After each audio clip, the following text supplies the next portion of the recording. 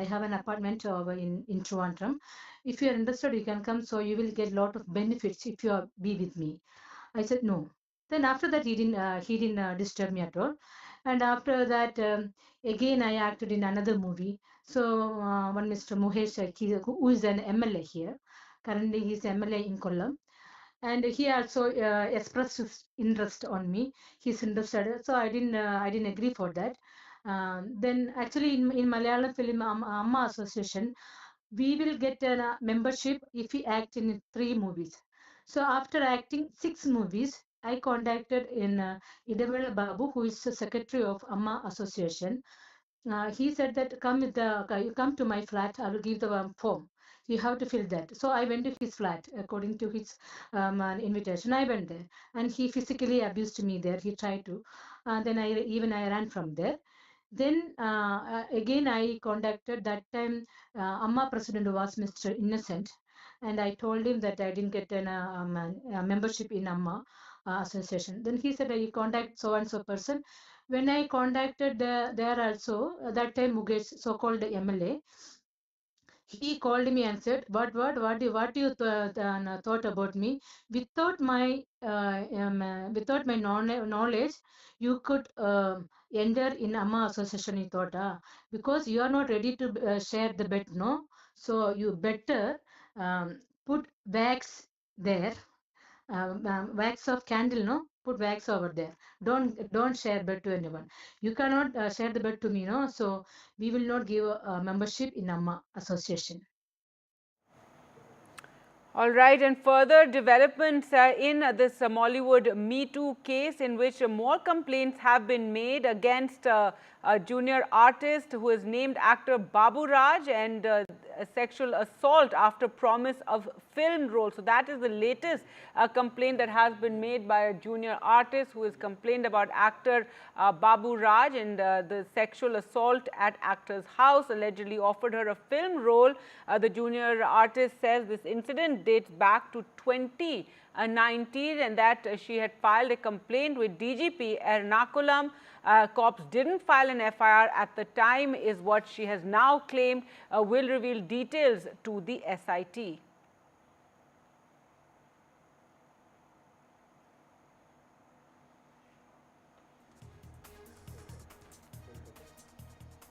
Thank you for speaking to us on NDTV. My Okay. first question to you is, so you have made some serious allegations against Yes. actor Babu Raj. If you can please tell us what these allegations are from your side. Um, Once I went to Babura's house, he attacked me and he raped me. He called me by saying that some directors and scriptwriters are coming to his home and will meet with us and talk to each other, and after that we will confirm my role. By his believings of him, I reached his home in Alua, and he gave me one room for taking rest, and after that he raised me to having food, and I opened the room, and then he get into the room and talked some abuse words, and he attacked me after, and he did some rape about against me. I just wanted to know from you that Ma'am, have you gotten any response from the SIT that has been formed? Are you now going to file an FIR in this case with the SIT? yeah, one of the madam, DIG madam, who is in responsible person, she called me and I told her that I will file and put the FIR once we reached in Kerala. So, this DIG, the one who called you, she's a part of the SIT team that has been formed by the state government. Yes. So, when are you planning to reach Kerala to, in fact, to reveal Uh, all the details and then file this complaint? in fact, after 5 or 6 days, we will reach in Kerala. Okay. So, do you see any hope after this SIT has been formed? Do you see hope of getting justice? Exactly. I feel I hope for the justice because they are the sincere persons and they will, I think they will find all the details. I also wanted to ask you that you've made very serious allegations, rape charges. So at that time, did you approach the police? At that time, did you approach any other, in fact, Uh, Mollywood stars, to help you out? And what was the response that you got at that time? Actually, I didn't approach at that time to anybody relating to or police or any other organization. But before 2 years or 1.5 years, I reached to Mr. Shashidharan sir, who was the DCP of Ernakulam district in Kalamashedi, and I revealed all the incidents to him relating to film field sexual allegations and sexual racket in Ernakulam district, and he asked me to report a file or register an FIR. But I at that time I was okay for that, because actually I am not in Kerala. My husband is a businessman and I am with him for some foreign countries, so I didn't attend for that. So you did not file an FIR at that time, is what you're saying? No, no. But all these incidents know Mr. Shashidharan sir, who is the SP of Malappuram district now. Okay, so this incident happened about what time? Like how many years ago? If you can please explain to us. About I got the incident from Mr. Babu Raj in the year 2019, and Mr. Srikumar's incident on 2020. Okay, so now, in fact, when all of this is coming to light one by one, what is your Yeah. reaction on that? Because on the other hand, we are also seeing that Amma Association, people who are at very powerful position in Amma Association, they in fact have made advances towards, towards other, victims like you. So, how do you see even that incident? Amma Association should react against these people. That is my opinion, because many of the junior artists and some main artists are all are facing these issues in film industry. And my opinion is in on the Amma Association, who is the right person, he should come into this positions. I am saying that. My last question to you is that we at NDTV are in fact doing this campaign called Safeguard Our Daughters. It is, it is a campaign against the crimes that are continuously on a rise against women, be it, sexual harassment, be it about physical abuse. And at the same time, we're seeing that the numbers of the crime rate, in fact, goes on an increase, but the government, be it the state government or be it the central government, they remain as a mere spectator. So, what through what would you like to say to the government from the NDTV platform? This is an opportunity for me, NDTV given for me. The government should take action against these and those who women facing this type of sexual abuse and harassment.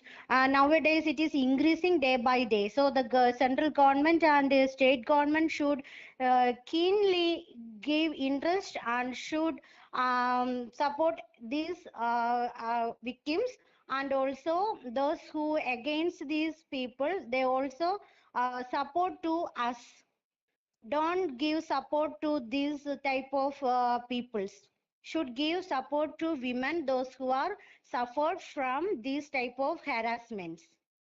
Thank you so much for speaking to us on NDTV. Okay, thank you very much for your interview. All right, so yet another complaint they're emerging, this time from a junior artist. Now, there's been politics as well, and leader of opposition, VD Sathya, has hit out over these allegations and questioned the government's handling of it. The government has been hiding the report for the last nearly 5 years. In the report, so many actresses, those who are working in the field of film, Malayalam film, they made their complaints to the committee. And it was a deposition. And it is on pen drive. The report and the pen drive and the WhatsApp messages are with the government. They are keeping it for the last nearly 5 years. From the report itself, it is very clear that a series of offences have been committed, already committed. Unfortunately, the government knew the fact that a series of offences have been committed.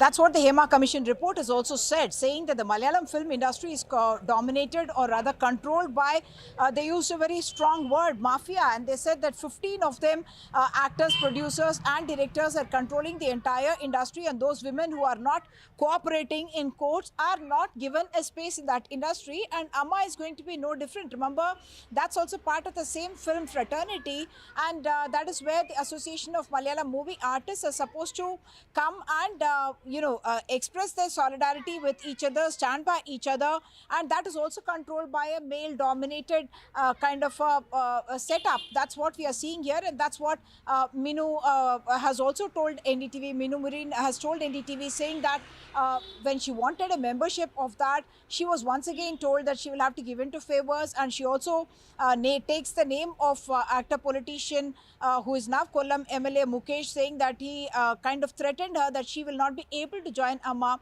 And one of the ways to get over this is, in fact, recommendations that are being made by the Women in Cinema Collective as well as by Beena Paul, who spoke to us earlier in the day. She speaks about the fact that structures like Amma need to have more representation of women there. Only then will their voices be heard, and only then can you expect a more equitable kind of a film industry there. So 3 things that one must point out.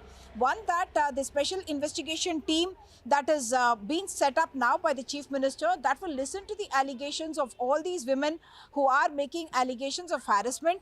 They will also go into the testimonies given by the women to the Hema Commission report itself.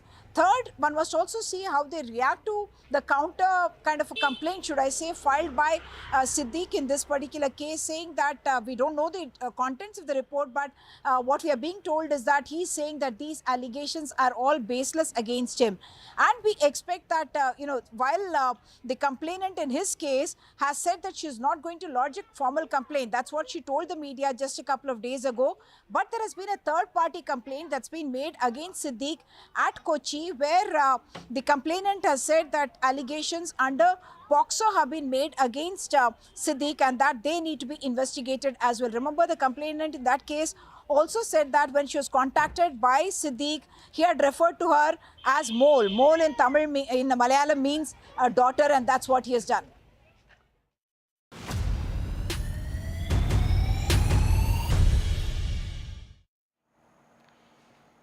Now, the big controversy in Karnataka and Bengaluru after actor Darshan was seen getting a very privileged treatment in jail. 7 officials at Bengaluru's Parapana Agrahara jail, including the jail superintendent, have now been suspended after the Kannada actor Darshan, who, remember, is accused in a murder case, in a heinous murder case, was seen having tea and hanging out with 3 others on the prison premises, also doing a video call.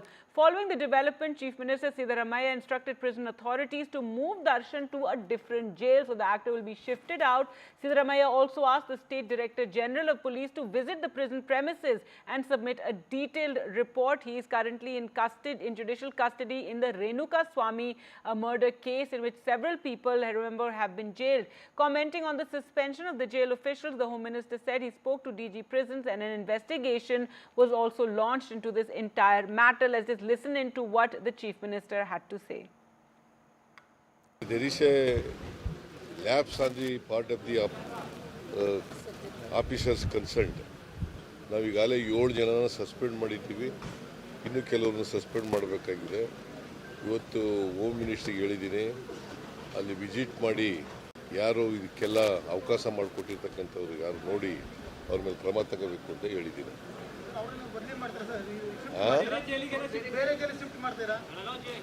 ಅದನ್ನು ಕೂಡ ಯೋಚನೆ ಇದೆ, ಬೇರೆ ಕಡೆ shift ಮಾಡಬೇಕಾ ಬೇಡ ಅಂತಕ್ಕಂಥದ್ದು ಅದು ಕೂಡ ಯೋಚನೆ ಇದೆ.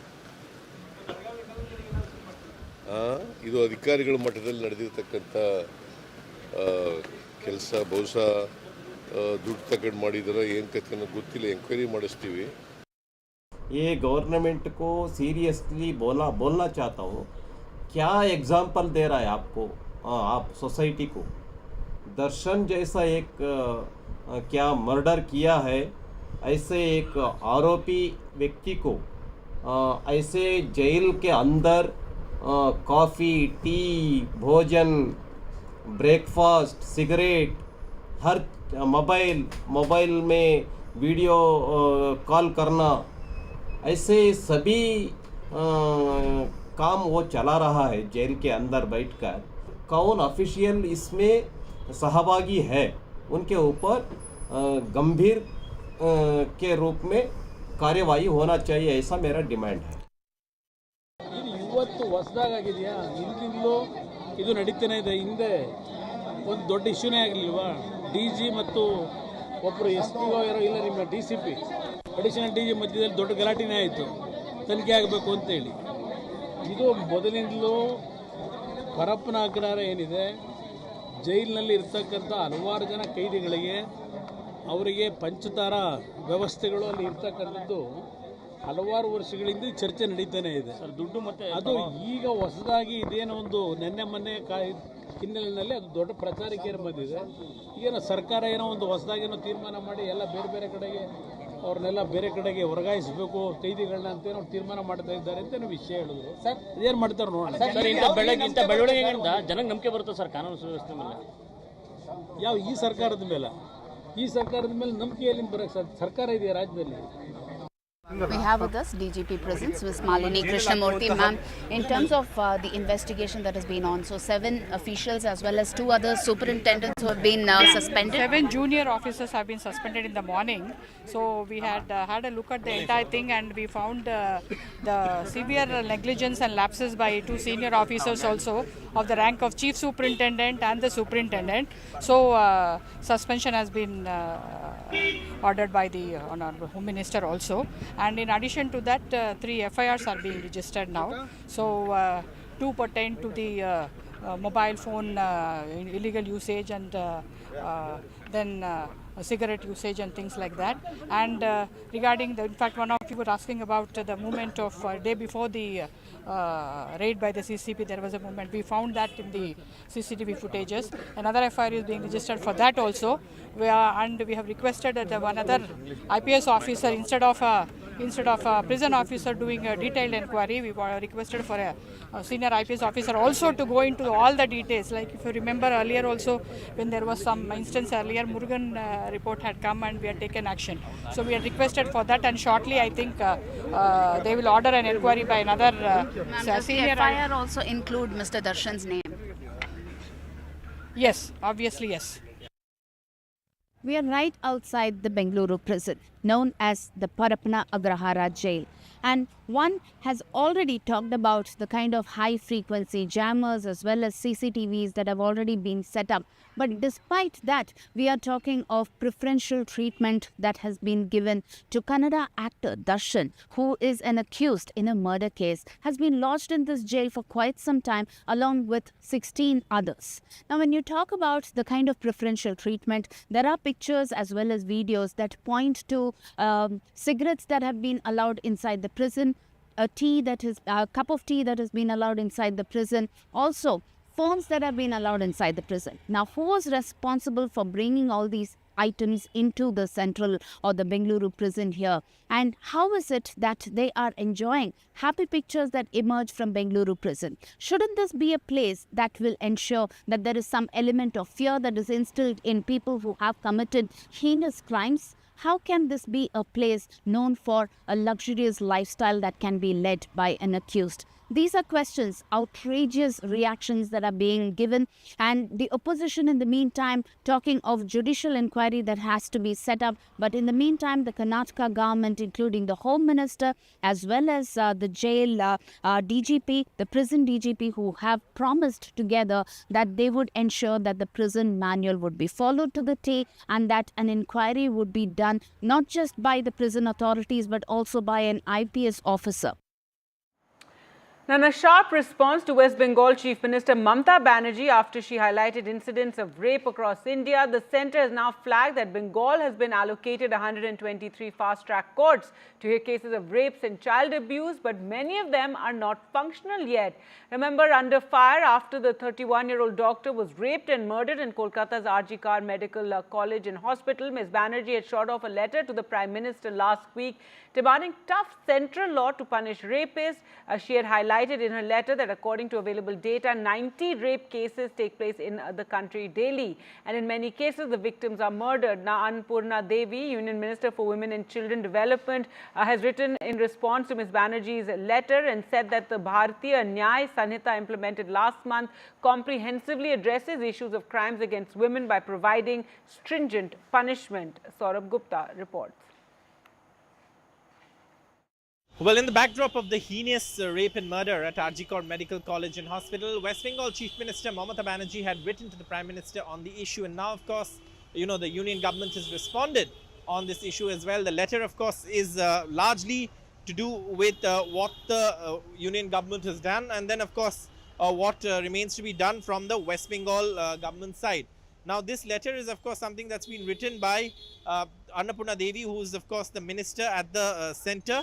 And she says that, look, what are the steps that the centre has taken? Because remember, Mamta Banerjee had demanded strict laws and also time-bound penalties and punishment. Now, obviously, this is something that the centre has responded to and saying, crimes again by stringent punishments as mentioned below. So, of course, she goes on to quote from the law.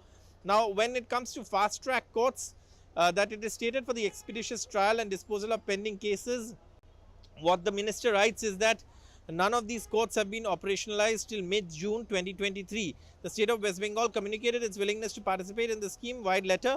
And then she said, in spite of the pendency of 48,600 rape and POCSO cases in West Bengal, state government has not taken any steps to, start the remaining 11 fast-track courts. Now, this is something that again seems to be becoming a blame game between the centre and the state, where Mamta Banerjee had written to the centre, and now, of course, the centre responding to Mamta Banerjee's letter as far as these, cases are concerned and the speedy trial and dispensation of justice is concerned.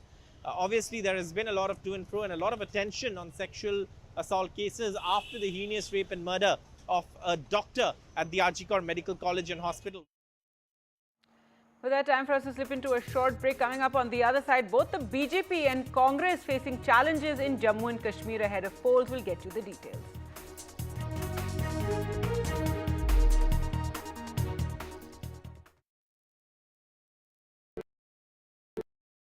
Stay informed and entertained with the new and updated NDTV News app. You can watch all our channels live, listen to podcasts, read breaking and exclusive news from around the world and more.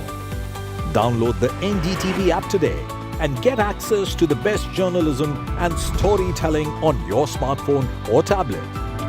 The NDTV app. News that matters to you.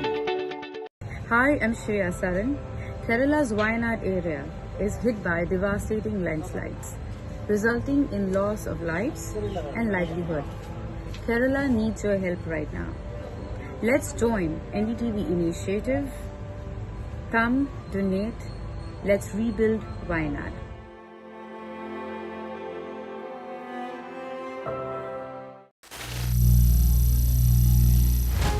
Some people say the metaverse will only be virtual. One day this lecture hall will be made of code, and driverless cars would be trapped in intersections.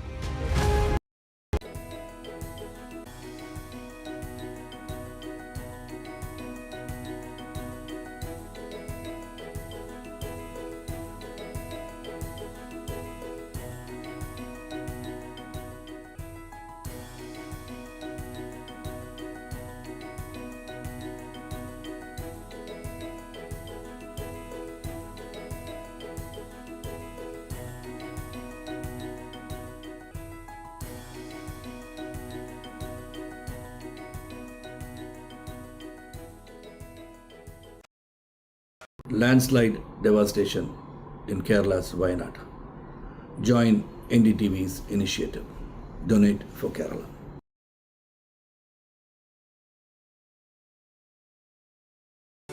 Stay informed and entertained with the new and updated NDTV News app. You can watch all our channels live, listen to podcasts, read breaking and exclusive news from around the world and more. Download the NDTV app today and get access to the best journalism and storytelling on your smartphone or tablet. the NDTV app. News that matters to you. Some people say the metaverse will only be virtual. One day this lecture hall will be made of code, and driverless cars would be trapped in intersections.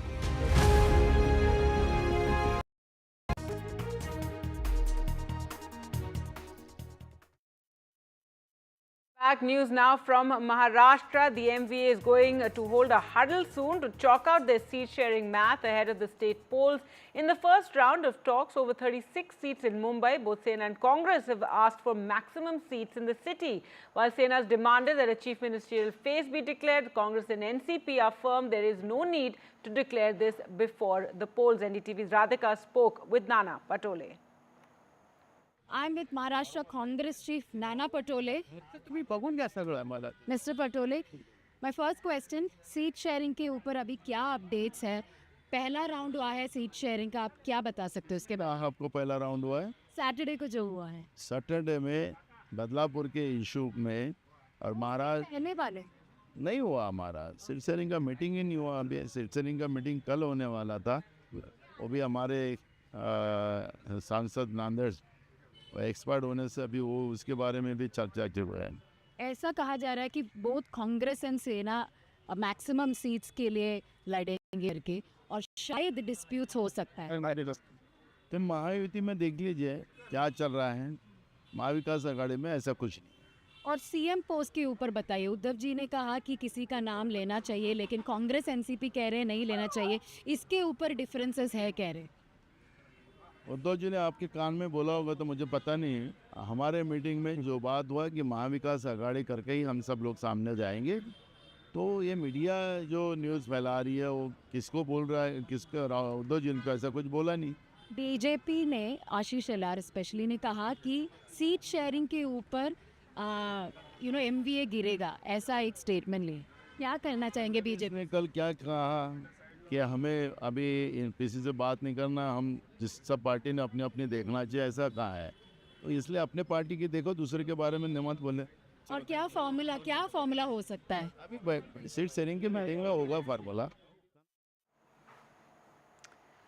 All right, news now from Jammu and Kashmir, where both the BJP and Congress are facing challenges ahead of elections in the Union Territory, with tomorrow's last day of nomination for the first list. Now today, shortly after the BJP released a list of 44 candidates for the three-phase elections to 90 assembly seats, the list was then deleted. There was a ruckus at the BJP office. Hours later, the BJP released a fresh list, but this had only names of 15 candidates picked for the first phase of election.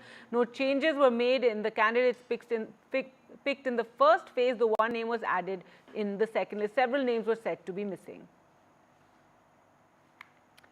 Meanwhile, the Congress is facing its own challenge and rushed its troubleshooters to Srinagar to salvage its pre-poll alliance with the National Conference a day before the last date for filing of nomination papers for that first phase of assembly elections. KC Venugopal and Salman Khurshid met with Farooq Abdullah and Omar Abdullah today in an attempt to iron out the differences. Well, let's listen in to what Nazir Wani had to say.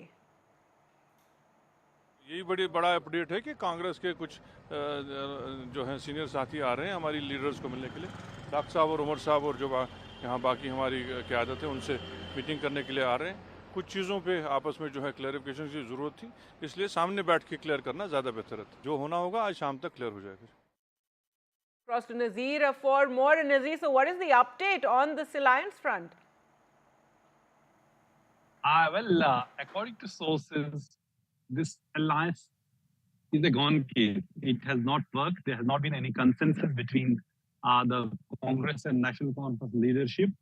And after Venugopal and KC Venugopal and this Salman Khurshid and other Congress leaders, they met Farooq Abdullah for almost 2.5 hours. And they were, seat sharing is actually the real problem. Congress is demanding more. NC has agreed on 7 seats in the Kashmir Valley out of 47, but Congress demanded more, according to sources.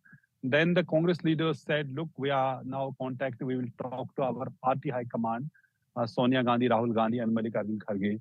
But according to sources in NC, they didn't come back. and there was no contact since then. So it appears it has not worked, Congress NC, alliance deal, because of the seat sharing problems. According to NC sources, they are saying, look, the Congress is asking seats in areas where it has no presence. And the Congress sources are saying, look, the NC is asking seats in Jammu region where it doesn't have enough presence. So on both sides, both have the very strong positions. So it appears that this alliance so far, as I can say, unless there's some intervention from Sonia Gandhi and Rahul Gandhi, this alliance appears to have collapsed. Even before it, takes off, it has collapsed. Last week it was a done deal after Rahul Gandhi and Mallikarjun Kharge met with Farooq Abdullah and Umar Abdullah. Then Farooq Abdullah said alliance has taken place. Now the seat sharing formula would be announced by this evening. But when the negotiators met, there was serious differences came up over the seat sharing formula. So it appears that it has not worked. And it's clearly the both sides, it is either the BJP or the Congress, both are facing problems as election approach. BJP faced problem over the selection of candidates. They were forced to actually withdraw their own list of candidates, 44 candidates, after protests, serious protests at the BJP office in Jammu. So it was a tough time for the BJP president, as JK President Ravindra Ranaut, to pacify protesting party workers and leaders in the party headquarters. He promised them that their grievances will be addressed and he will meet all of them individually. At the same time, he himself has not got a place in the list of 44 candidates that was released this morning, but eventually BJP withdrew the list and issued a list of just 15 candidates, where the final last date of filing of nomination papers is tomorrow. So out of 15 candidates, 8 are Muslims. These are from mainly the Anantnag region and the Doda region of Jammu as well. So out of 24 seats which will go to polls in first phase, so clearly BJP has fielded only 15 candidates from these seats. So trouble, the election trouble for the BJP, seat sharing trouble, and the BJP leaders saying, look, we are the loyalists, but the parachute candidates have been brought in. They have been given mandate. These candidates include people who are in the National Conference, Congress, PDP, Apni Party. Many of them have made it to the BJP's list of candidates, but then they were forced to withdraw that. And here, National Conference and Congress have failed to arrive at a consensus on seat sharing. All right, so both BJP, Congress facing major challenges. More importantly, it seems the Congress's National Conference Alliance has failed. Thanks so much, Nazir, for joining us with those details.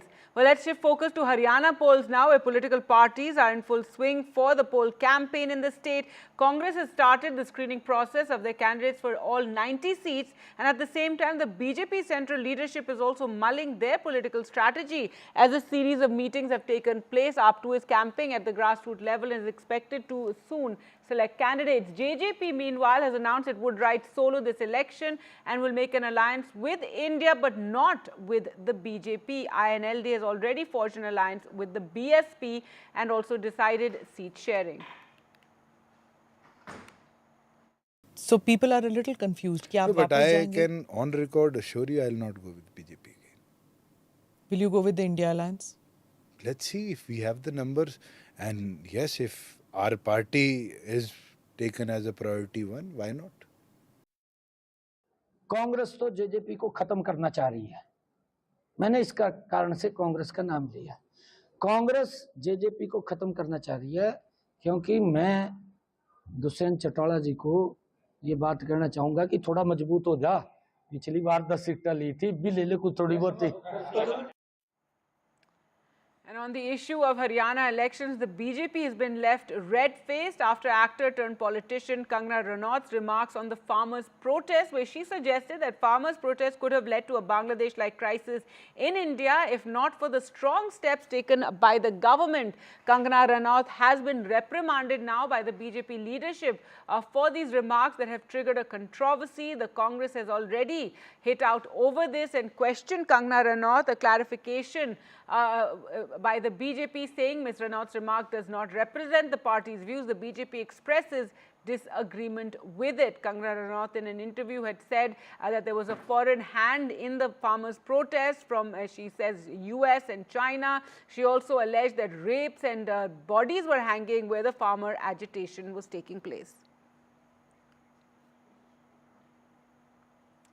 In other news, a light-hearted comment made by superstar Rajnikant that Chief Minister MK Stalin deftly handled several veteran leaders in his cabinet who refused to quit, triggered an even stronger response from the minister he referred to. Minister Durai Murugan hit back at the superstar, saying young actors are not getting opportunities in the film industry as elderly actors are clinging to their roles. So this reaction coming a day after Rajnikant, while attending a book launch, had praised the Chief Minister for efficiently handling the old guard of the party after his father's death. ஆச்சரியமான விஷயம், நான் பிரமிப்பு போகிறது எப்படின்னு சொன்னால், எப்போவுமே வந்துட்டு இந்த school teacher வரும்போது ஸ்கூல் டீச்சருக்கு இந்த நியூ ஸ்டூடெண்ட்ஸுங்க வந்து ப்ராப்ளமே கிடையாது, ஈஸியாக வந்து சமாளிச்சிடுவாங்க. இந்த பழைய ஸ்டூடெண்ட்ஸுங்க இருக்க பாருங்க, அவங்கள சமாளிக்கிறது சாதாரண விஷயம் இல்லை. இங்க ஏகப்பட்ட பழைய ஸ்டூடெண்ட்ஸ், நான் அங்கே பார்த்து சொல்றேன், ஏகப்பட்ட பழைய ஸ்டூடெண்ட்ஸ், அது சாதாரணமான பழைய ஸ்டூடெண்ட்ஸ் இல்லை.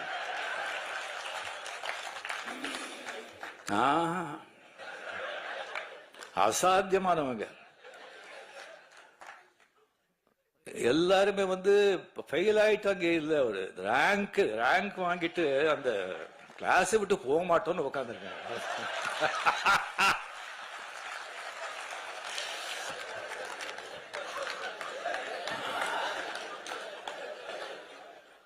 கலைஞரோட வந்து தம்பி சின்ன வயசுல இருந்தெல்லாம் பார்த்து இதுக்கு இருக்கிறவங்க வந்து அவங்களெல்லாம் சமாளிக்கிறது சாதாரண ஒருத்தர் வேண்டாங்க. துரைமுருகன் சொல்லி ஒருத்தர் இருக்காரு, கலைஞர் கண்ணிலேயே முதலிட்டு ஆட்டினவர் அவரு. கலைஞர் வச்சு ஸ்டாலின் ரொம்ப கஷ்டப்படுறாருன்ற மாதிரி ரஜினிகாந்த் வரல விட்டாங்க. அதே மாதிரி தாங்க மூத்த நடிகரெல்லாம் வயசாகி போய் பல்லு உழுந்து போய் தாடி வளர்த்து சாக நிலைகள்லாம் நடிக்கிறதுனால இளைஞர்களுக்கு வாய்ப்பு இல்லாமல் இருக்கான். அதே போல it was a book release function where Rajnikant was the chief guest, and he tacitly referred to the senior ministers of Stalin's cabinet as old students, rank holders who refused to leave the class, saying that for the teacher it's easy to handle the new students, but it's a challenge to handle old timers. And in that sense he was complimenting MK Stalin, and he also referred to one particular senior minister, Durai Murugan, saying that he was a tough challenge even for late Chief Minister Karunanidhi. And when the minister was asked about this comment, saying that perhaps Rajnikant had suggested that the senior leaders are becoming a challenge to MK Stalin, he said, likewise in the film industry too, many old, what he called dying leaders, continue to act even after they get older with grey hair and losing their teeth, and they scuttle opportunities for younger actors. That's what he had said, and giving a kind of an even stronger response. Right. But later, both of them patched up. Rajnikant saying at the airport that Durai Murugan is a very close and old friend, and their friendship would continue. And Durai Murugan adding that don't make the humor, the good humor, be made into what he called as enmity between us. Whether there was anything more to those comments, that's something we'll have to wait and watch. But it was on a light-hearted note.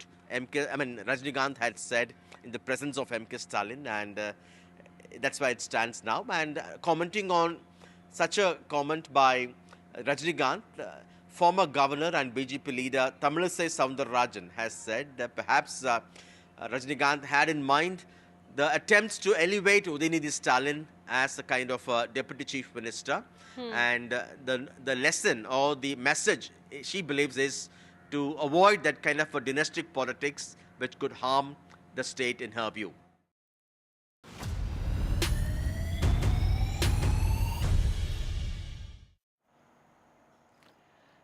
The Karnataka government was left red-faced after it emerged that murder-accused actor Darshan was enjoying himself in jail. 7 officials have now been transferred of the Parapana Agrahara jail, including the jail superintendent, have been suspended. In fact, after it emerged that Darshan, accused in a murder case, was seen having tea and hanging out with 3 others on the prison premises, even doing a video call. Following the development, the Chief Minister instructed prison authorities to move Darshan to a different jail. The Chief Minister also asked State DG of Police to visit the prison premises and submit a detailed report. Darshan is currently in judicial custody for the heinous murder of a young man, Renuka Swamy. Commenting on the suspension of jail officials, the Home Minister said he spoke to the Directorate General of Prisons and an investigation was launched. There is a lapse on the part of the officers concerned. ನಾವು ಈಗಾಗಲೇ 7 ಜನನ suspend ಮಾಡಿದ್ದೀವಿ. ಇನ್ನು ಕೆಲವರನ್ನು suspend ಮಾಡಬೇಕಾಗಿದೆ. ಇವತ್ತು home ಮಿನಿಸ್ಟ್ರಿಗೆ ಹೇಳಿದ್ದೀನಿ, ಅಲ್ಲಿ ವಿಸಿಟ್ ಮಾಡಿ ಯಾರು ಇದಕ್ಕೆಲ್ಲ ಅವಕಾಶ ಮಾಡಿಕೊಟ್ಟಿರ್ತಕ್ಕಂಥವ್ರು ಯಾರು ನೋಡಿ ಅವ್ರ ಮೇಲೆ ಕ್ರಮ ತಗೋಬೇಕು ಅಂತ ಹೇಳಿದ್ದೀನಿ.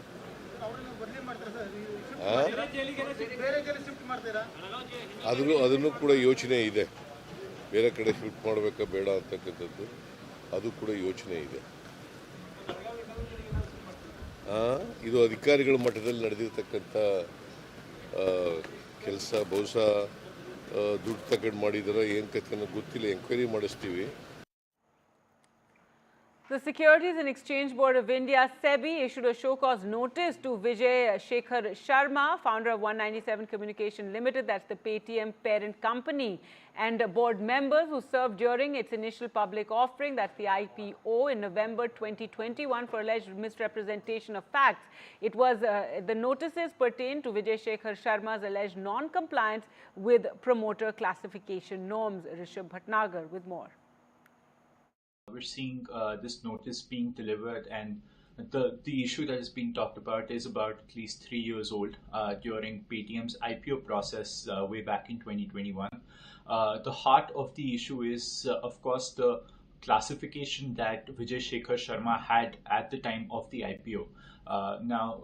This was also classified, this was also taken up in 2023 by an advisory firm. And the fact that Vijay Sharma was not classified as a promoter at the time of the IPO, despite his aggregate shareholding being a little more than 10%, which is not according to Sebi's norms. Now, that is at the heart of this issue.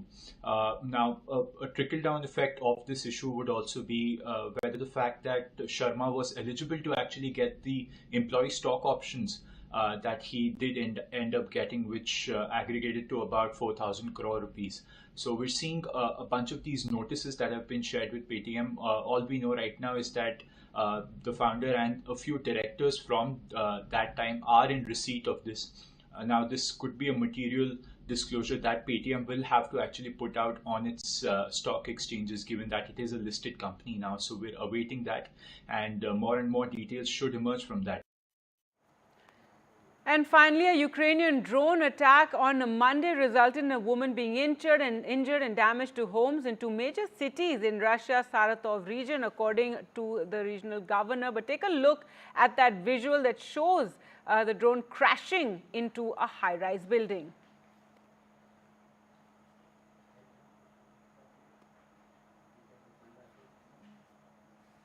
That drone crashing into a 38-story building also, reminds one of those visuals that one saw during 9/11. So a drone crashing into a Russian high-rise. Well, that's it from me for the moment. News updates continue right here on NDTV. Do keep watching.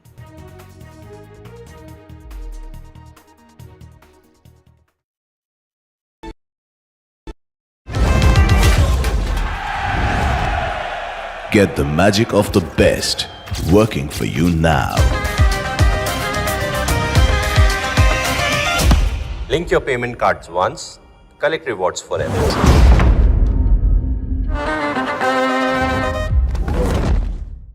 Hi, I'm Shreya Saran.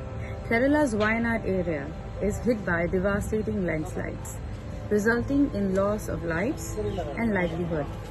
Kerala needs your help right now. Let's join NDTV initiative. Come, donate. Let's rebuild Wayanad.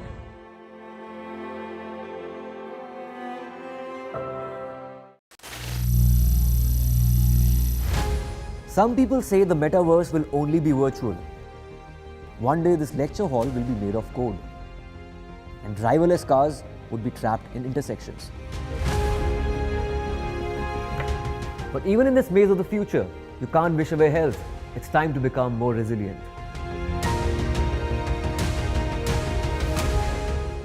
"10 years of Banega Swasth India, we have grown and achieved so many milestones.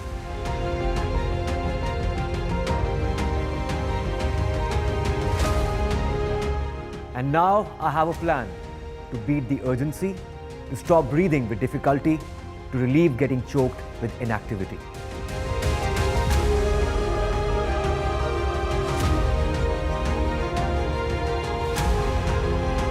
Energize our government, our environment, our society, and ourselves. Everyone, everywhere, every day.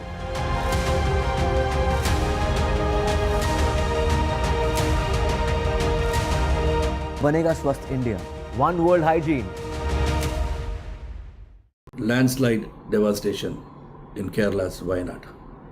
Join NDTV's initiative. Donate for Kerala.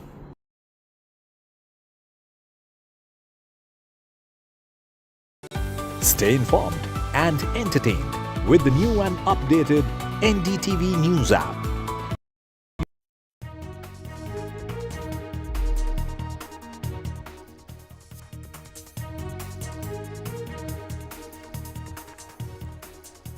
Hello, good evening and welcome to NDTV. I am Ankit Tyagi. It's 6 p.m.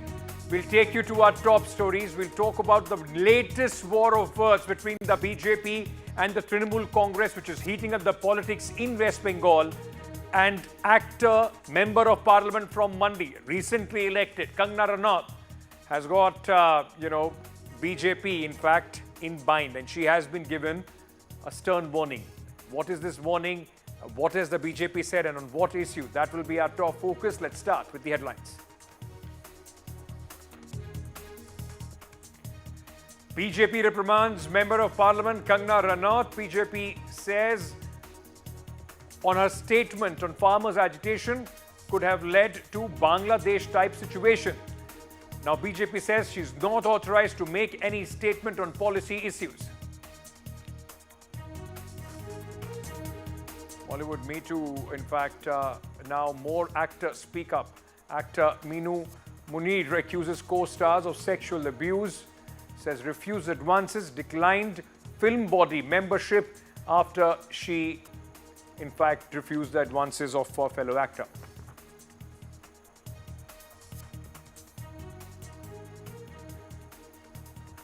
Transfer Darshan to another prison is what the order Chief Minister has given after star treatment video went viral of the murder accused inside the prison. He was getting 5-star treatment. Now, this has sparked a huge controversy. Meanwhile, heads roll. Bengaluru jail superintendent shunted out. Market regulators cracked the whip on Paytm founder. Sebi notice to Paytm founder over regulation breach. Paytm share see a sharp drop. Ahead of the elections in Jammu and Kashmir, rumblings for the Congress, the BJP. After a protest, BJP revises its candidate list. Meanwhile, Congress National Conference Alliance near the break point. KC Venugopal and Salman Khurshid dispatched to Srinagar.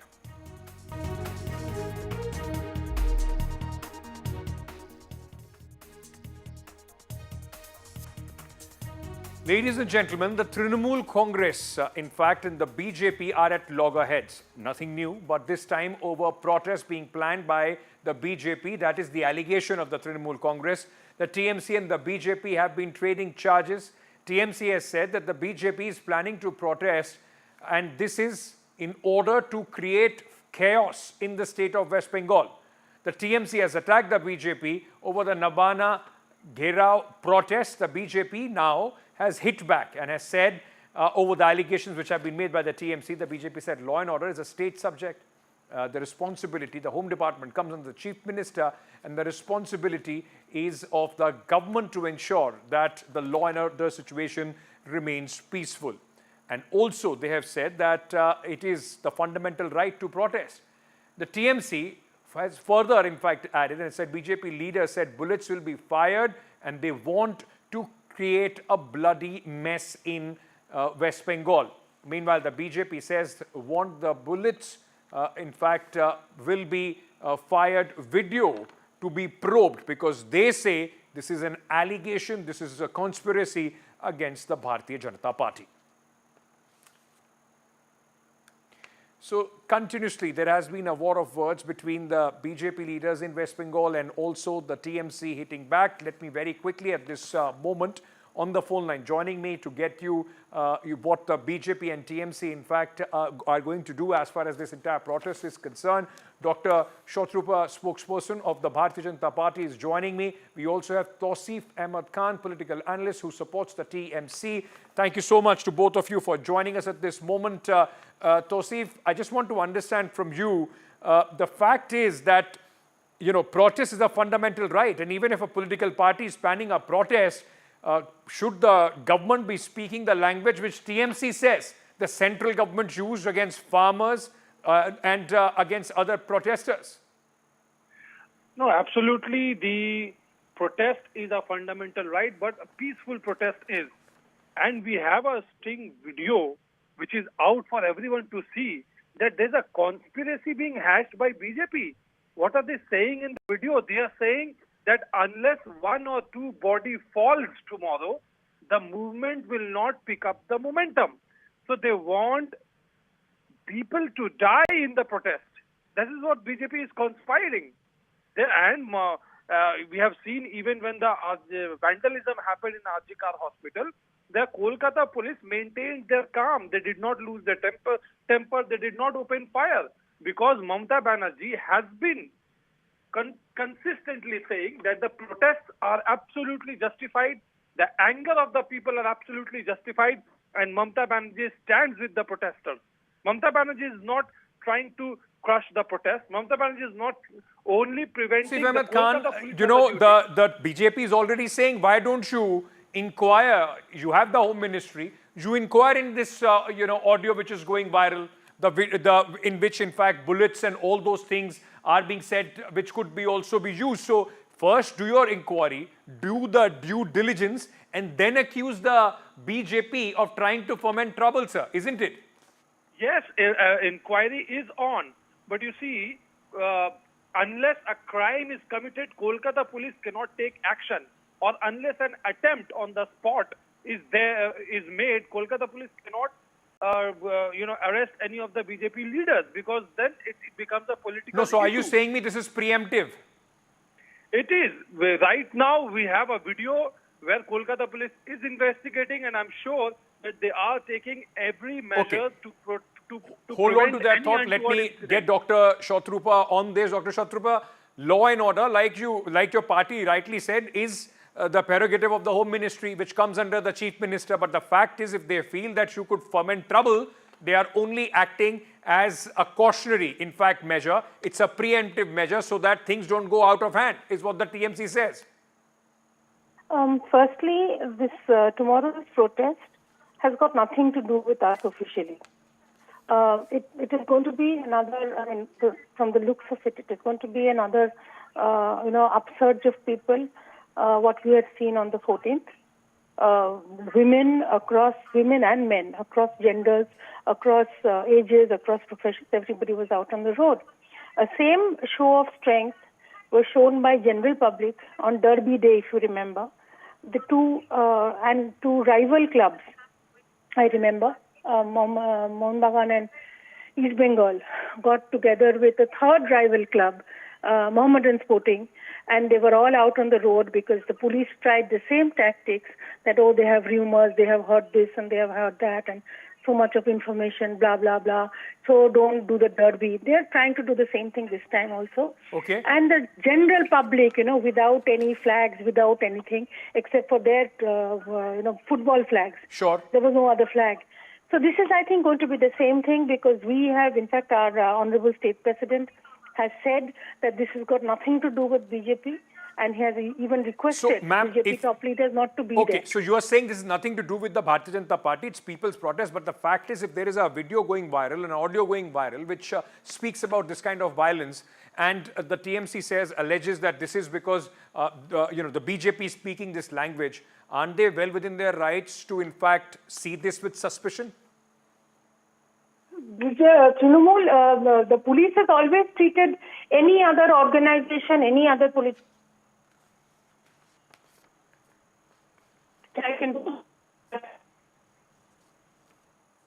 Okay, ma'am, what we'll try and do, we'll fix that audio and we'll come back to you. But Tausif Ahmed Khan from Mamta Banerjee, and we were playing those visuals of Mamta Banerjee, walking with people there.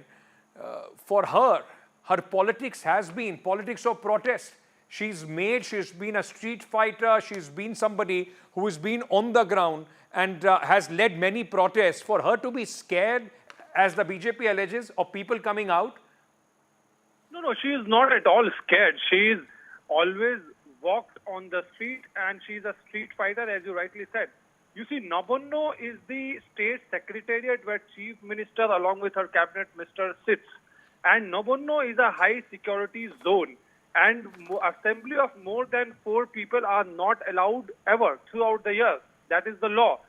Therefore, these protesters who have a program to go and gherav the Nabonno where more than 4 people are not allowed to assemble, this is going to create a chaos. And where we now have a video where they clearly say, come on, sir, you also know it. When people are angry, they are on the streets. You can't come up with the justification that there is Section 144. There was Section 144 in Shringur, where Mamta Banerjee, in fact, broke barricades and went there. So if people are angry, they are not happy with the response of the government on this case, are you expecting people to, in fact, adhere to Section 144?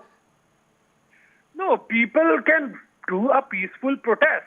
But why create a security law and order situation? Okay. That they do not have any right. Any peaceful protest in any designated, so many areas. Okay. Mamta Banerjee also holds a peaceful protest rally. Okay. There are so many areas in Calcutta they can do that. Okay. Dr. Shotrupa, who takes responsibility if something happens as far as this protest is concerned? Do you think that, tomorrow, if something happens in this protest, God forbids, it will all come down on the Bharatiya Janata Party because the TMC would allege we were already anticipating this? Ankit, Trinamool has always been alleging and complaining about BJP. BJP is the single largest opposition party in West Bengal and the only people to blame. But for tomorrow, it is going to be nothing to do with BJP. None of our leaders should be going there. It's not part of our official program. I don't even know the people who are protesting. In fact, just now, before speaking to you, there was a press conference that these people were doing. And they're so inexperienced. They have absolutely no political experience. They don't even know how to talk to media. Right. So they're definitely not part of us. And all I can say is the responsibility has to be on Kolkata police. Okay. Because Kolkata police actually has been shirking responsibility all the time. Okay. When the Article rampage was happening, Tausif was talking big, but 40 minutes the police allowed the rampage to happen. Okay. When the Derby people were out on the road, so many millions and millions of people, police tried to stop them, but after some time there was nothing underneath. Okay, ma'am, I'll have to leave it there. I'm completely out of time. I thank so both of you at this moment, in fact, to present your party's view on this, hot topic, in fact, of discussion in Kolkata, in West Bengal. Let me bring in my colleague Saurabh as well, just to try and get a sense of how the Kolkata police is preparing for this. Saurabh, the BJP says we have nothing to do with this. It's not a political protest. We are only trying to voice in support of people, those who want to express their anger. How is the Kolkata police preparing for this big protest tomorrow? Well, there are 5 or 6 things that need to be kept in mind. One, no official permission has been sought for the protest as is required by law, something that the Supreme Court also has clarified on as far as protests are concerned in its, hearing that was held a few days ago.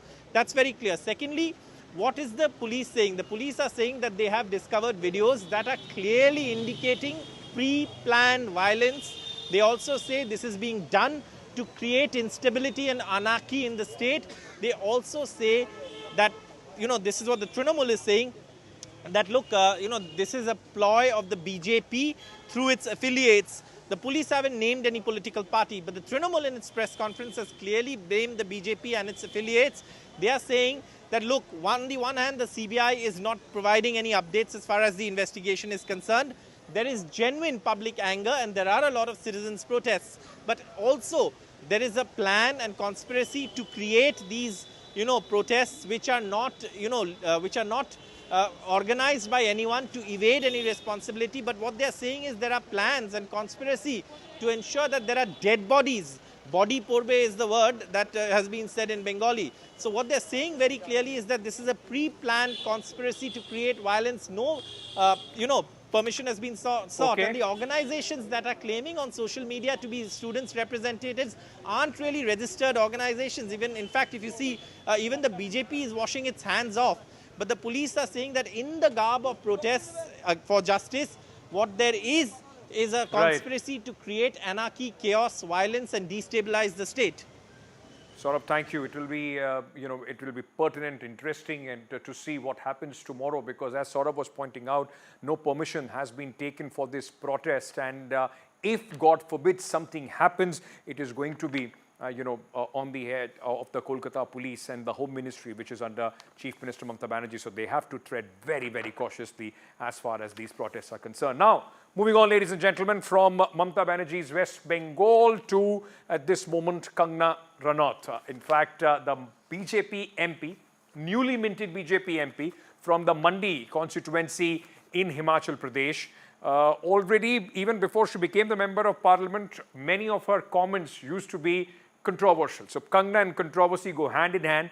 This time, and it is unprecedented, that the Bharatiya Janata Party has reprimanded Kangana Ranaut for a statement that she made. Let me give you some details about what has happened. The BJP has, in fact, been left red-faced after Member of Parliament actor Kangana Ranaut made some remarks on the farmers' protest, where she suggested the farmers' protest could have led to a Bangladesh-like crisis in India, basically alleging conspiracy, if not for the strong steps taken by the government. And now, BJP, the party leadership, has reprimanded Kangana Ranaut after her remarks on the farmers' protest.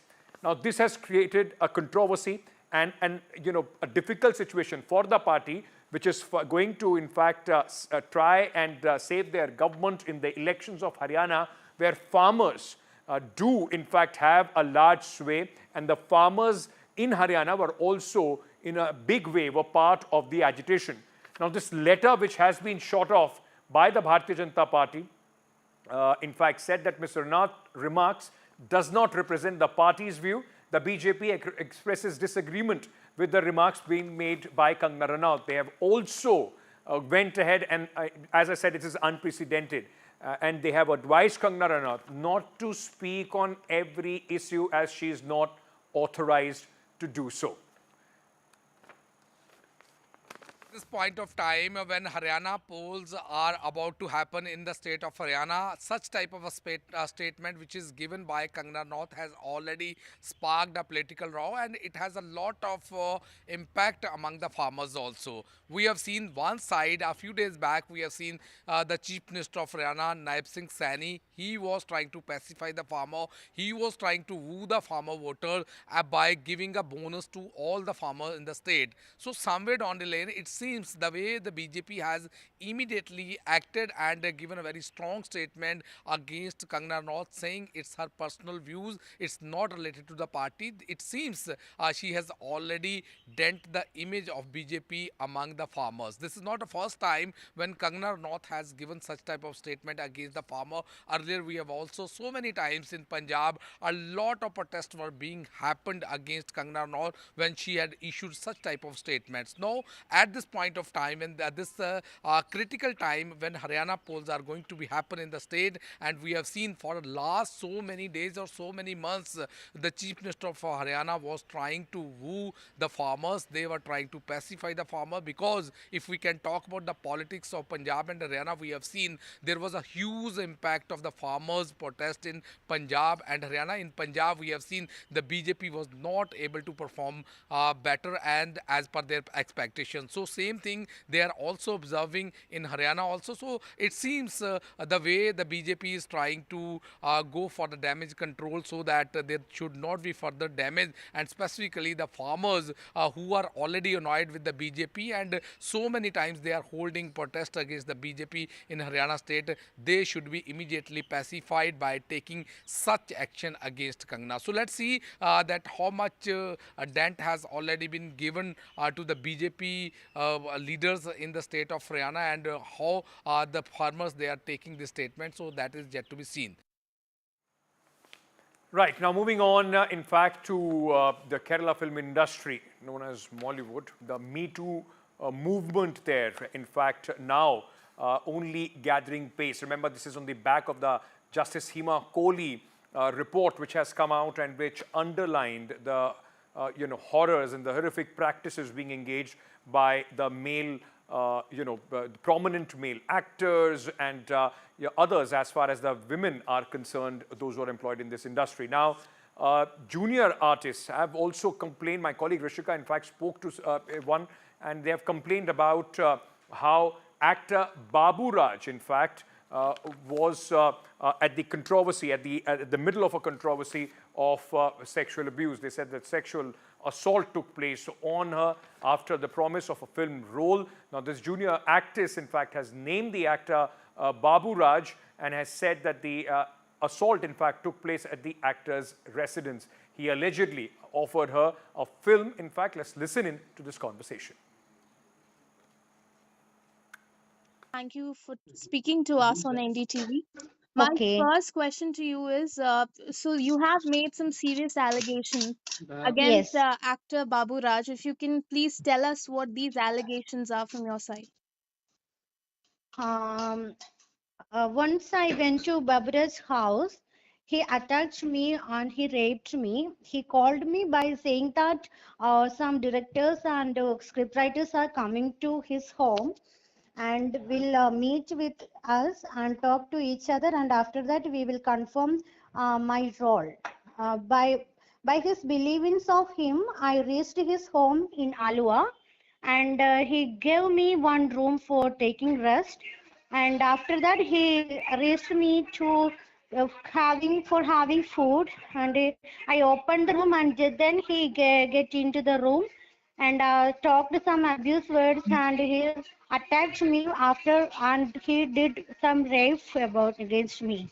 I just wanted to know from you that Ma'am, have you gotten any response from the SIT that has been formed? Are you now going to file an FIR in this case with the SIT?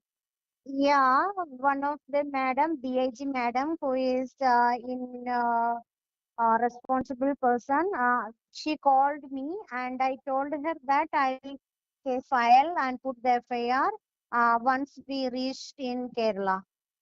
So, this DIG, the one who called you, she's a part of the SIT team that has been formed by the state government. Yes. So when are you planning to reach Kerala to, in fact, to reveal Uh, the details and then file this complaint? in fact, after 5 or 6 days, we will reach in Kerala. Okay. So do you see any hope after this SIT has been formed? Do you see hope of getting justice? Exactly. I feel I hope for the justice because they are the sincere persons and I think they will find all the details.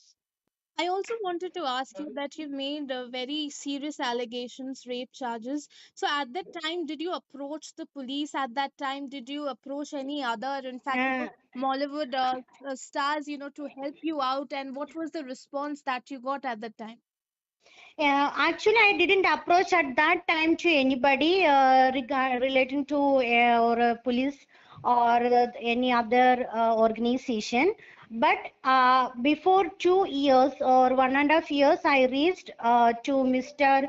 Shashidharan sir, who was the DCP of Ernakulam district in Kalamashedi, and I revealed all the incidents to him relating to film field sexual allegations and sexual racket in Ernakulam district, and he asked me to report a file or register an FIR.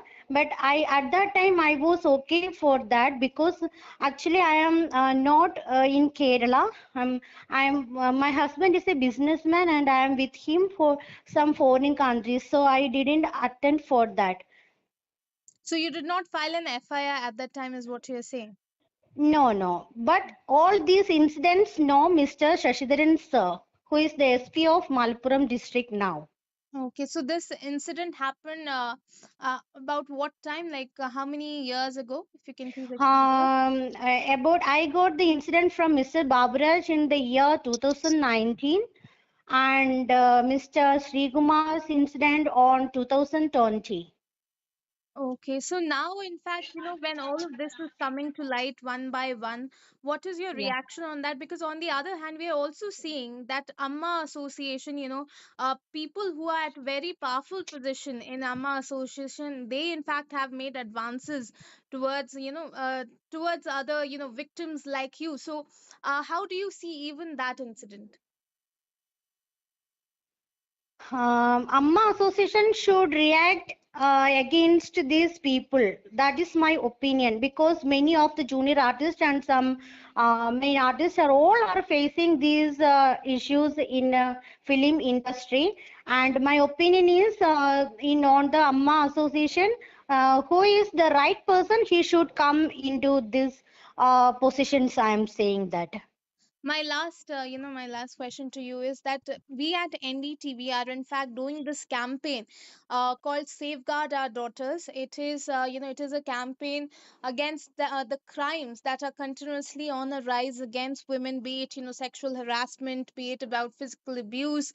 And at the same time, we're seeing that the numbers of the crime rate, in fact, goes on an increase. But the government, be it the state government or be it the central government, they remain as a mere spectator. So, what what would you like to say to the government from the NDTV platform?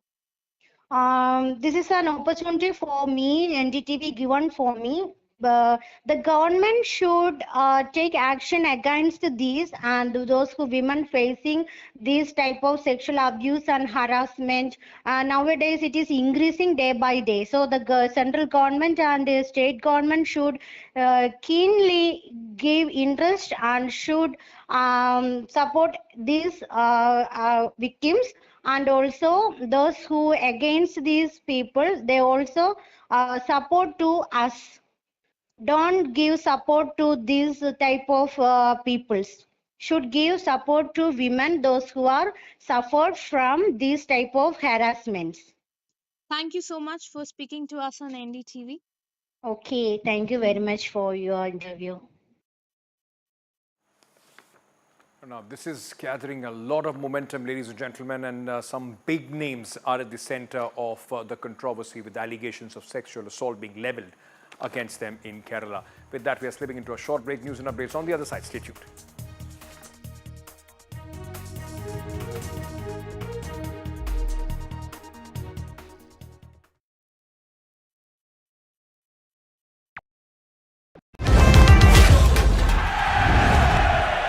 Get the magic of the best working for you now.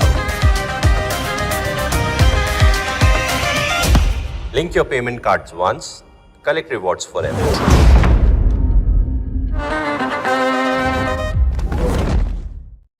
Stay informed and entertained with the new and updated NDTV News app.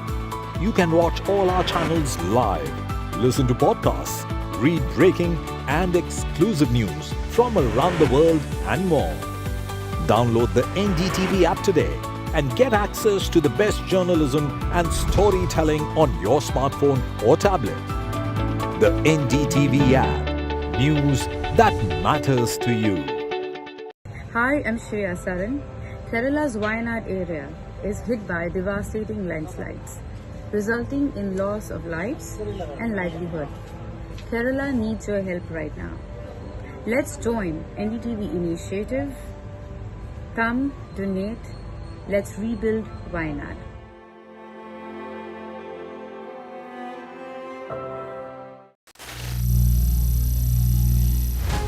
Some people say the metaverse will only be virtual.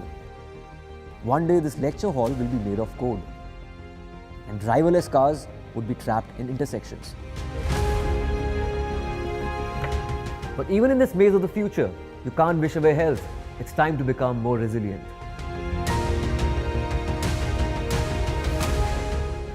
"10 years of Banega Swasth India, we have grown and achieved so many milestones.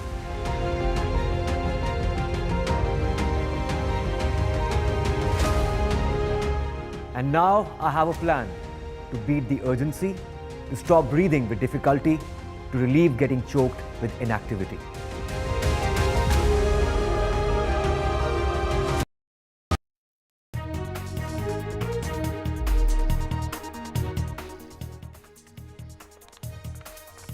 We're just keeping our focus on Kerala and the film industry there, ladies and gentlemen. My colleague Sam Daniel on this issue about the rampant sexual abuse that has been alleged in the Kerala film industry, and it's not unique to that film industry itself.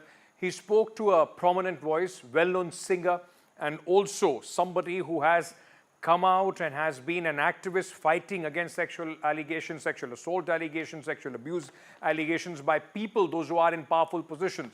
In fact, Chinmay Sriprada, the singer, activist, and somebody who has gone on record to, in fact, accuse and narrate her ordeal as well, as the allegation is against a very famous, poet, screenwriter.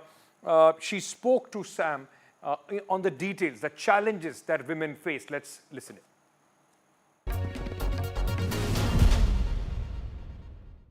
Joining us now, well-known playback singer Chinmay. Chinmay, thank you very much for your time. The HEMA committee report is out after a delay.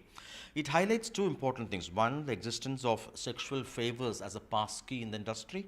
Number two, also power groups present there, how it, in a sense, brushes everything easily under the carpet. How do you look at this? You've been a champion of this kind of a thing in Tamil Nadu for many years.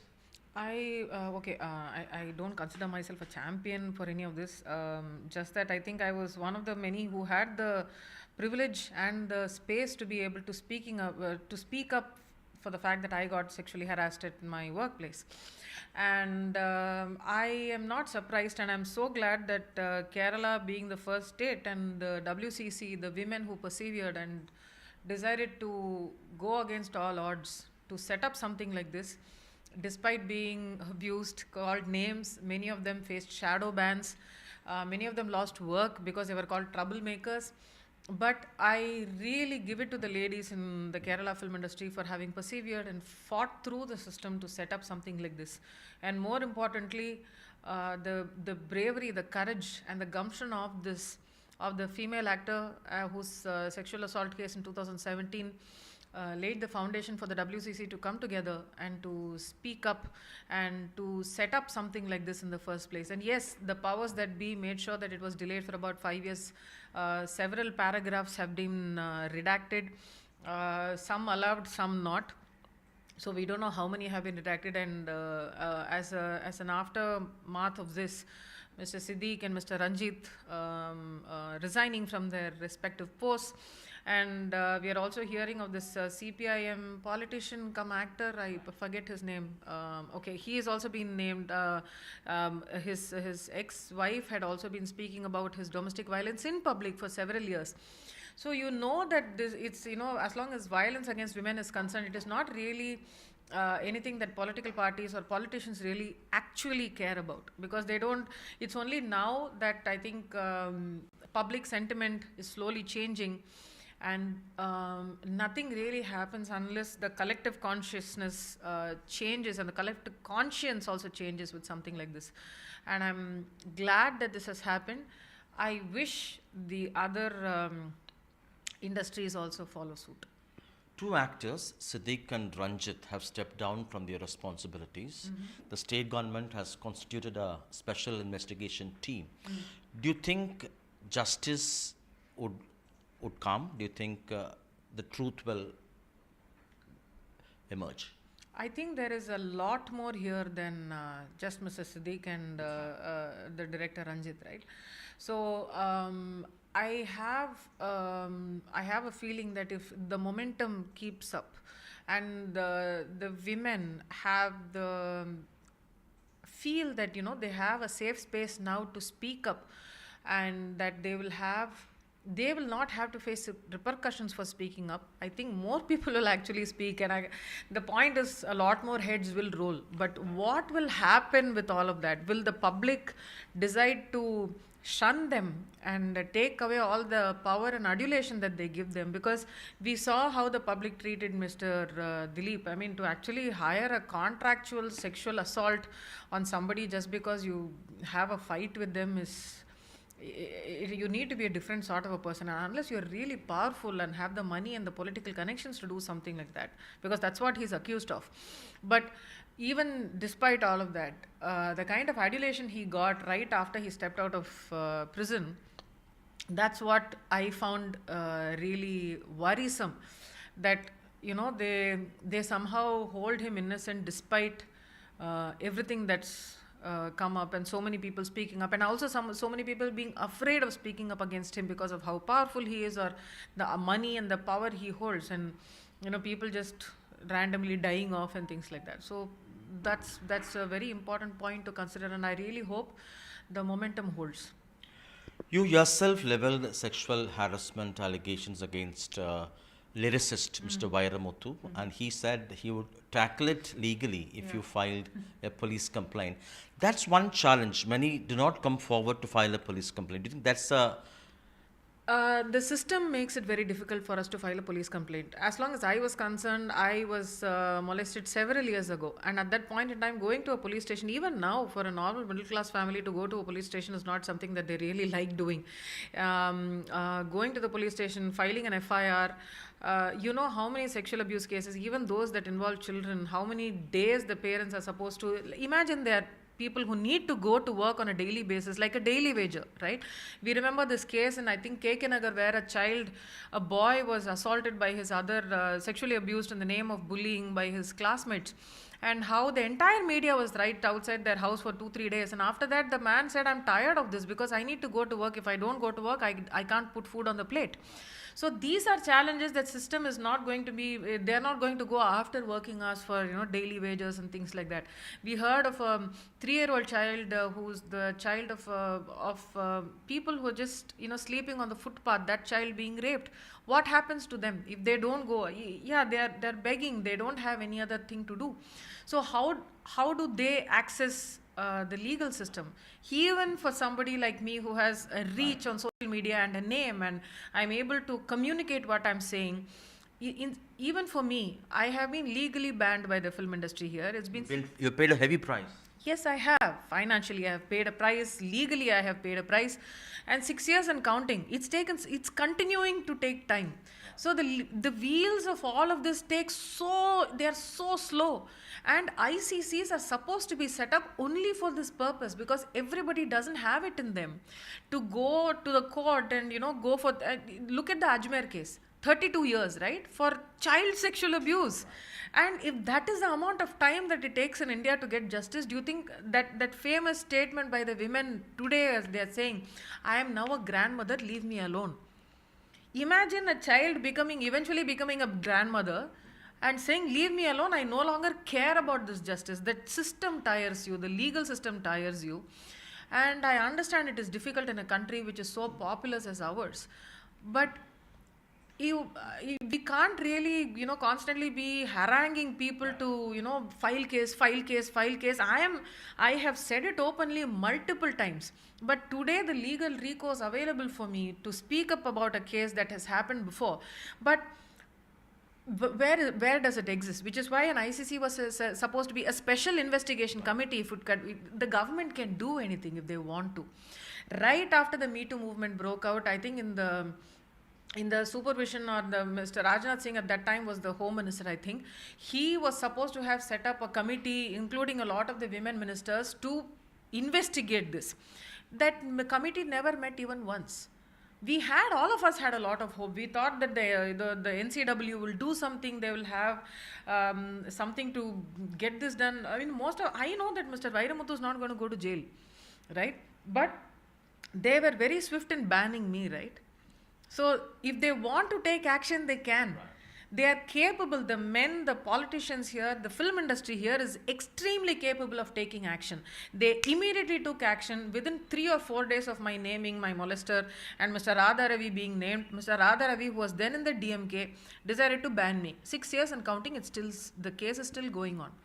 So if they are in a position to ban a woman or a person speaking up, what prevents them from getting, all of these men are open secrets. If I go out and say today that Mr. Radha Ravi treats women with respect, people will laugh at you. Because the man is right there, he's in the face, being abusive about some of the biggest female stars in the state and in the country. But in the court of law, one would expect legally tenable evidence. Right. The non-filing of a police complaint, is that a fear that what they have in terms of evidence may not stand legal scrutiny?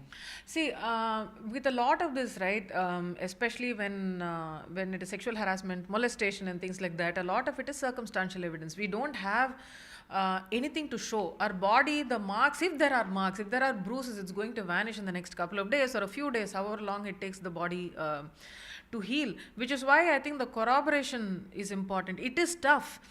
But which is why the legal systems need to be right from the time that we want to go and file something like this. If we want to report something like this, the entire system needs to be sensitive to something like this. I think every day thousands and thousands, if not millions of cases like this get unreported. Only because everybody comes back and says, where is your proof? We can't be carrying body cameras all around us, right?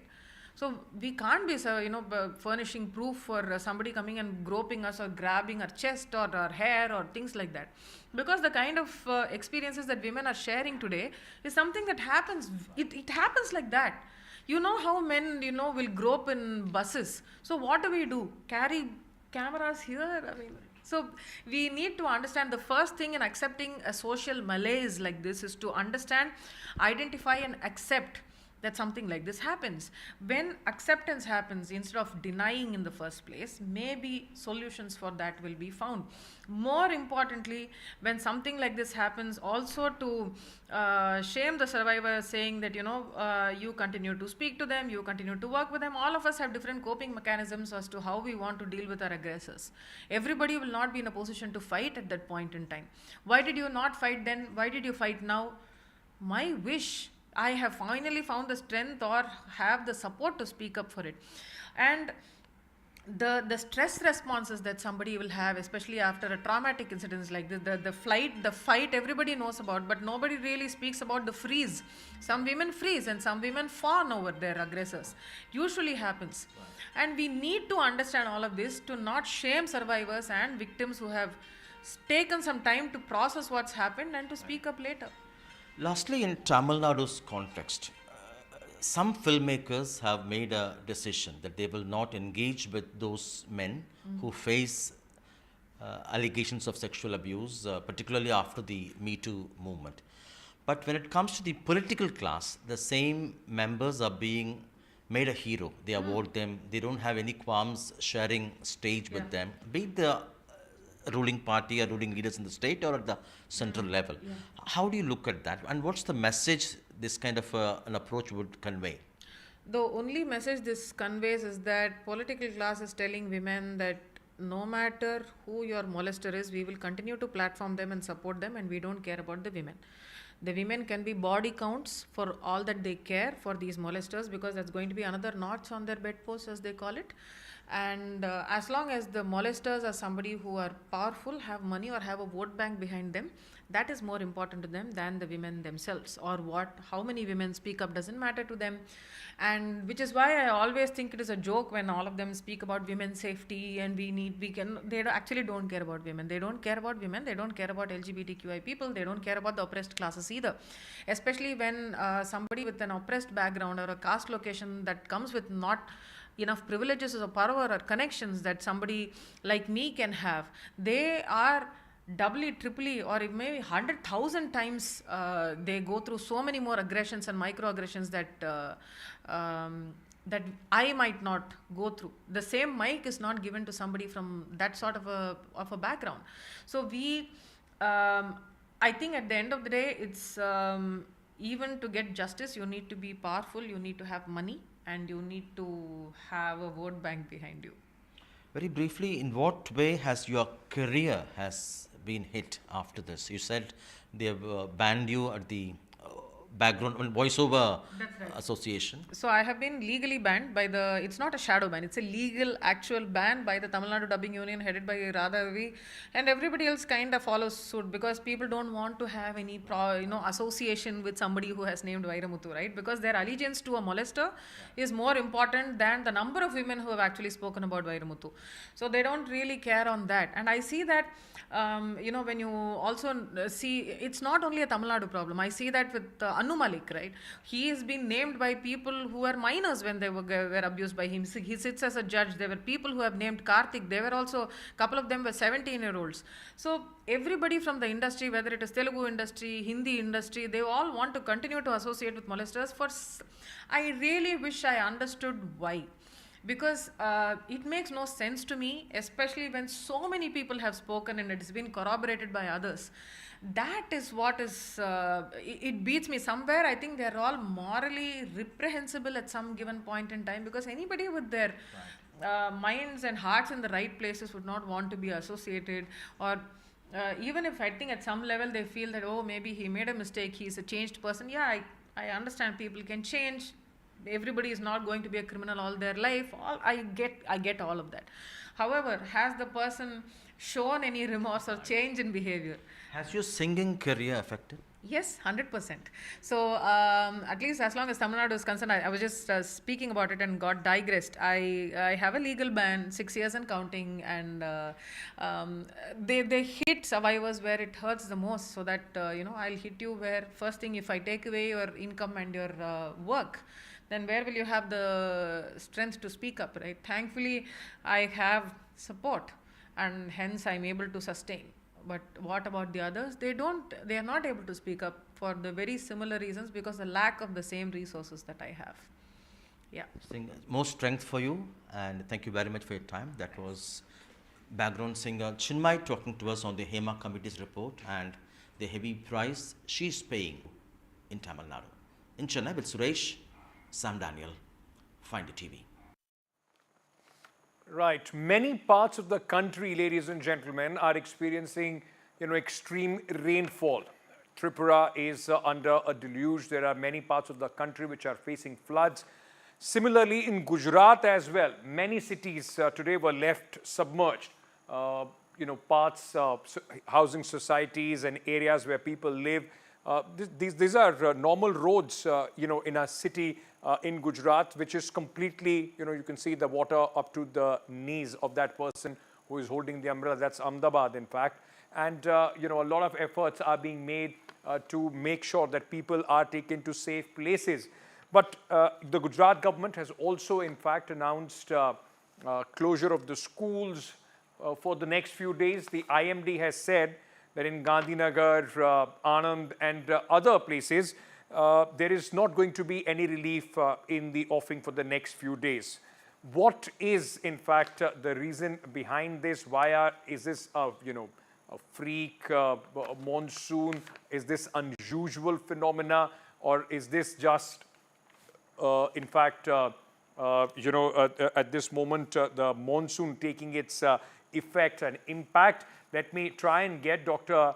KJ Rajesh, former DG, Indian Meteorological Department, who is joining us at this moment to try and explain and understand the next few days as far as Gujarat is concerned. Ladies and gentlemen, thank you so much, Dr. Ramesh, for speaking to us.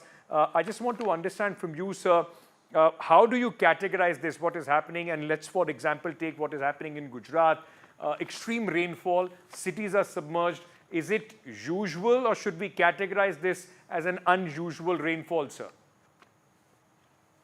It is a extreme rainfall event associated with a depression and deep depression moving over to Madhya Pradesh, Gujarat and North Maharashtra region. Because of that, it is a rain-bearing system, known rain-bearing system of the monsoon. And these are expected in July and August. But the longevity of the rain-bearing system has increased in recent years because of the climate change. Right. So you're saying that this is extreme rainfall phenomena and climate change may be one of the factors for this. Are there enough mechanisms to, in fact, give a warning to the governments of various states, particularly, let's say, in the state of Gujarat? Are we equipped to give these kind of warnings so that, preemptive measures can be taken? No, these are all given 5 days before heavy rainfall for West Madhya Pradesh and East Rajasthan and Gujarat were given. They are there. That's how the NDRF teams are placed well before the rain starts and inundation takes place. That's how immediately you are seeing the NDRF teams going and placed for action. What do you expect in the next few days, sir? Is there going to be any relief in the offing, or people should brace for more rain and more trouble as far as in Gujarat is concerned?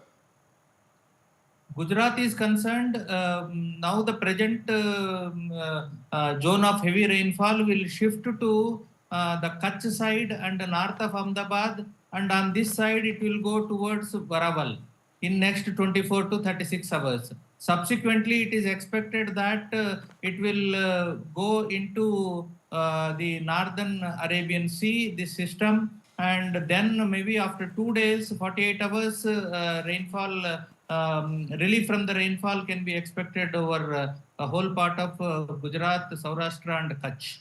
So next 2 days are crucial, and we are hoping that the warning which has been set off by the Indian Meteorological Department, there are enough adequate measures being taken on the ground so that no unnecessary loss of life, in fact, takes place as far as these rains are concerned. So thank you for joining us with your inputs on this story.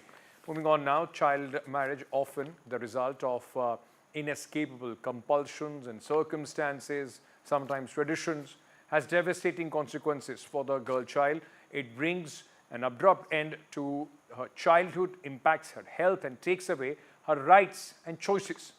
This is the story of two sisters from Udaipur in Rajasthan, where child marriages are still rampant, whose lives were changed forever because of child marriage, and who were then rescued thanks to, in fact, prohibition of Child Marriage Act, showing once again the enforcement of laws is critical to ending this malpractice.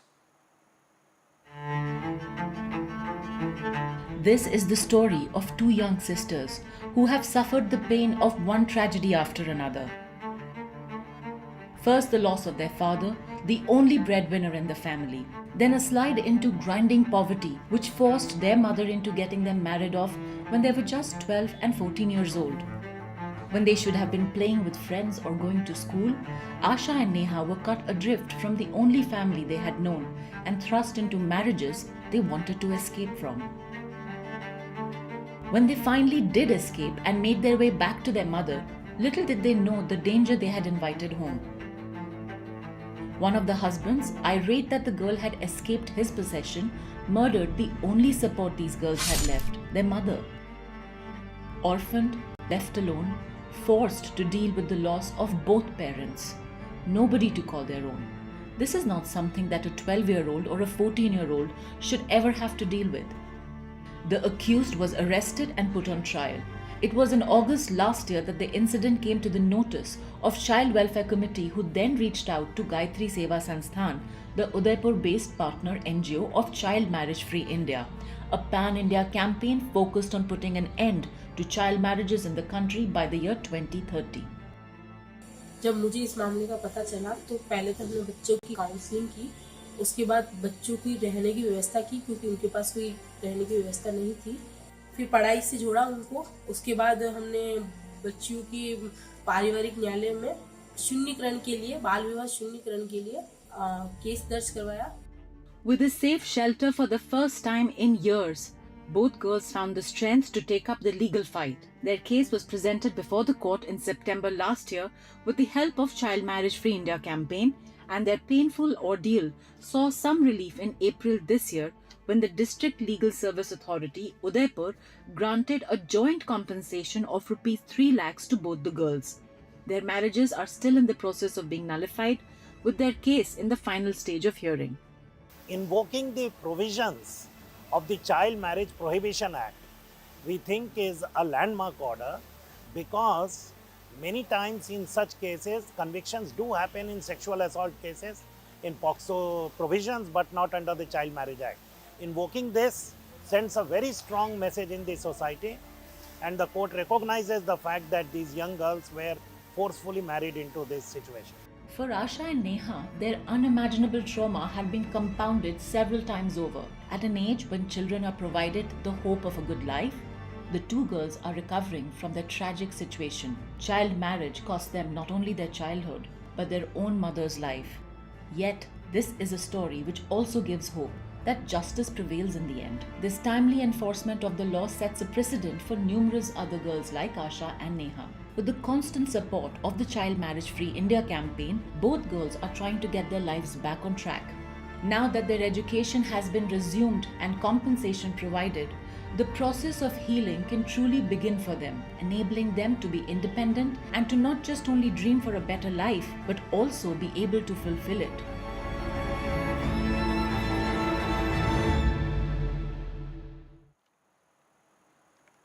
All right, that's all the time that we have in this bulletin. News and updates will continue on NDTV. Stay tuned.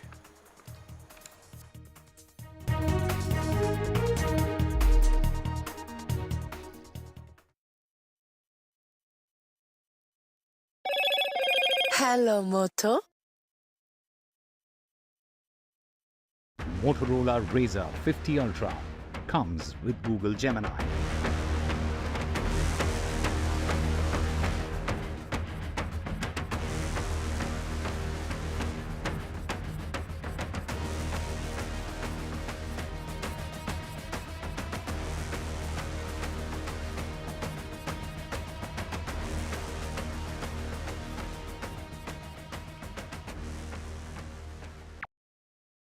Landslide devastation in Kerala's Wayanad. Join NDTV's initiative. Donate for Kerala.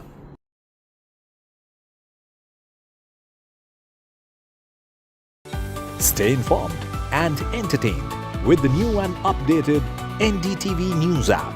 You can watch all our channels live, listen to podcasts, read breaking and exclusive news from around the world and more.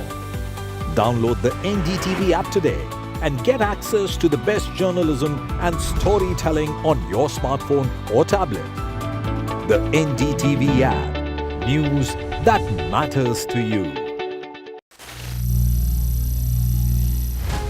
Some people say the metaverse will only be virtual. One day this lecture hall will be made of code, and driverless cars would be trapped in intersections. But even in this maze of the future, you can't wish away health. It's time to become more resilient.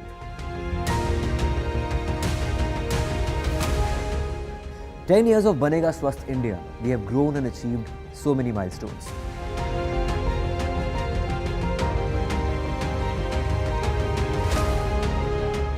And now I have a plan to beat the urgency, to stop breathing with difficulty, to relieve getting choked with inactivity.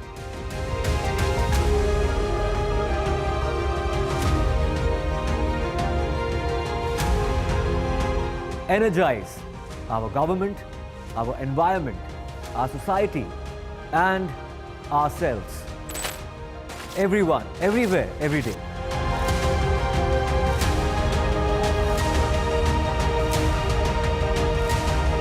Banega Swasth India. One world hygiene. Stay informed and entertained with the new and updated NDTV News app. You can watch all our channels live, listen to podcasts, read breaking and exclusive news from around the world and more. Download the NDTV app today and get access to the best journalism and storytelling on your smartphone or tablet. The NDTV app. News that matters to you. Hi, I'm Shreya Saran. Kerala's Wayanad area is hit by devastating landslides, resulting in loss of lives and livelihood. Kerala needs your help right now. Let's join NDTV initiative. Come, donate. Let's rebuild Wayanad.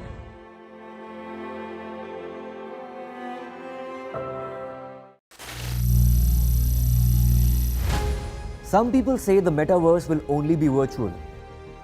One day this lecture hall will be made of code, and driverless cars would be trapped in intersections. But even in this maze of the future, you can't wish away health. It's time to become more resilient.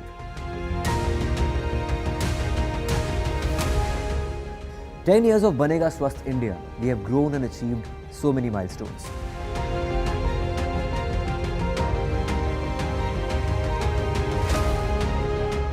And now I have a plan to beat the urgency, to stop breathing with difficulty, to relieve getting choked with inactivity.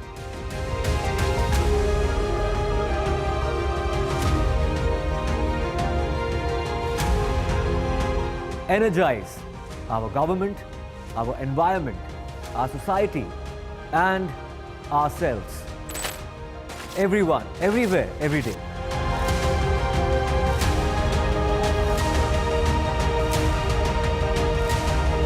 Banega Swasth India. One world hygiene. Landslide devastation in Kerala's Wayanad. Join NDTV's initiative. Donate for Kerala.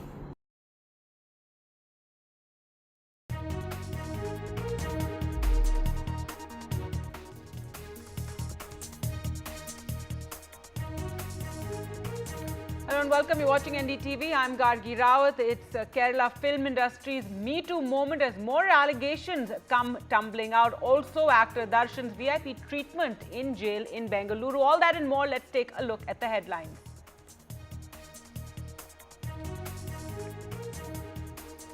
More allegations of sexual abuse in the Kerala film industry. Now, actor Meenu Munir accuses co-stars of sexual abuse, says she was forced to leave because of it. Junior artist also hits out, says sexual assault from a prominent actor after a promise of a film role. Singer Chinmay Sripada, who has been championing this cause, has says to NDTV, hope other industries also follow suit.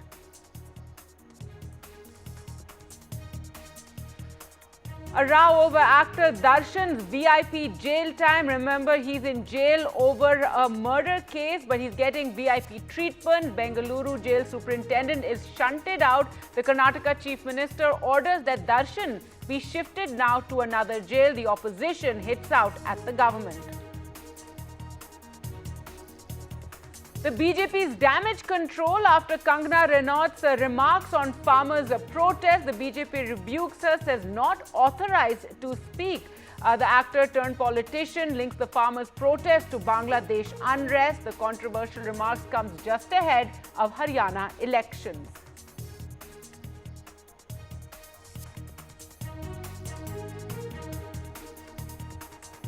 And problems and challenges for the BJP and the Congress in Jammu and Kashmir a day ahead of the first nominations. The BJP revises its poll list after protests, while the Congress and National Conference alliance is at breakpoint.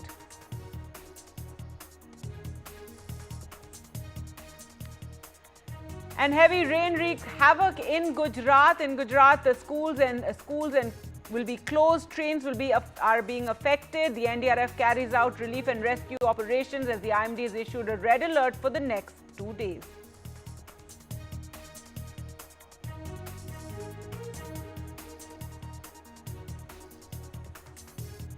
Our top story now, and amid sexual harassment allegations by prominent female actors in Mollywood or the Kerala film industry, and the Justice Hema Committee report that highlighted this issue and problem in the industry. Now another Malayalam actor, Meenu Munir, has levelled allegations against fellow actors Mukesh and Jai Surya, accusing them of sexual misconduct. A junior artist as well has made allegations against senior actor Babu Raj.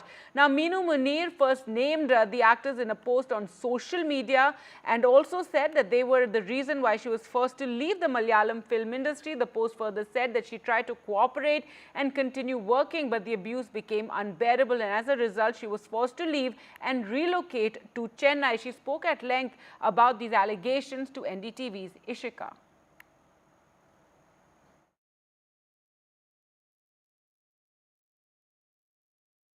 Yeah, I had a bitter experience in Malayalam film industry. Actually, I was working in abroad in legal consultancy. I came to act in De Ingotu Noike, that one movie is there. The director was Balachandra Menon, and my character was as a chief secretary.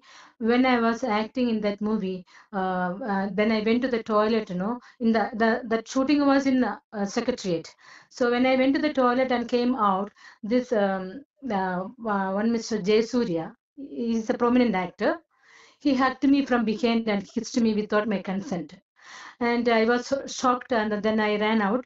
Then I wanted to tell other colleagues. Then I went down. Then I was about to share this to another senior actor. That time, this Mr. Jay Surya, he came back of me and he asked me, Minu, I want to tell you one thing. Just answer me yes or no. Then I said, what? Then he said that I have an apartment over in Trivandrum. If you are interested, you can come. So you will get a lot of benefits if you be with me. I said no. Then after that, he didn't disturb me at all. And after that, again I acted in another movie. So one Mr. Muhesh, who is an MLA here.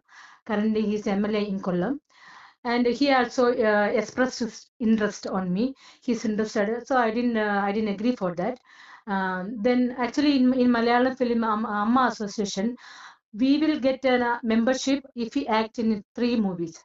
So after acting 6 movies, I contacted in Idavela Babu, who is the secretary of Amma Association. He said that you come to my flat, I will give the form. You have to fill that. So I went to his flat according to his invitation. I went there, and he physically abused me there. He tried to.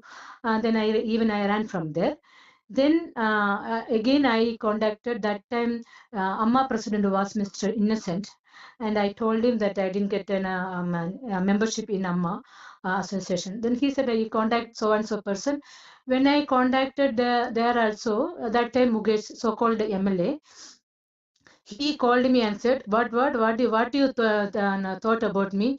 Without my knowledge, you could enter in Amma association. He thought, because you are not ready to share the bed, no. So you better put wax there, wax of candle, no. Put wax over there. Don't share bed to anyone. You cannot share the bed to me, no. So we will not give a membership in Amma association.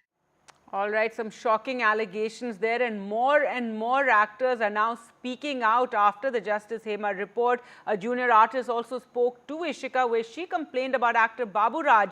She said she was sexually assaulted after a promise of a film role.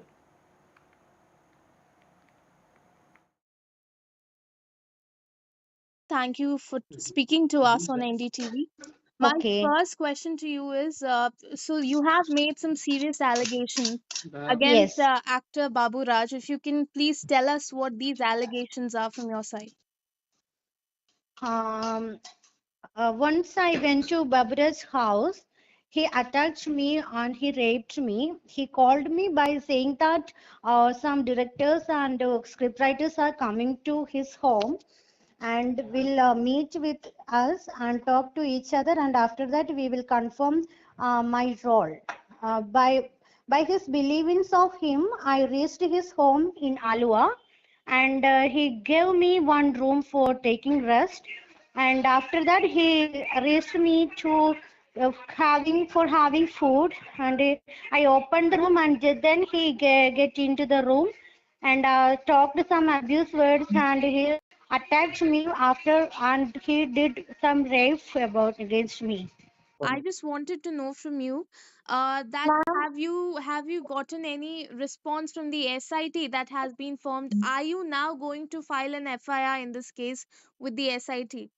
Yeah, one of the madam, DIG madam, who is in responsible person, she called me and I told her that I will file and put the FIR once we reach in Kerala. So this DIG, the one who called you, she's a part of the SIT team that has been formed by the state government. Yes. So when are you planning to reach Kerala to, in fact, to reveal all Uh, the details and then file this complaint? in fact, after 5 or 6 days, we will reach in Kerala.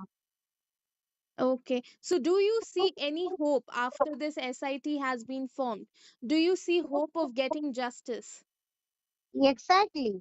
I feel I hope for the justice because they are the sincere persons and they will, I think they will find all the details. I also wanted to ask you that you've made very serious allegations, rape charges. So at that time, did you approach the police? At that time, did you approach any other, in fact, Mollywood stars, to help you out? And what was the response that you got at that time? Actually, I didn't approach at that time to anybody relating to police or any other organization. But before 2 years or 1.5 years, I reached to Mr. Shashidharan sir, who was the DCP of Ernakulam district in Kalamashedi, and I revealed all the incidents to him relating to film field sexual allegations and sexual racket in Ernakulam district, and he asked me to report a file or register an FIR. All right, let's go across to Uma Sudhir now for more on this story. And Uma, now more and more women, more and more actors are feeling empowered to speak out over what they've undergone in the film industry. And, tell us more about all these latest developments and the reactions as well. There's also been a counter FIR to one of the complaints. Yes, indeed. Ever since the Hema Commission report was made public on the 19th of August, women have been coming out and speaking about it, and they are giving very, very specific instances where this happened with a lot of detailing as well. Of course, all that will be investigated by the special investigation team, but it's as though a Pandora's box has been opened because women at all levels are talking about it, and many prominent names, some in the political field as well, have been named in this particular, the series of complaints that have come now. And as you mentioned, Siddiq, who actually resigned on Sunday as secretary of the Association of Malayalam Movie Artists after an allegation by a woman actor, he has now filed a counter complaint, it appears, with the Kerala DGP, though the contents of that complaint are not yet clear, and the DGP office as of now has not revealed the content of that report, but he is also alleging that he is in fact a victim, and he says these are baseless allegations that are being made against him. The complainant in that case had in fact a couple of days ago at least said that she was not planning to file a formal FIR, but there was a third party complaint that was filed at the Kochi police station, and there in fact there was allegation of violation of POCSO by Mr. Siddiq. So that is something that will certainly continue as a police investigation, and we do expect that more numbers can come in. But with Mr. Mukesh, who is the Kollam MLA of the CPM and someone who is a very senior actor, very popular actor in Kerala, his name coming up in this as well, it does put the left front government also slightly in a tight spot, though they have said that we are going with the women, we want to uphold the dignity of the women, and therefore the SIT will do whatever its job is. So they are promising that there will be a fair investigation, though leader of the opposition, V.D. Satishan, has had raised doubts also about for 4.5 years why didn't the government make public this report which has so many sensational testimonies by the women. So he wanted all of them also to be investigated by the police, and presumably the special investigation team will be going back to each of those women and asking for their testimonies. Whoever comes forward and talks to them as well, that will be taken care of. But not to say, Gargi, I must point this out, all of us have a lot of respect and admiration for Malayalam cinema. So does this really take the shield off the cinema? I would say no, because it's more like Bollywood and Kerala are showing us the way and beginning to talk about something that perhaps is all pervasive across industries and across geographies. And Kerala in that sense and Bollywood is showing us the way. Back to you. Right, Uma, that's a very, good point to make there. Hopefully more in the industry and different parts in the country will also speak out. Thanks so much for joining us. In fact, that is what renowned singer Chinmay Sripada said to NDTV in this exclusive interview, where she said that, and she's been someone who's been very outspoken about harassment, her own harassment that she faced in the industry. And she says she hopes more survivors will speak out against predators in other industries as well. Joining us now, well-known playback singer Chinmay. Chinmay, thank you very much for your time. The HEMA committee report is out after a delay. It highlights two important things. One, the existence of sexual favors as a pass key in the industry. Number two, also power groups present there, how it, in a sense, brushes everything easily under the carpet.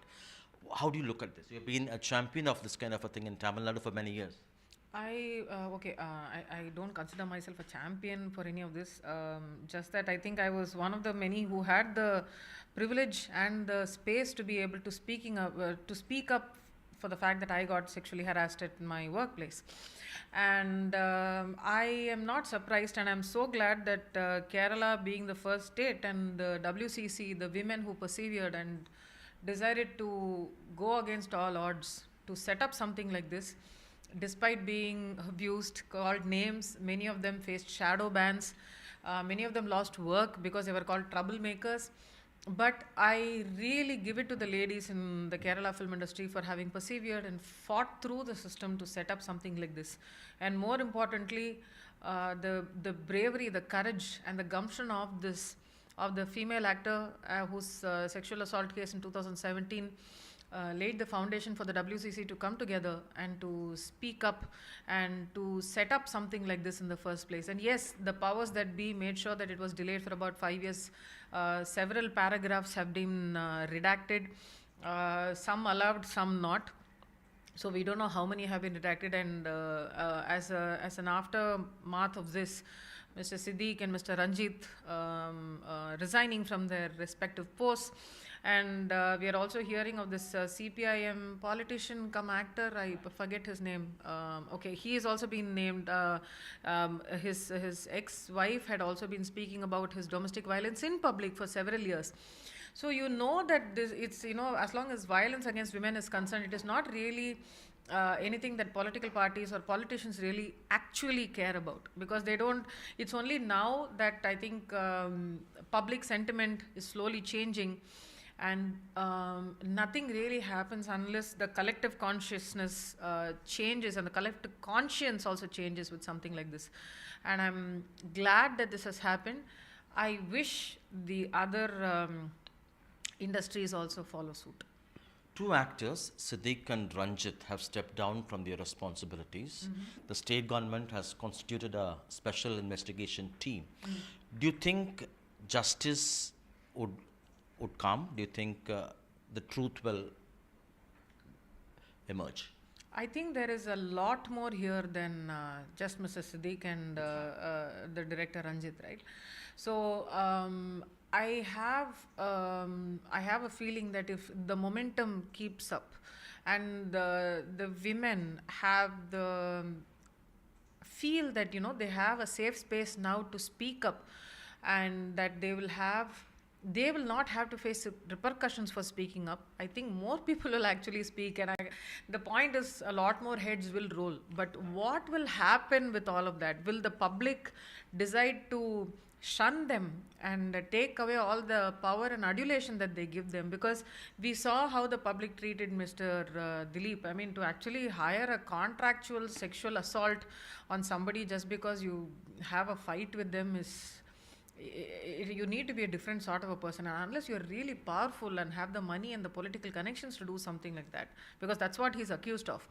But even despite all of that, the kind of adulation he got right after he stepped out of prison, that's what I found really worrisome, that they somehow hold him innocent despite everything that's come up, and so many people speaking up, and also so many people being afraid of speaking up against him because of how powerful he is, or the money and the power he holds, and people just randomly dying off and things like that. So that's a very important point to consider, and I really hope the momentum holds.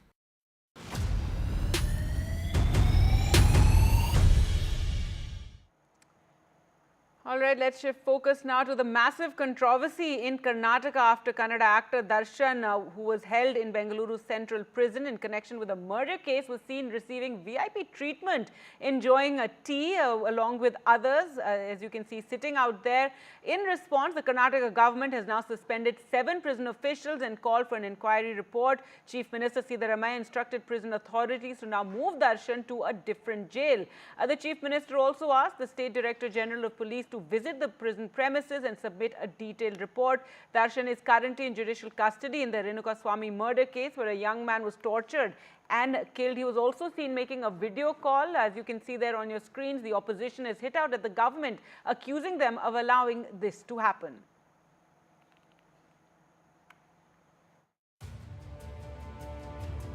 This is not a still from one of his movies.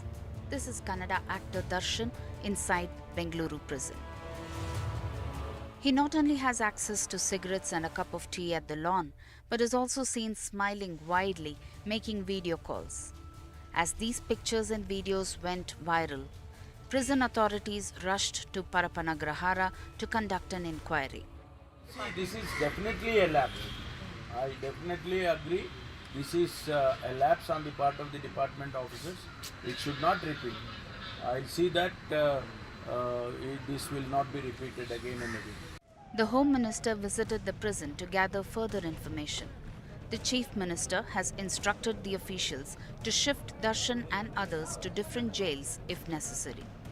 Darshan was arrested in June along with 16 others for the alleged murder of his fan Renukaswamy. 7 junior officers and 2 senior officers, including the Chief Superintendent of the jail, have been suspended. 3 FIRs have been registered. 7 junior officers have been suspended in the morning. So we had had a look at the entire thing, and we found the severe negligence and lapses by 2 senior officers also of the rank of Chief Superintendent and the Superintendent. So suspension has been ordered by the Honorable Home Minister also. And in addition to that, 3 FIRs are being registered now. So 2 pertain to the mobile phone illegal usage, and then cigarette usage and things like that. These allegations surface at a time when Darshan has been fighting for home-cooked meals at the magistrate court. While the victim's family are demanding a CBI probe, this incident has evoked sharp reactions from the opposition. इसलिए मैं government को, मुख्यमंत्री को बोलना चाहता हूँ, ये घटना के आधार पर आप प्रेजेंट न्यायाधीश को दीजिए इंक्वायरी करने के लिए, और कौन ऑफिशियल इसमें सहभागी है उनके ऊपर गंभीर के रूप में कार्यवाही होना चाहिए, ऐसा मेरा डिमांड है. ಇವತ್ತು ಹೊಸದಾಗಿದೆಯಾ? ಇಂತಿಂದಲೂ ಇದು ನಡೀತಾನೆ ಇದೆ. ಹಿಂದೆ ಈ ಸರ್ಕಾರದ ಮೇಲೆ ನಂಬಿಕೆ ಎಲ್ಲಿಂದ ಬರಕ್ಕೆ ಸರ್ಕಾರ ಇದೆಯಾ? ರಾಜ್ಯದಲ್ಲಿ ಸರ್ಕಾರ ಇದೆಯಾ? This is not the first time that an accused in a Bengaluru prison has been given preferential treatment. We have seen it earlier with Tamil Nadu political leader Shashikala. We are seeing it now with Kannada actor Darshan. The question is, who will take the responsibility of introducing reforms and ensuring stringent action according to the prison manual to avert these kind of incidents in the future? With camera person Kumar, Pratibha Raman in Bengaluru for NDTV. In other news, the BJP has been left red-faced after actor-politician Kangana Ranaut's remarks on the farmers' protest, where she suggested the protest could have led to a Bangladesh-like crisis in India if not for the strong steps taken by the government. In the statement, the BJP says Ms. Kangana Ranaut is not authorized to speak on policy matters, has not been given permission, and they've directed her to refrain from making such statements. Now, the Himachal MP had shared a video of her comments on social media, alleging that during the farmers' protest, bodies were seen hanging, rapes were taking place. She further accused vested interests and foreign powers for continuation of the protest. The Congress has hit out at the BJP, saying they should ask her to publicly apologize. Well, let's go across now to Gurpreet Chinna for more. And this is very embarrassing, Gurpreet, for the BJP, given it comes just ahead of Haryana elections, and the BJP has been making major efforts to reach out to the farmers there.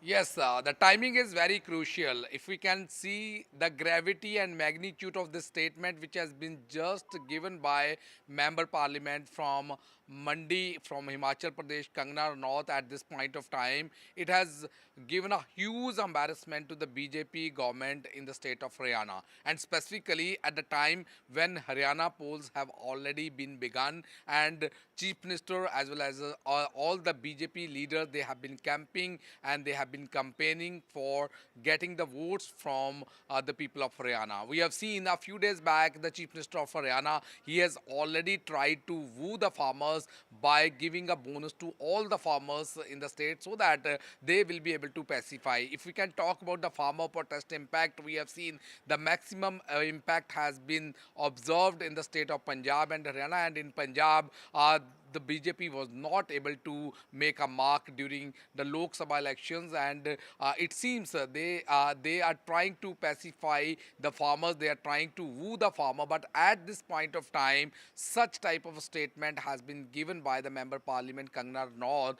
It has already damaged and dented the image of BJP in the state. We have seen huge reactions are coming, whether it's the INLD leader Abhay Singh Chotala, he has already hit out at the Member Parliament Kangana Ranaut, saying that this type of wording and this type of statement should not be issued, and it is unfortunate. These farmers are andata, these are not Balatkari at all. So such type of reaction is not only coming from the politician opposition party, but it is also coming from the farmers also. We have seen the BJP has immediately acted and asked her to stay away from such statement because she is not authorized to this thing. But it seems it's the damage control which they are trying to do. But let's see whether the BJP will be able to control this damage or not. That is yet to be seen. Back to studio. Right, Gurpreet, thanks so much for joining us with those details. And yes, indeed, the opposition in the state definitely making the most of it. The Congress has said that the BJP should apologize and make Kangana Ranaut apologize. ये BJP की सांसद हैं, नेतृत्व की बहुत चुनी हुई हैं, और उन्होंने इन शब्दों का प्रयोग किया है।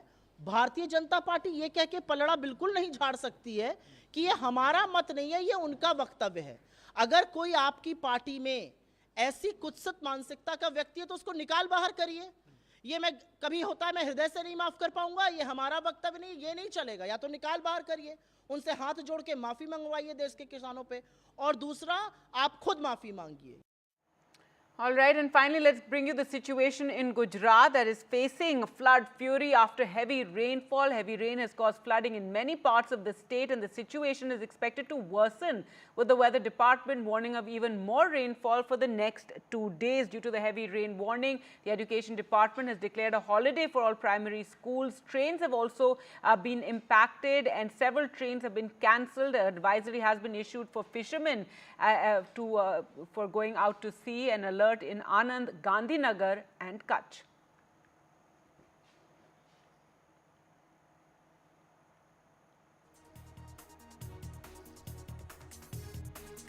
With that, time for us to slip into a short break. News updates continue right here on NDTV. Do keep watching.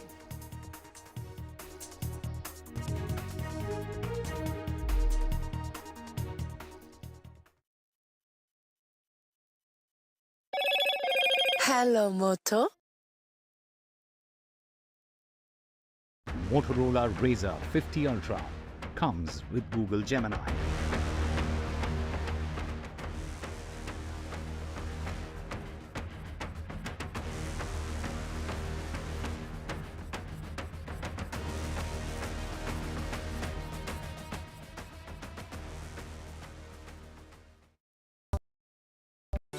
Stay informed and entertained with the new and updated NDTV News app.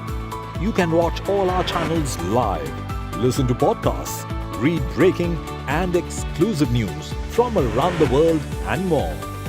Download the NDTV app today and get access to the best journalism and storytelling on your smartphone or tablet. The NDTV app. News that matters to you.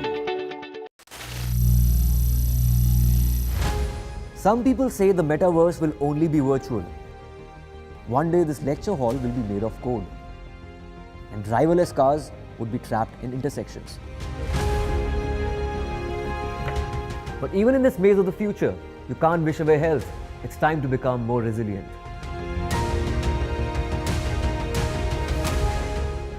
"10 years of Banega Swasth India, we have grown and achieved so many milestones.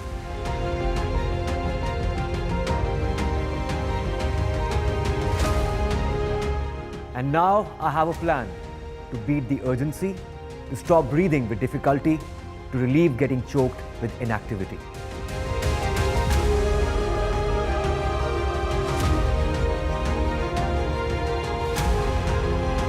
Energize our government, our environment, our society, and ourselves. Everyone, everywhere, every day.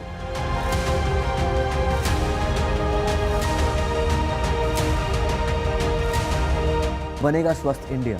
One world hygiene. Stay informed and entertained with the new and updated NDTV News app. You can watch all our channels live, listen to podcasts, read breaking and exclusive news from around the world and more. Download the NDTV app today and get access to the best journalism and storytelling on your smartphone or tablet. The NDTV app. News that matters to you. Hi, I'm Shreya Saran. Kerala's wine.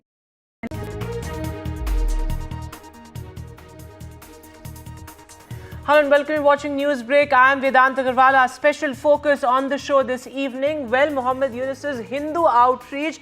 This, as he has made it clear in a recent statement, that there will be no discrimination on religious grounds. In fact, he has said that we are committed to building an inclusive and non-discriminatory government.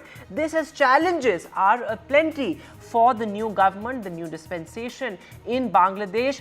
But how should India read Mohammed Yunus's strategy? Of course, while he talks about an inclusive government, he's also reached out to China. He has asked China to set up solar factories or reset solar factories to Bangladesh. So, of course, the China outreach also is something that's made India wary and circumspect. But putting the focus on the situation of minorities in Bangladesh. Reports continue of isolated attacks on minorities. But how can Mohammed Yunus actually obliterate communal violence as far as Bangladesh is concerned and establish a dispensation that is all-inclusive and egalitarian? Joining me on the show this evening, I'm being joined by Babu Raj, who is a former ambassador. I will be joined by Mr. Babu Raj, one of India's senior-most diplomats and somebody who has really watched the geopolitical situation unfold in his long career. Also with me, Parvez Karim Abbasi, Assistant Professor, Department of Economics at the East West University. Thanks both very much. Going across to you first, Ambassador Dayal. How do you see the situation in Bangladesh? Of course, Mohammed Yunus has said that it will be an all-inclusive government and that there will be no discrimination on religious grounds. But at the same time, he's reached out in a sense to China, though of course that is a different aspect altogether. But India is watching the situation, with some sense of caution, but also there is hope that Mohammed Yunus would be able to, in a sense, build an all-inclusive government. Well, thanks for having me on your show, Vedant. There have been reports of widespread attacks on Hindus who constitute roughly 7% of Bangladesh's total population. I've been here in the United States since about 6 weeks, and the media here has also covered in fair amount of detail the reports of such attacks. Now, during the agitation and protests against Sheikh Hasina's government, Hindu temples, businesses, and homes were attacked by mobs, upset by what they saw was the support of the Hindu community to Sheikh Hasina's Awami League party. And as a result, Hindu temples were reportedly desecrated, properties belonging to the Hindu community were attacked by mobs, and Hindus were targeted. Now, it is very heartening to note that the chief advisor of the Bangladesh government, Mr. Muhammad Yunus, has said that protection would be given to Hindus and their safety and security would be ensured. I'm sure he realizes that a close relationship with India works to Bangladesh's advantage. You know, one of the biggest achievements of former Prime Minister Sheikh Hasina was the impressive economic progress of the country during the last decade or so. And significantly, during her tenure from 2009 to 2024, Bangladesh's economy had grown at an average rate of 6.3% per annum, Right. which was among the highest in the world. And the size of its GDP more than trebled from US dollars 123 billion to US dollars 455 billion. The per capita income also increased significantly. And Mr. Muhammad Yunus is an economist. He knows how the relationship with India is important for Bangladesh's economy. So, I Ambassador, you are in a think that sense he will hopeful, take- you're optimistic, cautiously optimistic rather, that Muhammad Yunus will be able to, in a sense, curb the attacks on minorities. But I can see Pervez Karim Abbasi smiling to that. Abbasi sahab, what is your opinion, as far as the situation in Bangladesh is concerned vis-a-vis minorities? Though, of course, many in the government have also said that it's not widespread violence against minorities. There are some fringe elements or perhaps marginalized, elements on the margins who have unleashed this kind of violence, and there are isolated incidents, and there's no widespread violence against minorities. Mr. Abbasi, if you can hear me. Yeah. All right, we seem to have a network issue there, but Ambassador Dayal, would you like to weigh in on that? That it seems to be isolated attacks as per many within the government and not widespread violence. But though, of course, that is something that cannot be confirmed because there are many unsubstantiated reports. But the fact of the matter is that, the situation of the minorities does remain grim. You know, there is no doubt that there were a number of attacks of a fairly serious nature on the Hindu minority community, as also, of course, some of the other minorities like the Buddhists. And that is why Mr. Muhammad Yunus has gone out of his way to try and assure the Hindu minority community that the new government will be protective towards them and will try to ensure their security. Very significantly, there have been reports that on the occasion of Janmashtami yesterday, yes, Mr. Muhammad Yunus met the Hindu community and said that there would be protection accorded to them, and that he also hosted a reception for them. So this gesture is significant, and the fact that he went out of his way to host this reception and send a message indicates that there were some concerns globally about Yes. what was happening in Bangladesh. In fact, that's an Of course, important point that you make. the That, Bangladesh the government world has is to watching sort out the Bangladesh. problem. The world is watching the Indian subcontinent, given the fact that there is an unprecedented situation really unfolding as far as Bangladesh is concerned. I can see Abbasi sahab back with us. Mr. Abbasi, as far as the situation in Bangladesh is concerned, many observers have pointed out that we can go back to a time where there is space ceded to extremism, to fringe elements in Bangladesh. But one must also realize the geopolitical situation has changed drastically as far as the subcontinent is concerned. India's position in the subcontinent and indeed in the world has changed drastically as well. So do you think that the geopolitical compulsions of Mr. Mohammed Yunus vis-a-vis India will in a sense force him to make sure that the minorities in Bangladesh are safe? Well, thank you, Vidhan. And again, I was listening to the ambassador's version of events. And again, each one is entitled to his own opinion. Yes, there has been regrettable attacks on our Hindu minority brothers.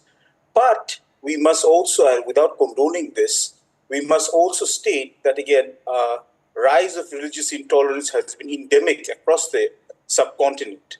What one needs to bear out that, or in mind, that again, these attacks have not been only carried out against Hindu minority communities, but these attacks have also been carried out on public installations. And again, criminal elements or fringe elements have taken advantage of a breakdown of lawlessness. And what has happened is that this has drawn universal condemnation across all segments and all sections of the party or of Bangladesh, which includes, again, the interim government of Dr. Yunus and even the major political parties. And even, in fact, not only did Dr. Yunus go and visit the Thakeshwari temple and host the delegation over there, but he also had incidents of, again, students and, again, clergy from the madrasas protecting the religious institutions. So there has been a closing of ranks. First of all, I would like to reiterate this as much as possible. And we also should not forget that, again, what has happened over here is not basically, this has been a people's revolution, so to speak. So a dictatorial regime which has had very little connect with the ordinary people of Bangladesh, that has been overthrown by a spontaneous uprising of the people led by the students. And in terms of the economic miracle that has been much hyped, in the last 5 or 6 years that has dissipated. We had taken a $4.7 billion loan from IMF. And one of the preconditions that we had reiterated or re-emphasized is to reduce corruption. So rising unemployment, rising inflation, and again, lack of accountability had basically irritated people to no extent. And what one hopes is the relationship between India and Bangladesh is a very old one, and it's a state-to-state relationship. India's relationship cannot be viewed exclusively through the prism of one party or one family. So again, this is an interaction of 1.5 billion people country with a population of 180 million people. So we might agree to disagree on many issues, but the idea is that we live in the same subcontinent. And again, just one more point. And again, as much as India is important to Bangladesh, Bangladesh is also an important constituent of India's policies. And again, if you just think about it, we are basically, again, India is the second largest import partner, or for that matter, again, that we are also undertaking far-reaching comprehensive economic partnership agreements. And if we're talking about... of course, any relationship between two allies, any relationship between two geopolitical allies, two strategic allies, is a symbiotic one. So that is, of course, understood, and that's really besides the point. But Ambassador Dayal, would you like to come in on this? Okay, go ahead. Just one point, and then I'll be happily cede the ground, because again, I didn't address that question. In terms of the geopolitical narrative, even former Prime Minister Hasina had also reached out in balancing between India and China, vis-a-vis, let's say, the acquisition of 2 Chinese submarines from India, or joining basically BRI, or going for basically the BRICS club. So again, China and India are basically 2 facets of a rising Asia. And Bangladesh, Ambassador Dayal, would you agree with that? Because many dissenters would say that for Sheikh Hasina, the relationship with India was in a sense sacrosanct, and that perhaps will remain the case, given the fact that India is definitely an important strategic partner of Bangladesh, and of course that is something that's visible in Mr. Yunus's outreach as well. Ambassador Dayal. Well, Mr. Parvez is absolutely right when he said that the relationship between Bangladesh and India is a state-to-state relationship. And both countries stand to gain a lot if the relationship is smooth and if any problems that arise are ironed out. I must say that there were widespread concerns in India about the situation of the minorities following the overthrow of Sheikh Hasina's government. And in fact, Prime Minister Modi himself said that Indians were worried about the safety of the Hindu community in Bangladesh. And the External Affairs Ministry also said it was monitoring the situation. So there were concerns among the people, and these were reflected in the statements of our leaders. So it's heartening to note that Mr. Muhammad Yunus has promised to take the necessary steps to protect the Hindu community and to prevent any further attacks. There is no denying the fact that there were a very large number of serious attacks. And it's entirely up to the Bangladesh government to prevent such acts from happening again, because only they can prevent such attacks. And it is in the interest of both countries that there is a cordial and harmonious relationship. We need each other, not just in the economic sense, but in the geopolitical sense also. We are not just neighbors, we are friends, and it is important to maintain that friendship. All right, I'm afraid I just have 30 seconds on the debate. The last word to you, Mr. Abbasi. Go ahead. You had a point to make. India and Bangladesh have been traditional partners, and I believe that, again, in this new democratic dispensation, despite, again, initial hiccups, I believe we will be able to chart a more harmonious relationship based on mutual parity, respect, and recognition of each other's grievances. Thank you. All right. Thanks very much, gentlemen, for being with us. This, of course, is a story we'll continue to track very, very closely. We'll also have a very special guest on this, our big newsmaker on the show. But let's take a look at the big breaking news coming in at this hour. Well, the National Conference and NC seat sharing deal has now been finalized. The Congress will be contesting on 32 seats and the National Conference on 51. There were initial hiccups as far as the seat sharing agreement is concerned. The NC refusing to budge, but finally, after Congress's troubleshooters KC Venugopal and Mr. Salman Khurshid met Farooq Abdullah in Jammu and Kashmir, there seems to be some sort of an agreement because the seat sharing has been announced in 51 seats for the National Conference and 32 for the Congress. Listen in to what National Conference leader Farooq Abdullah had to say. Indian गठबंधन जो है वो बना इसीलिए था कि हम लोग उन फोर्सेस को जो कम्युनल डिवाइड और मुल्क को टुकड़ा करना चाहते हैं उनसे लड़े जाए। आज खुशी की बात है कि हम लोगों ने नेगोशिएशंस पूरे कर दिए हैं। All right, so a major breakthrough there as far as the seat sharing plan is concerned.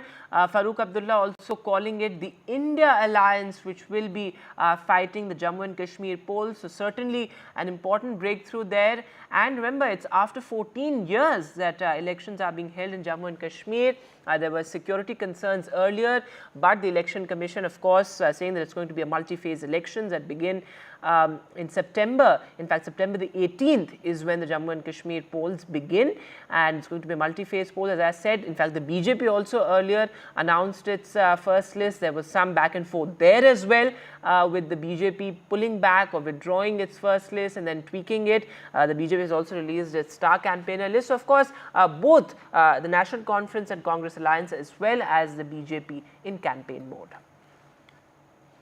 But our big newsmaker at this hour, well, Dr. Mahdi Amin, advisor of the acting chairman of the Bangladesh Nationalist Party, the BNP, is joining us live. Of course, he will give us a sense of what really is the interim government's strategy going forward, given the fact that there are a lot of concerns over the condition of minorities and also the economic uncertainty as far as Bangladesh is concerned. Dr. Amin, really appreciate your time on NDTV. My first question to you, Mr. Yunus has vowed an all-inclusive government. What is the party and the interim government strategy to, in a sense, establish an all-inclusive dispensation? We expect the interim government to create an environment where we all can vote freely in fair and credible national election.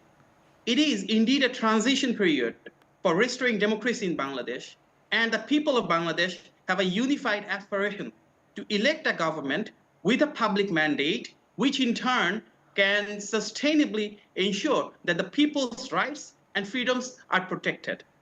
In the short run, it is imperative for the interim government to make necessary changes in the administration.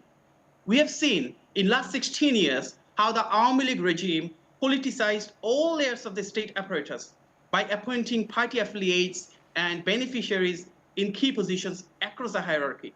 So there has to be an urgent action plan to undertake structural and personal changes in the administration. We've already seen that there are changes taking place, but there are still many crucial positions held by the patronizers of the previous regime. So while being greatly appreciative, we would urge, if possible, for an acceleration in the ongoing changes on the government side.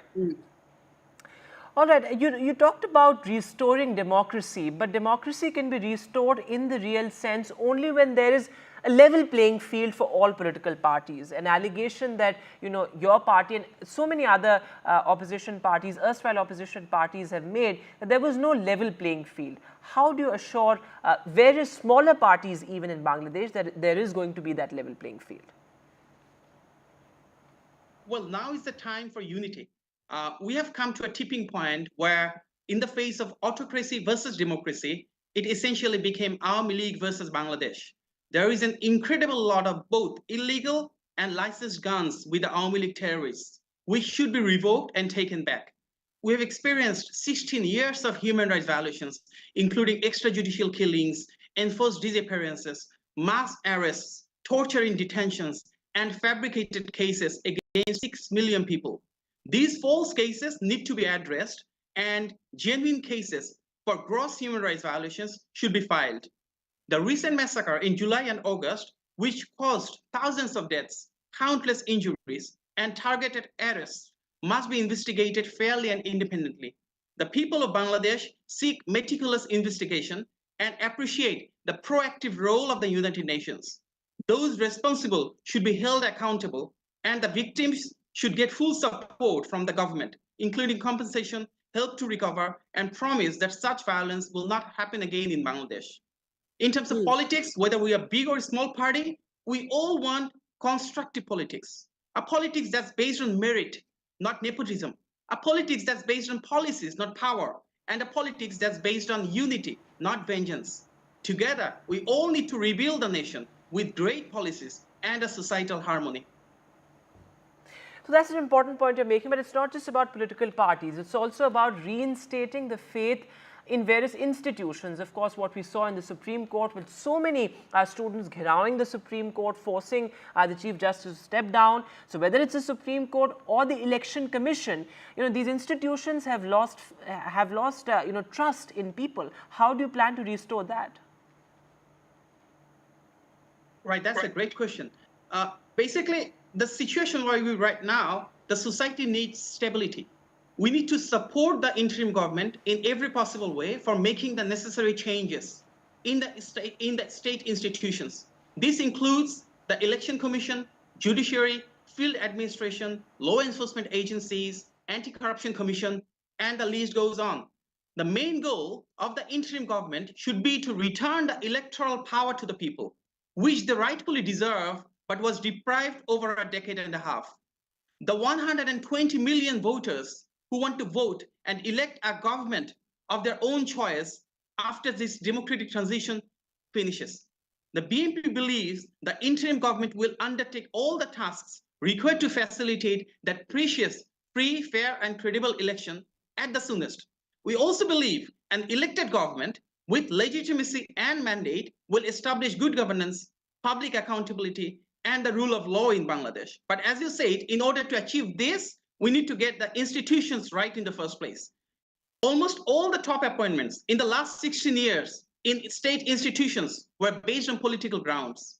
The Election Commission itself is a glaring example, as evident in the personal backgrounds and the reflected in the words and actions taken by most of their members. The interim government must remove and replace all the individuals who have proven track record of affiliation or allegiance with the Army League. They should promote neutral and patriotic individuals from the public service and the civil society who have been suppressed in many, many years for not obeying the illegal orders of the regime or for not complying to act against the interests of the people. For us, we believe this is the time for all the pro-democracy stakeholders to step in and serve the nation with distinction by being neutral, being objective, and for the cause of restoration of democracy in the country. All right, and my last question to you, Dr. Amin, and it's a two-part question. One, of course, on the situation of minorities, because that, of course, is of huge concern to India, to New Delhi, and also the larger foreign policy, the larger neighborhood policy going forward, given the fact that India and Bangladesh have, of course, been really close allies. We have a long-standing history, and it is a relationship that has benefited both the countries.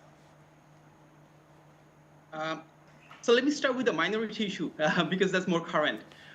The recent investigations, if we see by major media outlets like Al Jazeera, BBC, DW, AFP, the local newspaper Pratham, along with many fact checkers, found that the false information about minority repression in Bangladesh is surfacing on social media.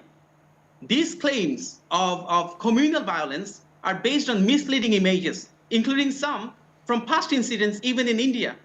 No verified reports of rape, temple destruction, or religiously motivated attacks have been found in Bangladesh. It's a distorted narrative aiming to circulate disinformation about the country. In reality, most violence has targeted Muslim homes, particularly those of the Awami League leaders and activists, in retaliation for the gross human rights violations against the ordinary people that they conducted in the last 16 years. Fact checkers from various platforms have confirmed that the unrest is politically motivated rather than being religious. Only a few Hindu families of the Awami League have been affected, while attacks on Muslims have been far more significant in terms of number. After 5th August, after the collapse of the Awami League government, when Bangladesh was without police presence for about 2 weeks, the BNP, as the political party, reflecting the will of the people, mobilized all members of the party from the grassroots to the top leadership to proactively maintain the law and order situation across the country. Our activists worked to protect homes, places of worship, and the general well-being of Muslim and Hindu communities alike with the same commitment and without any division whatsoever.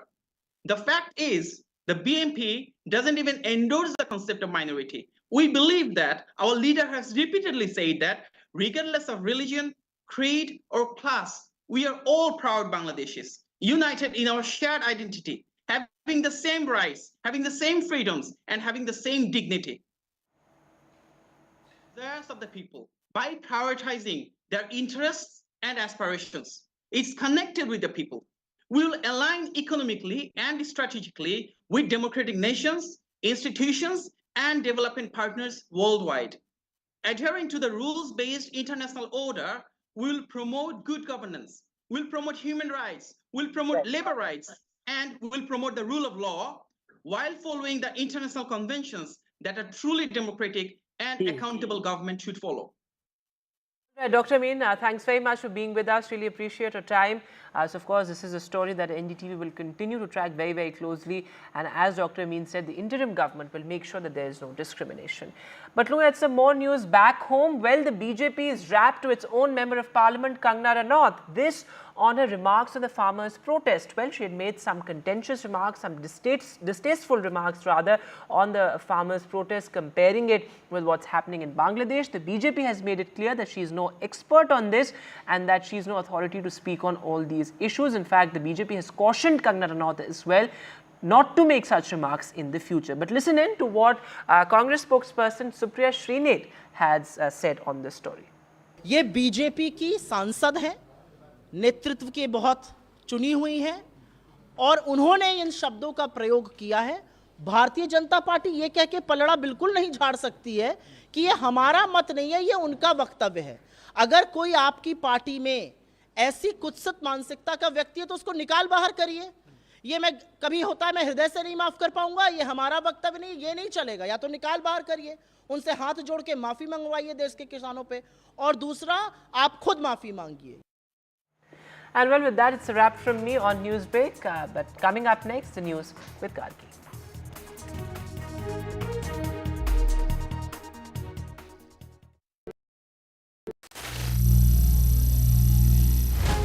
Some people say the metaverse will only be virtual. One day this lecture hall will be made of code, and driverless cars would be trapped in intersections. But even in this maze of the future, you can't wish away health. It's time to become more resilient.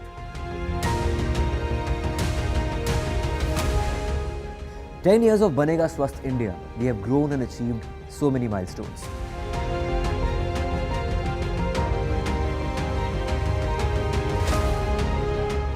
And now I have a plan to beat the urgency, to stop breathing with difficulty, to relieve getting choked with inactivity.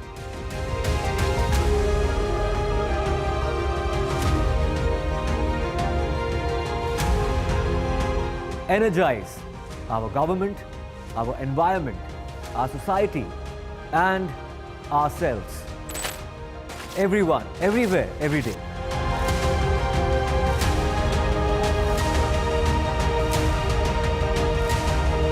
Banega Swasth India.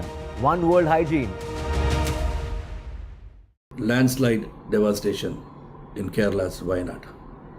Join NDTV's initiative. Donate for Kerala.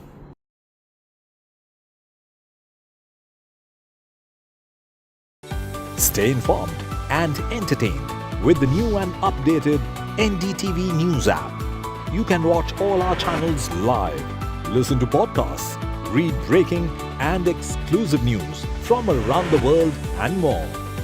Download the NDTV app today and get access to the best journalism and storytelling on your smartphone or tablet. The NDTV app. News that matters to you. Some people say the metaverse will only be virtual. One day this lecture hall will be made of code, and driverless cars would be trapped in intersections. But even in this maze of the future, you can't wish away health. It's time to become more resilient.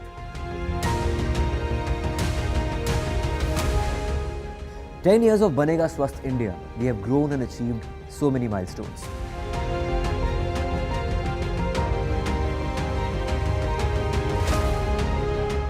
And now I have a plan to beat the urgency, to stop breathing with difficulty, to relieve getting choked with inactivity.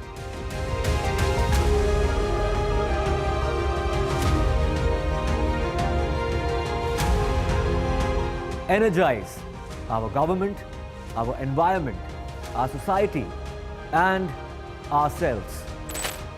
Everyone, everywhere, every day.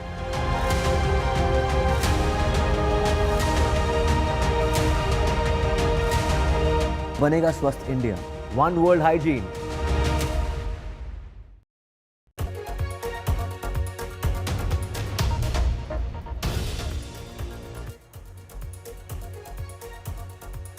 Hello and welcome. You're watching the news. I'm Gargi Rawat. Stay with us for all the top news stories through the day. We'll get you the latest as the seat-sharing agreement is arrived at between the Congress and National Conference. Also, more and more allegations tumbling out in the Kerala film industry. Let's take a look at the headlines we're tracking right now. The Congress and National Conference chalk out a seat-sharing deal. Finally, after an emergency meeting, the National Conference to contest 51 seats, Congress on 32 seats. While the BJP released its first list of candidates post amendments after the Jammu unit was rocked by protests. The Me Too storm spirals in Mollywood as more and more actresses speak out on sexual harassment they face in the Kerala film industry. Actor Meenu Munir now accuses co-stars of sexual abuse, while a junior artist says she faced sexual assault after being promised a film role. A massive controversy over murder-accused actor Darshan start treatment in jail after a picture of him enjoying coffee in a garden and also a video call in jail goes viral. Bengaluru jail superintendent is shunted out. The Karnataka chief minister orders that Darshan be shifted to another prison.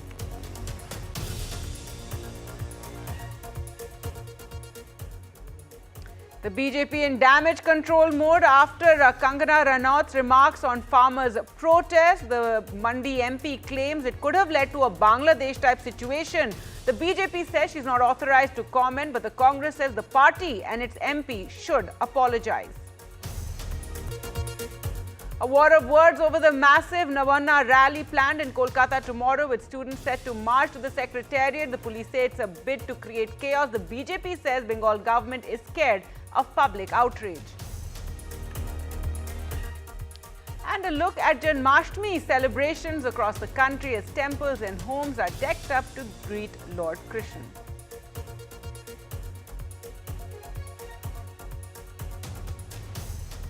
Our top story now, in the National Conference and Congress finally arrived at a seat-sharing deal after an emergency meeting and two troubleshooters rushing to Srinagar and holding a meeting with the Abdullahs. While the alliance seemed at breakpoint, finally this evening a deal was announced and the National Conference will contest on 51 seats while the Congress will contest on 32 seats, and there will be a friendly fight on 5 seats. Earlier today, the BJP released a list which led to protests, and then a revised list was then later released after a ruckus at the BJP's office in Jammu, and also the BJP releases a list of 40 star campaigners.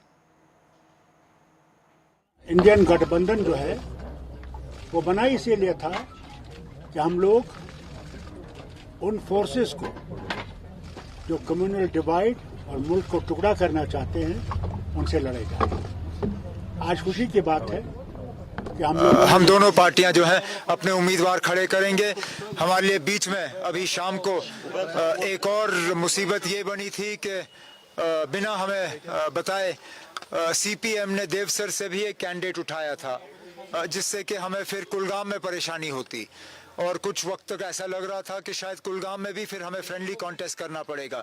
लेकिन फारूक साहब ने अभी तारिगामी साहब से बात की और उनसे गुजारिश की कि देवसर से सीपीएम का कैंडिडेट नहीं उठना चाहिए, जिस चीज़ को तारिगामी साहब ने कबूल किया है। तो अब कुलगाम की सीट भी फिर हम तारिगामी साहब के लिए छोड़ देंगे। उमर साहब, अब तो फैसला हो गया, अब तो कोalition भी हो गया है, तो क्या आप चुनाव लड़ रहे हैं? क्योंकि कल से खबरें आ रही हैं कि आप गांधरबल से चुनाव लड़ रहे हैं। ना, मैं गांधरबल गया था वहाँ किसी को ज्वाइन कराने के लिए।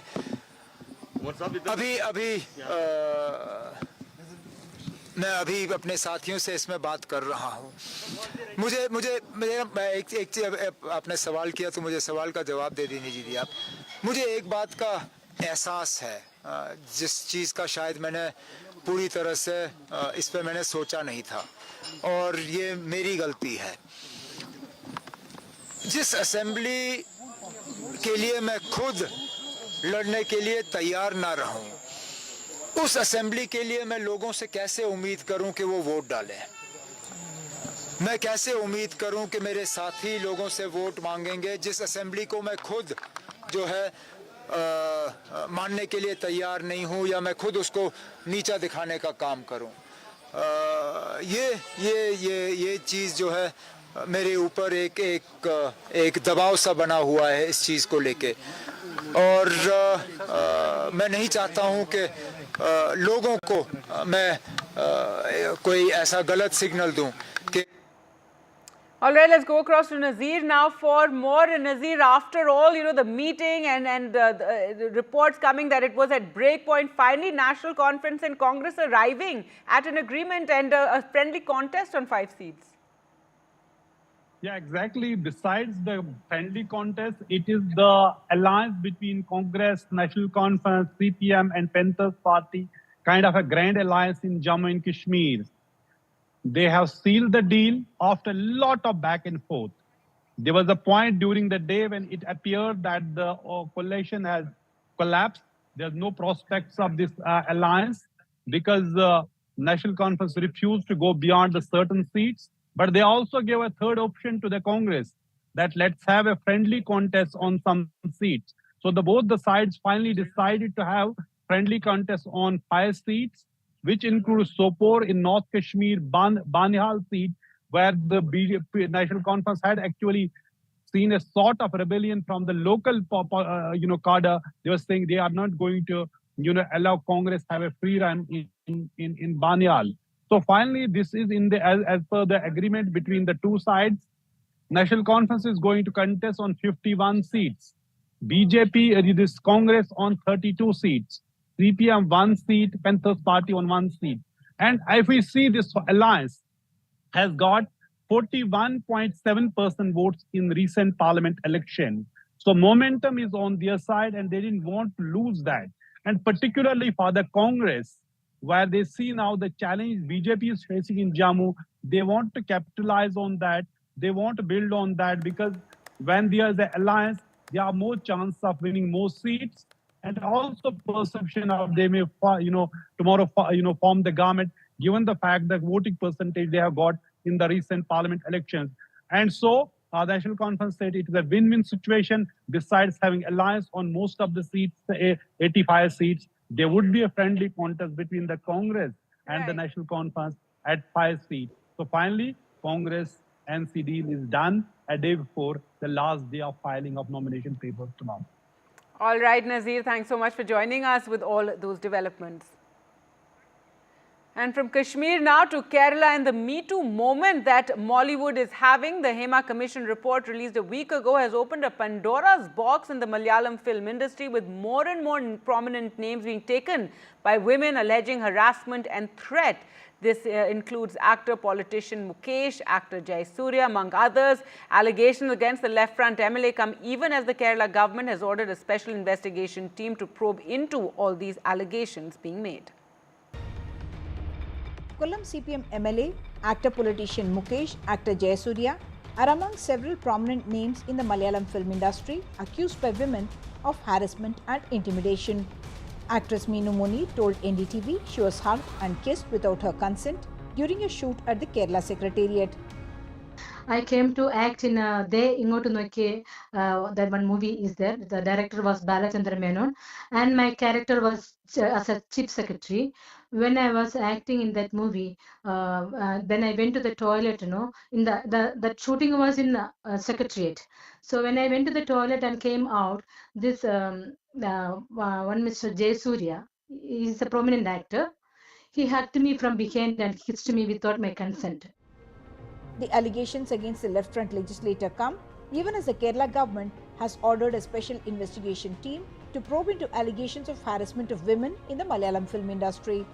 Not just Meenu, a junior artist has also levelled allegations against actor Babu Raj. She says she will share details with the SIT soon. Once I went to Babu Raj's house, he attacked me and he raped me. He called me by saying that some directors and scriptwriters are coming to his home and will meet with us and talk to each other, and after that we will confirm my role. Where the woman says the actor called her to his house and sexually assaulted her, promising a film role. Actor Siddique has filed a complaint with the Kerala DGP. He had resigned as Secretary of the Association of Malayalam Movie Artists following allegations of rape and assault in 2016 by an actress. Filmmaker Ranjit Balakrishnan had also stepped down from the Kerala Chalachitra Academy following allegations of misbehavior made by a Bengali actress. The Hema Commission report on exploitation of women actors released last week has kicked up a storm. The report itself was made public after nearly 5 years. From the report itself, it is very clear that a series of offences have been already committed. Unfortunately, the government knew the fact that a series of offences have been committed. All of them need to be taken into account quite seriously. Absolutely. I mean, if allegations have been made, thorough investigations need to be followed up with. And if these investigations lead to the allegations being proven right, proven correct, there has to be exemplary punishments handed out. Malayalam cinema has earned respect and admiration far beyond Kerala. So do the recent incidents threaten to take that sheen off? Far from it, because Kerala and Mollywood have shown the way, showing the courage to address issues that are perhaps pervasive across industries and geographies. With camera person Nagraju, Uma Sudhir, NDTV. Renowned singer Chinmay Sripada spoke to NDTV on all these developments in the Kerala film industry, and as someone who in the past has faced sexual harassment as well and spoken out, she said she hopes more in other industries also speak out. Joining us now, well-known playback singer Chinmay. Chinmay, thank you very much for your time. The HEMA committee report is out after a delay. It highlights two important things. One, the existence of sexual favors as a pass key in the industry. Number two, also power groups present there, how it, in a sense, brushes everything easily under the carpet. How do you look at this? You've been a champion of this kind of a thing in Tamil Nadu for many years. I don't consider myself a champion for any of this. Just that I think I was one of the many who had the privilege and the space to be able to speak up for the fact that I got sexually harassed at my workplace. And I am not surprised, and I'm so glad that Kerala being the first state and the WCC, the women who persevered and decided to go against all odds to set up something like this. Despite being abused, called names, many of them faced shadow bans. Many of them lost work because they were called troublemakers. But I really give it to the ladies in the Kerala film industry for having persevered and fought through the system to set up something like this. And more importantly, the bravery, the courage and the gumption of the female actor whose sexual assault case in 2017 laid the foundation for the WCC to come together and to speak up and to set up something like this in the first place. And yes, the powers that be made sure that it was delayed for about 5 years. Several paragraphs have been redacted, some allowed, some not. So we don't know how many have been redacted, and as an aftermath of this, Mr. Siddique and Mr. Ranjit resigning from their respective posts. And we are also hearing of this CPIM politician come actor, I forget his name. He has also been named. His ex-wife had also been speaking about his domestic violence in public for several years. So you know that it's, as long as violence against women is concerned, it is not really anything that political parties or politicians really actually care about, because they don't. It's only now that I think public sentiment is slowly changing, and nothing really happens unless the collective consciousness changes and the collective conscience also changes with something like this. And I'm glad that this has happened. I wish the other industries also follow suit. Two actors, Siddique and Ranjit, have stepped down from their responsibilities. The state government has constituted a special investigation team. Do you think justice would come? Do you think the truth will emerge? I think there is a lot more here than just Mr. Siddique and the director Ranjit, right? So I have a feeling that if the momentum keeps up and the women have the feel that they have a safe space now to speak up, and that they will not have to face repercussions for speaking up, I think more people will actually speak, and the point is a lot more heads will roll. But what will happen with all of that? Will the public decide to shun them and take away all the power and adulation that they give them? Because we saw how the public treated Mr. Dilip. I mean, to actually hire a contractual sexual assault on somebody just because you have a fight with them is... You need to be a different sort of a person, and unless you're really powerful and have the money and the political connections to do something like that, because that's what he's accused of.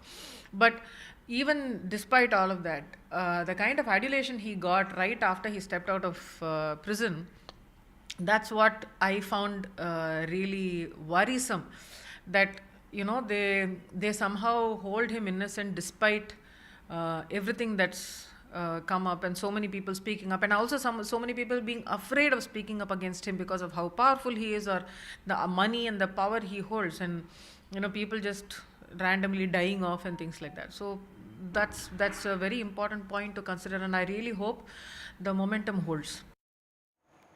In other news now, pictures and videos of Kannada star Darshan, a murder accused lodged in Bengaluru prison, enjoying a cup of tea, smoking a cigarette and making video calls have triggered a massive outrage and concern regarding the security lapse at one of the most secure locations. An embarrassed Karnataka government ordered a detailed probe and also ordered that the murder accused actor be shifted to another prison. Pratibha Raman tracks the political reactions and traces the investigation so far.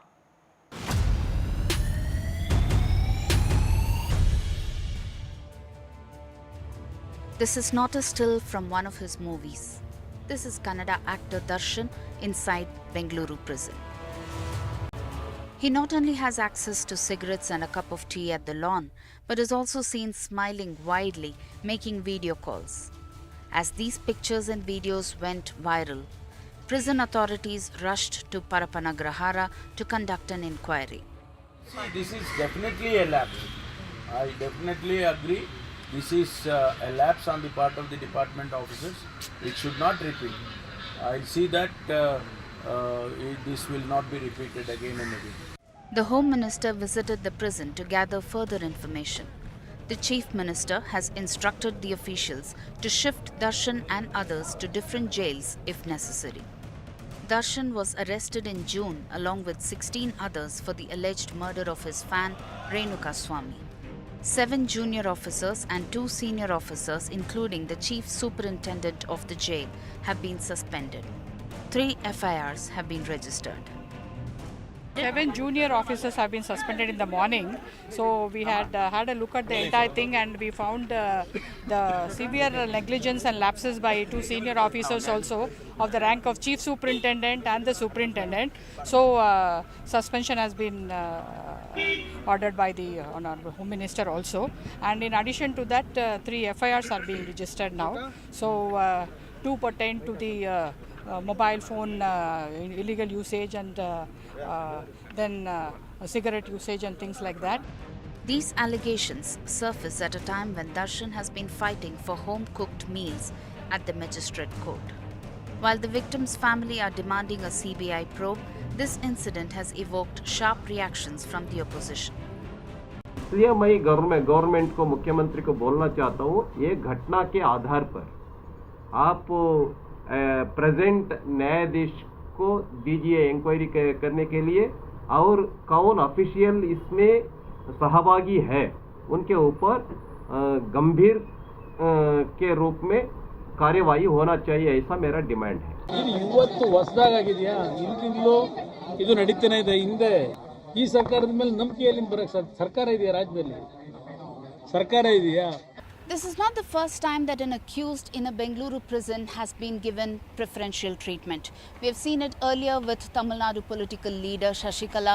We are seeing it now with Kannada actor Darshan. The question is, who will take the responsibility of introducing reforms and ensuring stringent action according to the prison manual to avert these kind of incidents in the future? With camera person Kumar, Pratibha Raman in Bengaluru for NDTV. News now from Maharashtra, where the Maharashtra Vikas Aghadi held talks on potential seat-sharing arrangements for the upcoming state assembly elections. The Grand Alliance is chalking out the seat-sharing formula for Mumbai. But let's go across to Radhika now for more. So Radhika, finally they did have that meeting today evening, and we do know that the seats in Mumbai were being hotly contested. What do we know about the meeting so far? Yes, absolutely. In fact, the opposition MVA conducted its second round of meetings as far as seat sharing arrangement is concerned. Now, today, seats in Mumbai were discussed. Even in the last meeting, seats in Mumbai were discussed. So, yes, the opposition wants to sort of negotiate and prioritize Mumbai seats because, of course, Mumbai is, as you mentioned, hotly contested constituencies are in the city of Mumbai. So, therefore, that is something that is being given priority by the opposition alliance.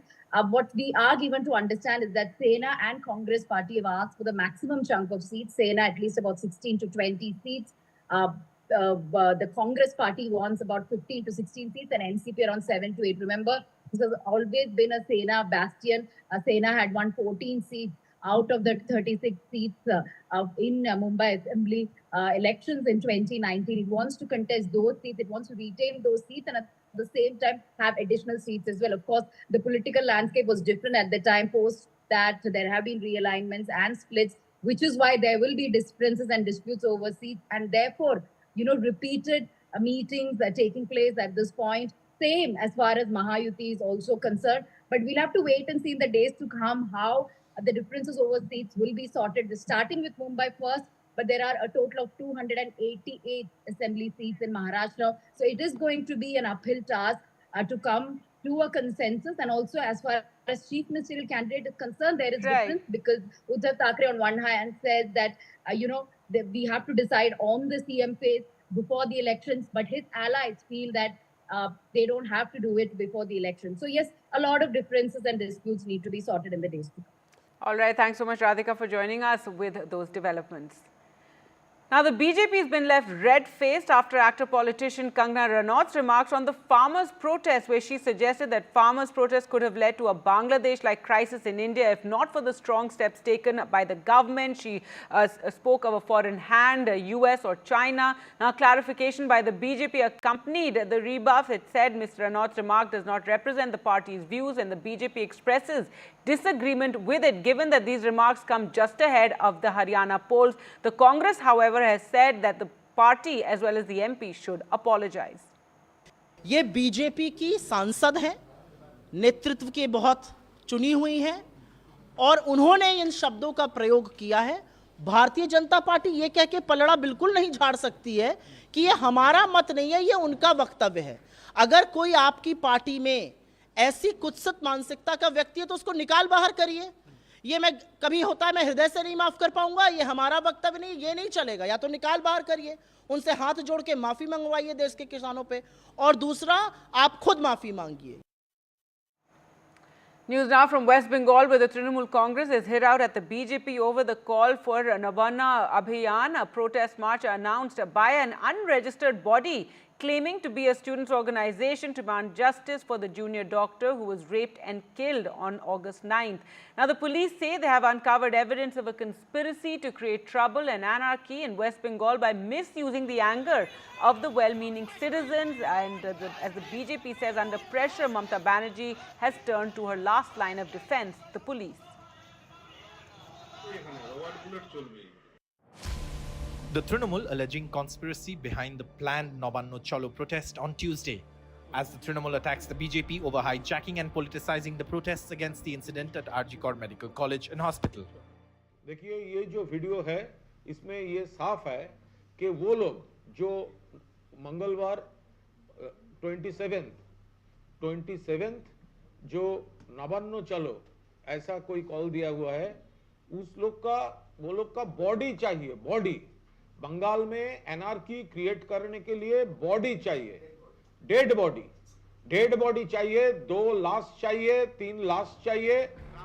Amidst the protests against the rape and murder of a medical student at RG Kor Medical College and Hospital, the Trinamool Congress alleges there is a conspiracy to destabilize Bengal by organizing a Nabanno Abhiyan, a protest aimed at taking over the state secretariat.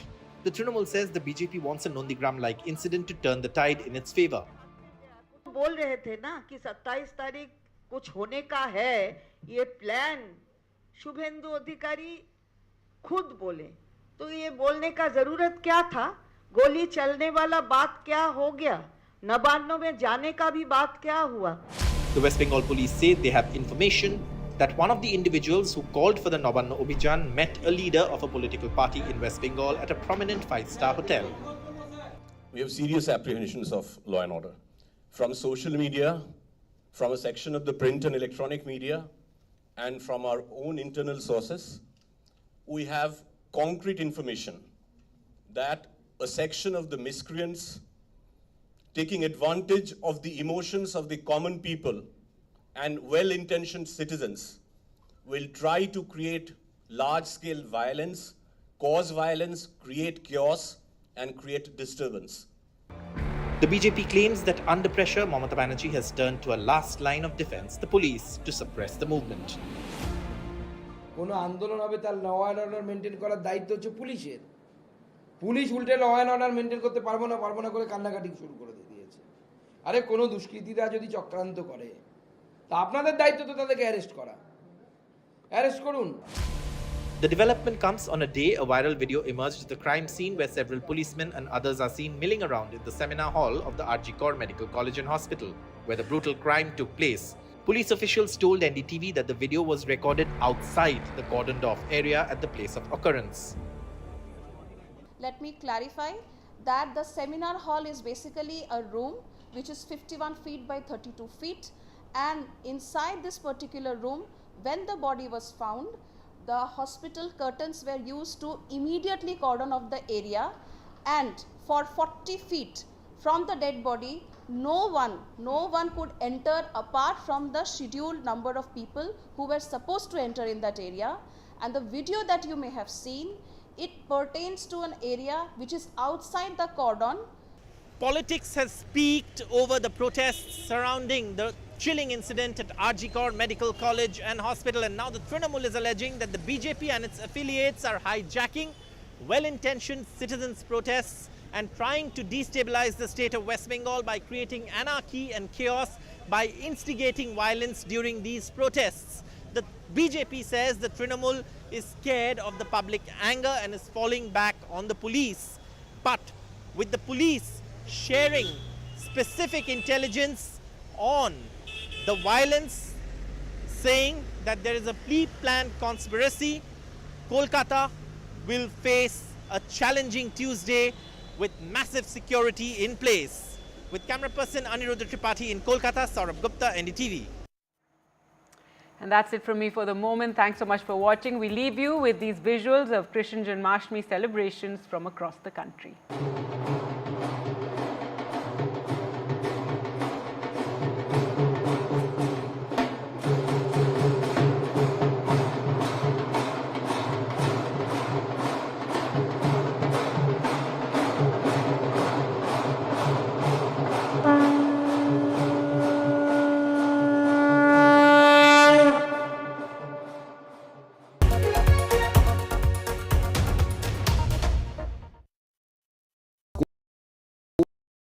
Stay informed and entertained with the new and updated NDTV News app. You can watch all our channels live, listen to podcasts, read breaking and exclusive news from around the world and more. Download the NDTV app today and get access to the best journalism and storytelling on your smartphone or tablet. The NDTV app. News that matters to you. Hi, I'm Shreya Saran. Kerala's Wayanad area is hit by devastating landslides, resulting in loss of lives and livelihood. Kerala needs your help right now.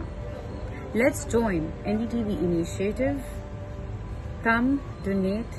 Let's rebuild Wayanad.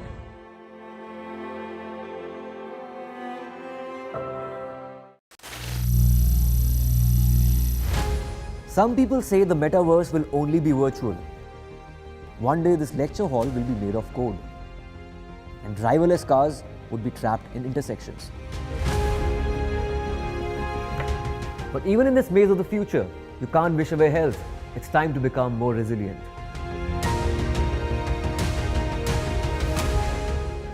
"10 years of Banega Swasth India, we have grown and achieved so many milestones.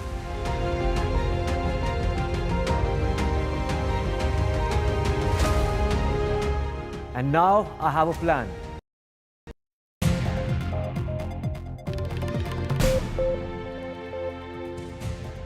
Hello everyone, this is The Last Word and I'm Maria Shakil. Some political respite in Jammu and Kashmir's season of discontent. The India bloc has agreed to a seat-sharing formula with a friendly contest on 5 seats. The bigger partner, that is the National Conference, will be contesting on 51 seats, while the junior partner, the Congress, will fight on 32 seats. The Union Territory goes to polls, remember, after a decade traversing treacherous political terrain.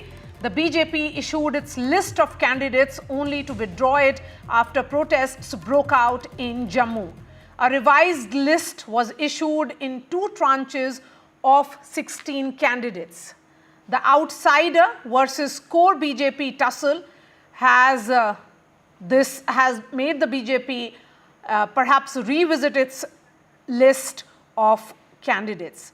Let me go straight to Srinagar, where my colleague Nazir is joining us live, and he has the former Jammu and Kashmir Chief Minister Omar Abdullah with him. Well, Maria, it was a day of twists and turns in politics. On both sides of the Pir Panjal in Jammu and the Srinagar, a lot of political drama was happening. And here in Srinagar, it was the Congress National Conference Alliance. During the day, it looked like alliance prospects have collapsed. Congress leaders, after 2.5-hour meeting with Farooq Abdullah and Umar Abdullah, they left this place and said they may be talking to their high command, and it looked like deal is now collapsed. Let me talk to Umar Abdullah, who was part of these negotiations. Did you actually feel sometime that it is now too difficult? Look, it wasn't easy. But then we didn't expect it to be easy. Okay. We have not had a pre-poll seat-sharing arrangement in Jammu and Kashmir since the late 80s. Okay. For the National Conference, for me, I mean, I'm now, 25 years in politics. Okay. This is the first time I have had any negotiations for a seat-sharing arrangement. Coupled with the fact that we haven't had assembly elections in J&K for 10 years. That's correct. This was never going to be easy, but all credit to the negotiators of the Congress and the National Conference, we reached where we are. We were actually covering it there. You were inside having these hard negotiations with the Congress leaders, K.C. Venugopal, Salman Khurshid, others. But the sense we could get from outside, that Congress actually was not willing. They went there, they talked their high command. Was there any intervention from Rahul Gandhi, Sonia Gandhi, No. or Malik? So, No, none whatsoever. Whatever conversations Mrs. Gandhi may have had, Rahul may have had, or Kharge ji may have had, those were only with their own leaders. At no point in time did Farooq Saab or I try to bypass the Congress and go directly to their leadership, which would have been totally incorrect. Mm-hmm. I would have reacted very badly if they had bypassed me and gone to my people, the Congress. Mm-hmm. So we didn't do that either. Our negotiation was only with the people who were here. Okay, last week when Rahul Gandhi and Mallikarjun Kharge came here and had 1 hour long meeting with you, that time it was seen as a done deal.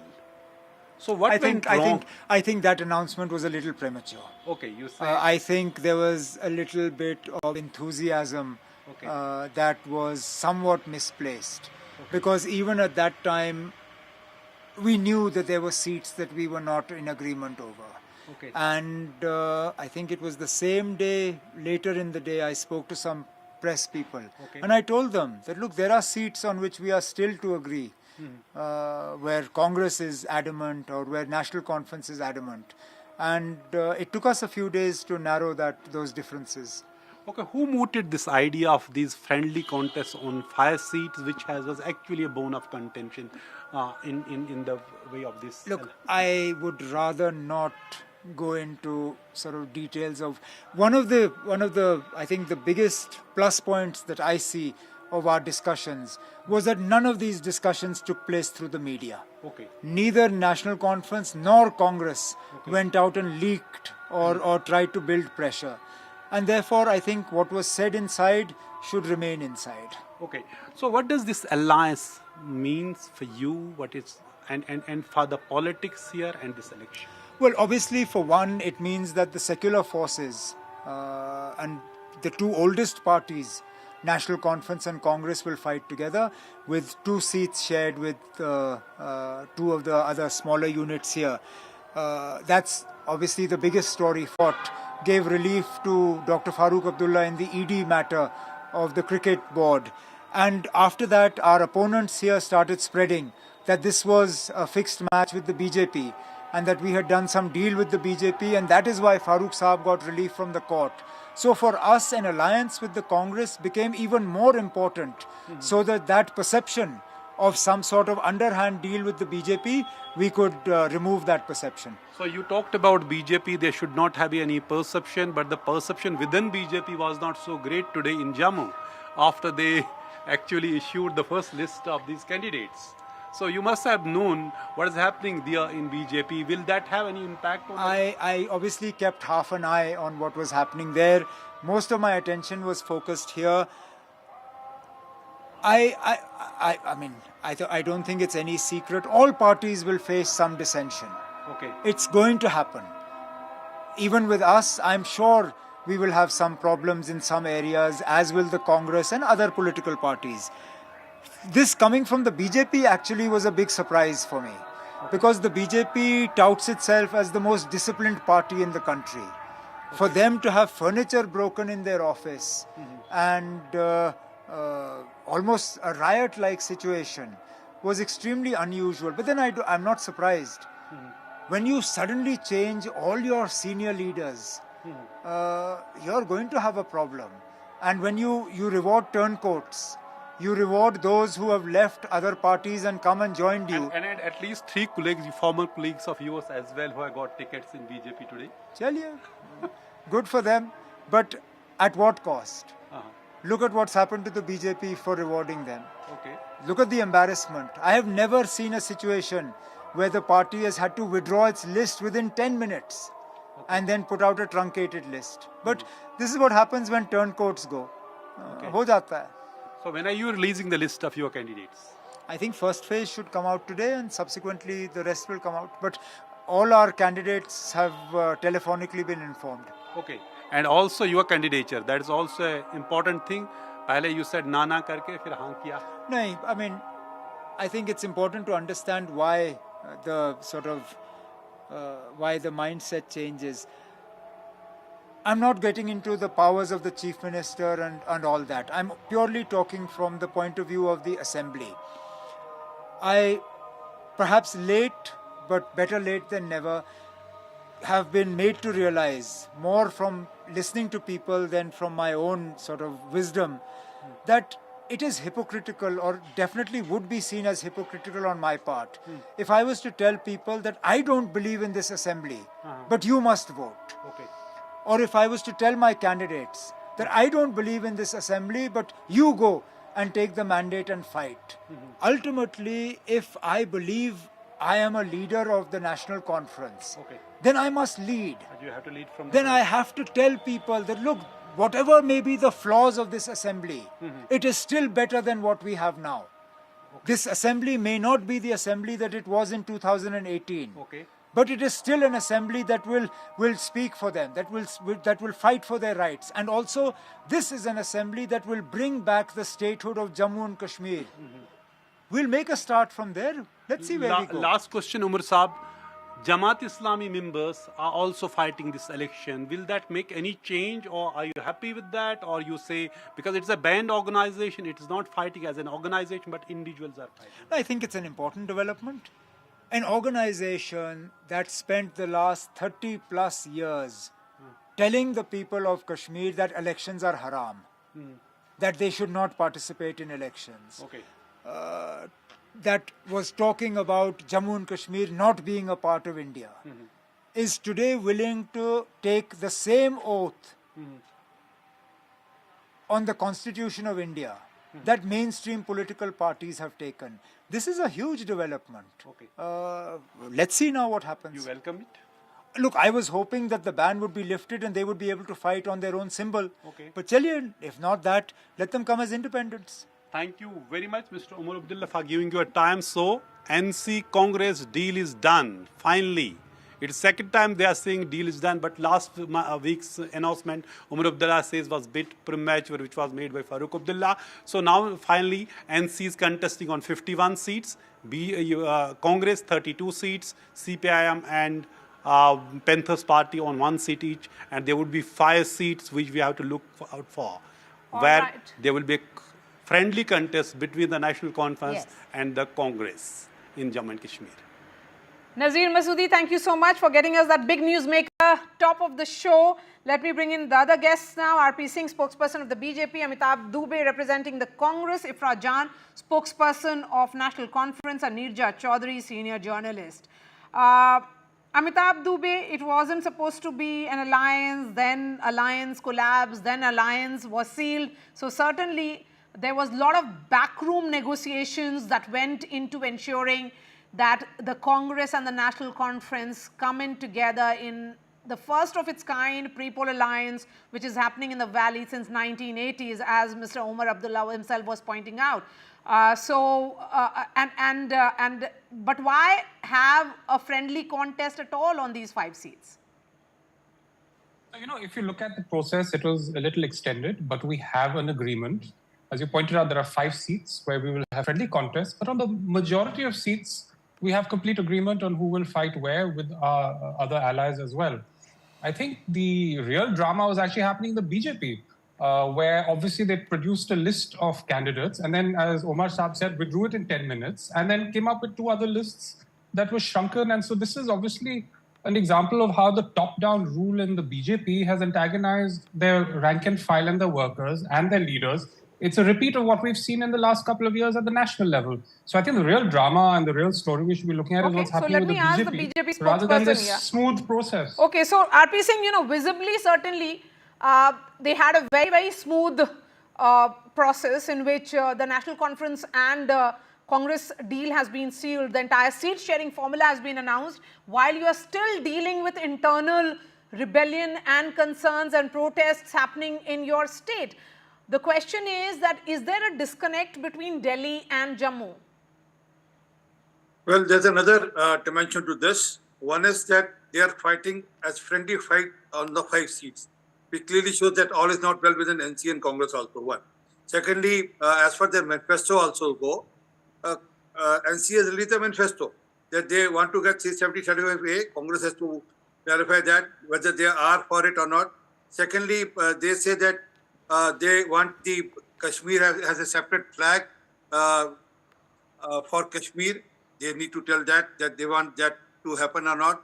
They want pre-1965 status for Kashmir. They need to tell whether they want a pre-1965 status for Kashmir. They want the militants or the terrorists. But RP Singh, let's talk about what happened today in your party. Can I please? So yes. They need to, you said all is well, so they need to tell whether all is well on these subjects or not. So I seriously doubt all is not well within Congress and NC also, because Congress has to take a stand on these subjects also. Whether they will give jobs to the family of the terrorists, whether they will release all the stone pelters. So they need to come clear on these also. So if they're so friendly, then they should be clarified also. As far as BJPs go, I mean, we declared a list. We declared a list, which was a list for all phases, which was by mistake declared. The list has to be declared only for the first phase. And now the new list is only for the first phase. And you will see everything happening well within the party. We will contest and we will win within the rally also and also Neerja Chaudhary, outside. Of course, I mean, I certainly did not expect the BJP spokesperson to present the right picture, because these protests are presenting a different completely side of the story. But coming to you, Neerja Chaudhary, where does it leave the other big regional force in Jammu and Kashmir, the PDP? Where is Mehbooba Mufti? Well, I think there's a very good question. Though she's part of the India Alliance, that alliance has not fructified. The Congress party was keen that the India Alliance party should fight together, but obviously the National Conference had reservations about that, and the Congress has formed an alliance, as we see. Now we'll see how much of a difference the PDP candidates make. Mehbooba Mufti's daughter Iltija is also going to be in the fray. And last time the PDP were done very poorly, only just over 8% of the popular vote. But you know, Maria, what is significant, the mara-mari over tickets, that happens in every state of India. That it is happening also in Jammu and Kashmir. There's fierce fighting over tickets and how many the NC will have, how many the Congress will have. Finally, I mean, they walked out, finally they've sorted it out. Now, so also the furniture being broken at the BJP end, in 10 minutes that list is withdrawn and then a new list is announced. That shows the importance being given to the elections and to the democratic process in J&K. The importance of J&K election lies not in who's going to win or who's going to lose. It lies in the mere holding of election. In the past, whenever, it was done in 1996, whether it was done in 2002, I remember Atal Bihari Vajpayee insisting that there should be a fair and free election. And the other side came to power, and the BJP was down to 1 seat. And Mufti Mohammed Said formed the government. And so I think that provided the elections are free and fair, one hopes that it will restore the democratic process and lead to the normalization of the situation in a state that has been very troubled for too long. And I think we also hope this is the first step towards the restoration of statehood, which is the next step in, restoring what the people there want. Okay, so Ifra, coming to you, the NC manifesto promises restoration of Articles 370 and 35A, while the Congress has skirted these issues. There is visible differences on these points, but certainly when it comes to seat sharing, both the sides have announced that the seat sharing formula has been, worked out and it is all done and dusted. But the larger question is, if PDP is part of India bloc, then why are they not part of the seat sharing? And we did not see Mehbooba Mufti in talks at all. So does it mean that, there were inherent differences from the word go? You see, when India Alliance bloc fought the elections in the parliament together, it was the India Alliance that allotted the 3 Kashmiri seats to National Conference and 2 Jammu seats to the Congress based on the extensive ground survey that they had done. And eventually it turned out to be true also when you saw the PDP results eventually in the Lok Sabha election. And in spite of, and there were many political parties in India Alliance. There was Aam Aadmi Party, there was CPI, there was Shiv Sena, Thackeray faction. None of these political parties fielded an independent candidate or fielded their candidates. It was only the PDP in the recent parliament elections that openly went ahead and fielded its candidates in spite of the India bloc not giving the PDP any seats. So it was the PDP that walked out of this alliance in the parliament and not the National Conference, as is being in a way suggested that it was National Conference or any other political party that pushed them out. Nobody pushed them out. It was the PDP that walked out of the alliance by itself in the recent Lok Sabha elections. Now, coming to our manifesto and saying, how would you restore 370? It's a fight that we are going to take up in the Supreme Court. It is not common minimum program. It's National Conference's manifesto. As far as the state flag is concerned, Karnataka has a state flag. Will there be a common minimum program before the election results, or should I say before the elections actually begin?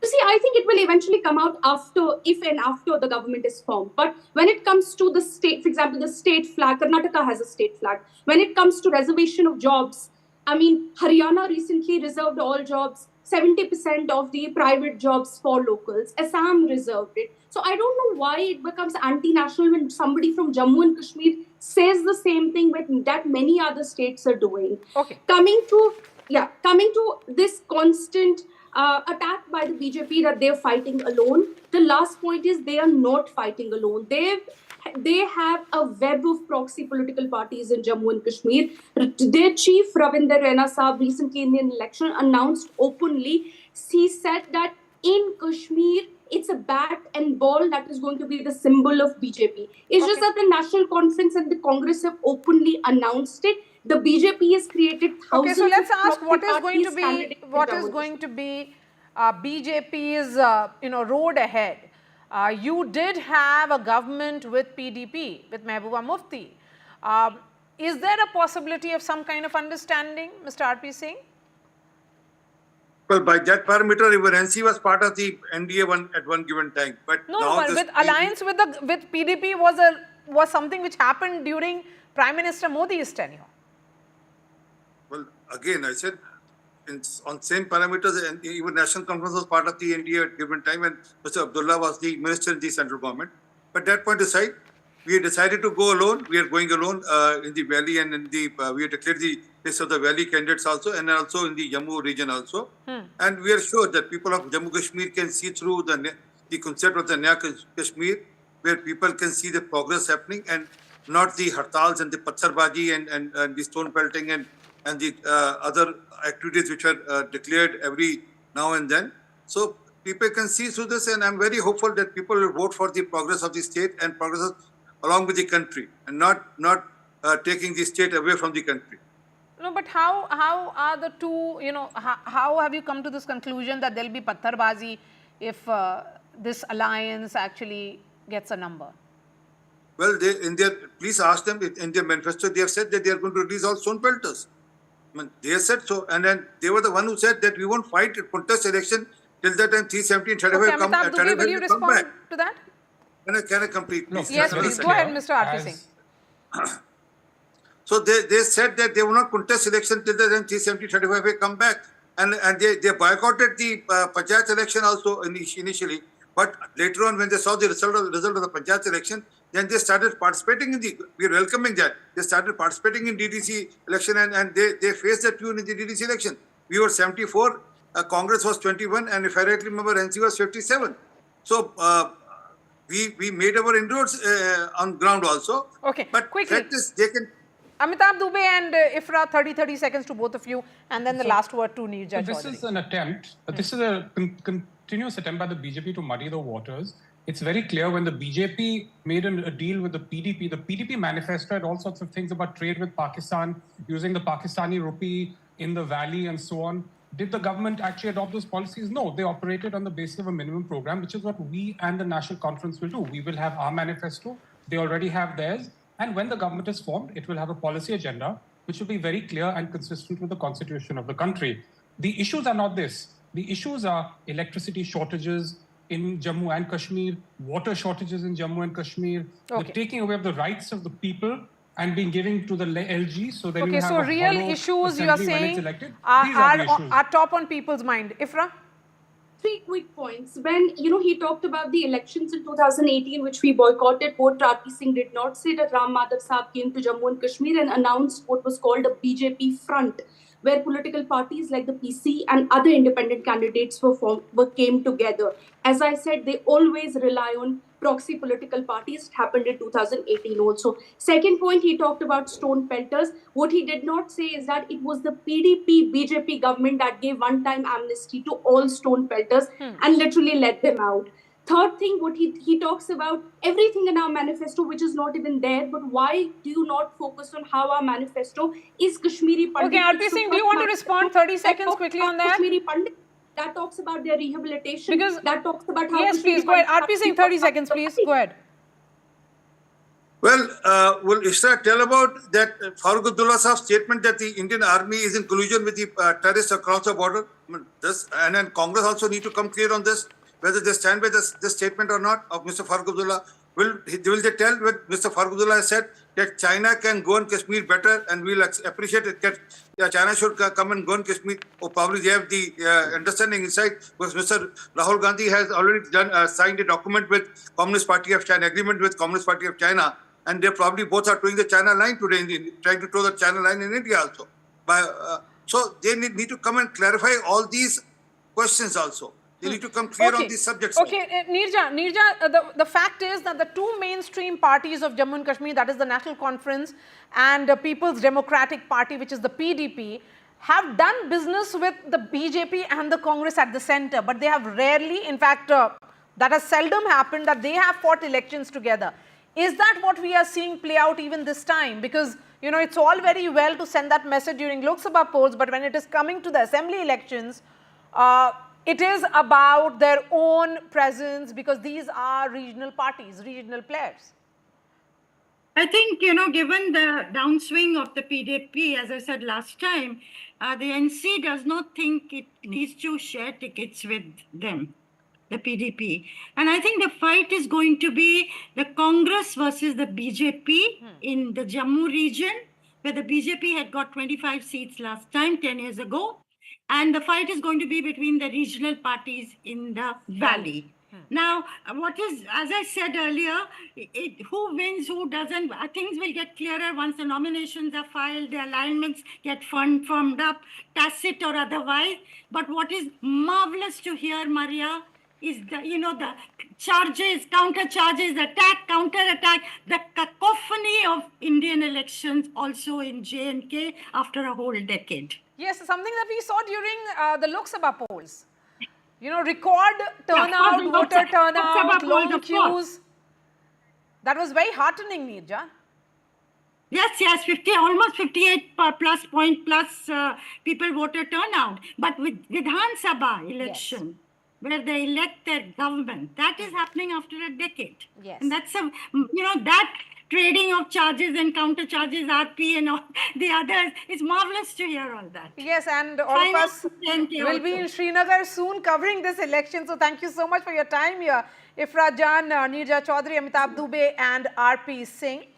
We are putting out this entire discussion and of course that big exclusive that Nazir Masoodi got with Omar Abdullah on NDTV.com. That's all from me. Thanks so much for watching.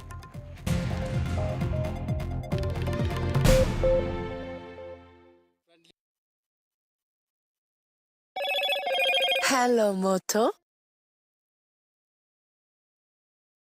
Motorola Razr 50 Ultra comes with Google Gemini.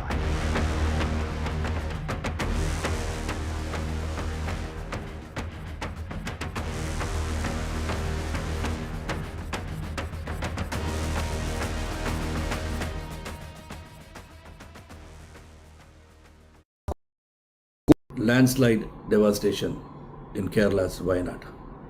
Join NDTV's initiative. Donate for Kerala.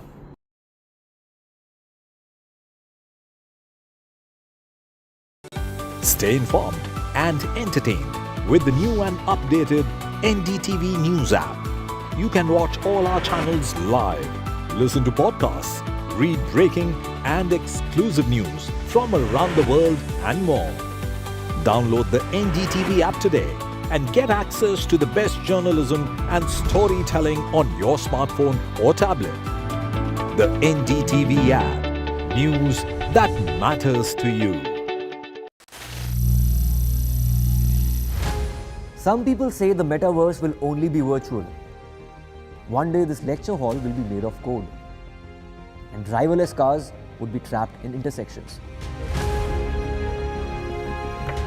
But even in this maze of the future, you can't wish away health. It's time to become more resilient.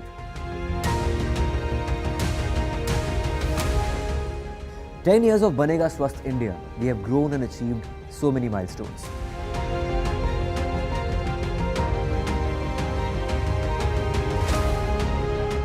And now I have a plan to beat the urgency, to stop breathing with difficulty, to relieve getting choked with inactivity.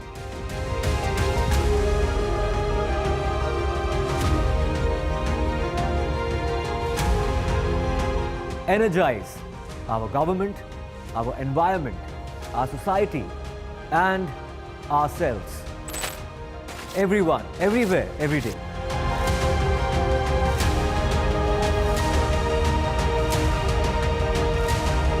Banega Swasth India.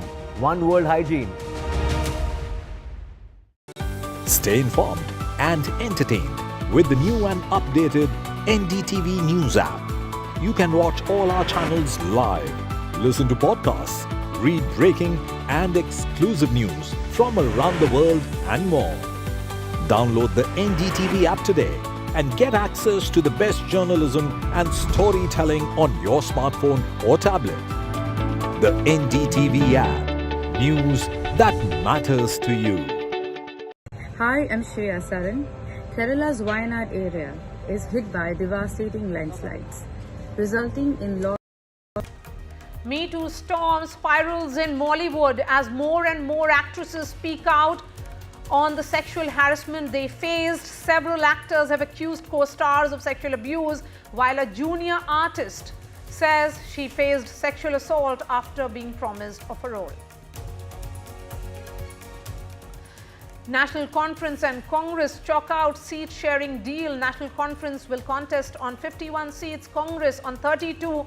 Friendly fight on 5 seats. BJP releases its first list of candidates post amendments.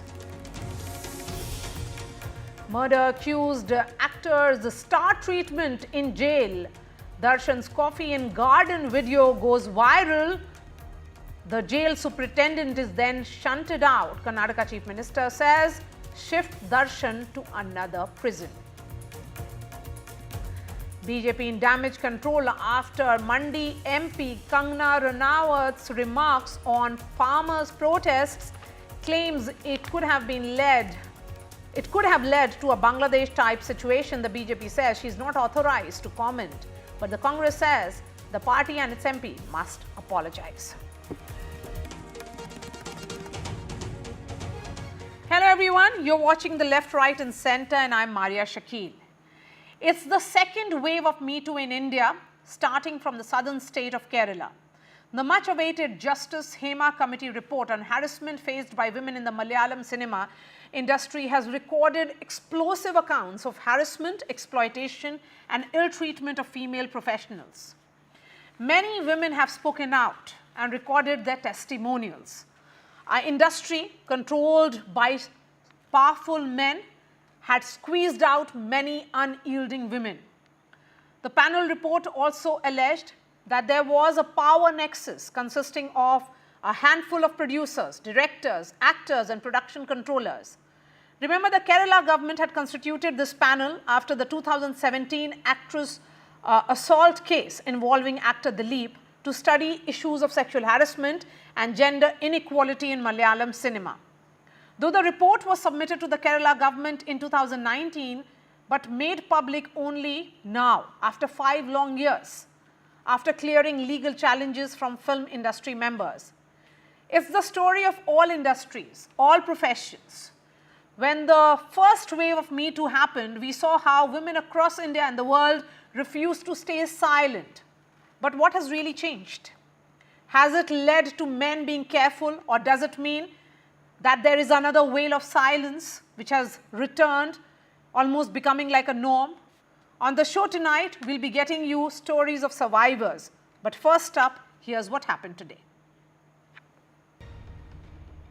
Kollam CPM MLA, actor politician Mukesh, actor Jayasuriya are among several prominent names in the Malayalam film industry accused by women of harassment and intimidation. Actress Meenu Moni told NDTV she was hugged and kissed without her consent during a shoot at the Kerala Secretariat. I came to act in De Ingotu Noike, that one movie is there. The director was Balachandra Menon and my character was as a chief secretary. When I was acting in that movie, then I went to the toilet, in the shooting was in secretariat. So when I went to the toilet and came out, this one Mr. Jayasuriya, he is a prominent actor. He hugged me from behind and kissed me without my consent. The allegations against the Left Front legislator come even as the Kerala government has ordered a special investigation team to probe into allegations of harassment of women in the Malayalam film industry. Not just Meenu, a junior artist has also levelled allegations against actor Babu Raj. She says she will share details with the SIT soon. Once I went to Babu Raj's house, he attacked me and he raped me. He called me by saying that some directors and scriptwriters are coming to his home and will meet with us and talk to each other, and after that we will confirm my role. Where the woman says the actor called her to his house and sexually assaulted her, promising a film role. Actor Siddique has filed a complaint with the Kerala DGP. He had resigned as secretary of the Association of Malayalam Movie Artists following allegations of rape and assault in 2016 by an actress. Filmmaker Ranjit Balakrishnan had also stepped down from the Kerala Chalachitra Academy following allegations of misbehavior made by a Bengali actress. The Hema Commission report on exploitation of women actors, released last week, has kicked up a storm. The report itself was made public after nearly 5 years. From the report itself, it is very clear that a series of offences have been already committed.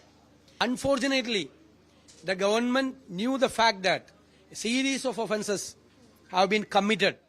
All of them need to be taken into account quite seriously. Absolutely. I mean, if allegations have been made, thorough investigations need to be followed up with. And if these investigations lead to the allegations being proven right, proven correct, there has to be exemplary punishments handed out. Malayalam cinema has earned respect and admiration far beyond Kerala. So do the recent incidents threaten to take that sheen off? Far from it, because Kerala and Mollywood have shown the way, showing the courage to address issues that are perhaps pervasive across industries and geographies. With camera person Nagraju, Uma Sudhir, NDTV. And we are being joined by survivors here. Minu Kurian, actor who leveled allegations of sexual harassment against 4 actors, Mukesh, Manian, Pillar, Raju and Idavela Babu, and Jayasura. We also have Srilakha Mitra, Bengali actress who filed complaint with Kochi police against filmmaker Ranjit and who now has stepped down from his position of Kerala Academy Chief. We also have Sonia Malhar, an actor in the Kerala film industry who has alleged that a young superstar had misbehaved with her during a shoot in 2013. Let me begin with you, Minu Kurian. The larger question certainly is about each and every person's story being told now. So let me begin with you by asking you, what is your story? Please tell us about yourself. Yeah, okay. Actually, I was working in Dubai in legal consultancy. In 2008, I got a chance in acting in director Balayantara Menon's movie De Ingotu Noke as a chief secretary. Then the shooting was in Secretariat in Trivandrum. The location was there in Trivandrum. And everybody were sitting outside of the secretariat in the ground. That time I went to the washroom, and when I got down from the washroom, suddenly unexpected, a hugging from the behind. And when I turned back, a prominent actor, Jay Surya, he was there and he kissed me tightly too. And I just pushed him and I ran down. And I wanted to share another prominent actor who was sitting down. That time, he also came back of me and he asked me, I want to tell you one thing. Just reply me yes or no. I just looked at him. That time he said, I have a flat over nearby, and if you are ready to meet, you will be benefited. Yes. Then after that, I never get any approach, any phone calls, nothing from him. Then the second movie, Calendar, there I met Mr. Mukesh, who is a MLA now presently, and he also expressed his interest, and he's interested in me. I said, no, I'm not interested. I don't like. I have a husband too. What is that? Then why did you came to film field and all? Then I just kept quiet. Then the same movie Calendar, I was as a housewife character of Mani Raju. He also said that I'm interested in you. I want to have a physical relation with you. So I denied. Then I want in between I acted in 6 movies. Then according to Amma's membership, taking membership, we have to act in 3 movies. So I acted in 6 movies. I contacted the Amma secretary, Mr. Idavela Babu. I want a membership. He said, come to his flat in Kalur, and I have to fill the form and do signature. So I went there. When I was filling the form, he also physically abused me. And he said that he's a bachelor, and why can't you adjust with me? But why can't you be with me and all? So whatever, he was not a stranger, and I couldn't become arrogant also. Then I said, no, please leave me. Then without filling the form, I just ran away from there also. Then I contacted Amma President Innocent. I told him so and so. He gave me one number and said, contact this person. Then I contacted him. Then I got a phone call from that association, Amma Association. Minu, we can't give you membership now because all the executive committee members don't know you. Nobody know you. I said, oh my God, who are they, sir? I asked like that. Then they said, Mani Raju, the MLA Mukesh, and Jay Surya, who hugged me, Jay Surya, and these 4 people, they said that they don't know me. So then I felt so bad. And after some time, I got a phone call from MLA, this Mukesh. He called me, how dare are you to apply in Amma Association without my knowledge? What you thought about me? You can't do nothing in Malayalam film industry without my knowledge. So you are not ready to share the bed, no? So we can't give you. That a bad statement, he said. And I was very, very, very bad. And also I tried to continue in film work. Even though despite all these challenges, I still continued. And in another movie, one production controller, he took me in the car to the location. Then he said, sit in the car, I'll come now. Then he went there and he came and told me, Minu, your role is after 2 days. Come, let's go back. Then he took me to another route in a forest road. In a forest road. It was so, it was a scary place it was. While he was driving with the right hand, with the left hand, he hugged me like that and he was kissing me all. I don't know what all he was doing. In between that gearbox is stucking on my stomach. Said, leave, I'll jump from the car. I'll jump. Leave me. I said, he was not leaving. He was like a psycho. He was acting. Then I just kicked the door and I opened the door. Then I put my leg outside. That time he stopped the car. Then I got down from the car and I wanted to run away. Then I thought it is wild forest. Where can I run? No, there is nobody. Even wild animals may come. Then I said, see, Mr. Noble, just drop me where you picked me. You don't act too smart. Then he became a little cold down. I said, get in the car. Then he dropped me in the place. So this was a biggest, struggling which I happened and experienced. That was from that production controller, Noble. And one advocate, Chandrasekharan, who was practicing High Court Kerala, he also took me to one place, telling me that I will show you a location, and he took me and introduced me one producer. He's the producer. And then, without telling me a single word, he disappeared from there. Then I was waiting for this advocate to come back. We want to go because it's always afternoon 3 o'clock. And when the time went, I told that producer, sir, my children will come now, so I want to leave now. When the advocate come back, tell him that I have gone. Then the producer immediately got up and said, hey, don't go. I had brought many drinks for you. There is a variety of drinks are there. Which is your brand? Then shall I order food and all? I said, no, sir. No, I just came to see the location. That's all. No, nothing, sir. Thank you so much, sir. I will not touch drinks and all. No. You have to be with me. That he said that I would give company to him. I said, what? No chance. I came to just to see you. That's all. And the location. That's all, sir.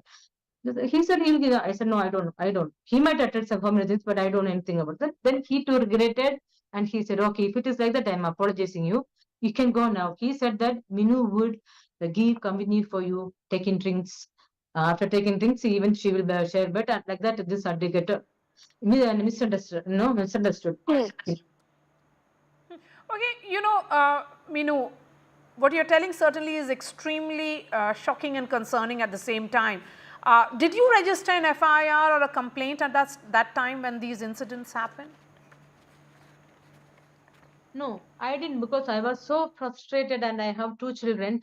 And if I have informed one media and they put an article also as Minu is leaving film industry because she's unable to cooperate with adjustment.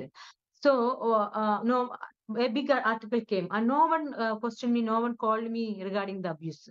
So, I left this place because I have 2 children and they're studying. It will affect them. What is this? Your mommy is also. So that's why I just submitted to God. Then I went to Chennai. Because of all these prominent actors for not sharing bed, they didn't allow me to leave. They didn't allow me to, I had a desire, I had a dream. So for that only I came and they just spoiled my desires only for not sharing the bed. They removed me from many movies. Minu is helpless. Minu is useless. What is useless? I have talent. I have confidence. I can do perfectly, but I cannot share the bed. It's not my mistake. I cannot share the bed. For that, they punished me and they insulted me. Even they drive me from my native place. Because of these prominent actors, I had to leave my native place to Chennai.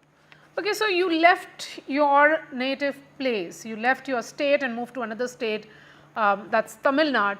You continued in the film industry or did you quit it altogether? Yes, when I reached Chennai, I got a very good role as a Billy and also as a heroine. I got many roles. And Tamil people, they respected, no, they are respecting ladies like anything. They will never call the names. They go, Amma, Amma, Enamma, Inge Karma. So immediately they will give chair. They will never misbehave with the ladies. I got a lot of respect from Tamil Nadu. Even I acted in many movies and also participated in stage shows. Even they awarded me to, after some time, then I went to Australia with my husband. Then I came recently and I purchased a flat over here and I settled in Kerala. And of course, this entire episode scarred you so much. You were forced, I would say, to leave your native place. But your career, in fact, flourished in another state. Now that we are seeing several women speak up, do you think it is important for women to form this collective that they can openly perhaps fight against powerful men? They get strength from each other and not really succumb into such things? Yeah, exactly. Because now the HEMA committee is there.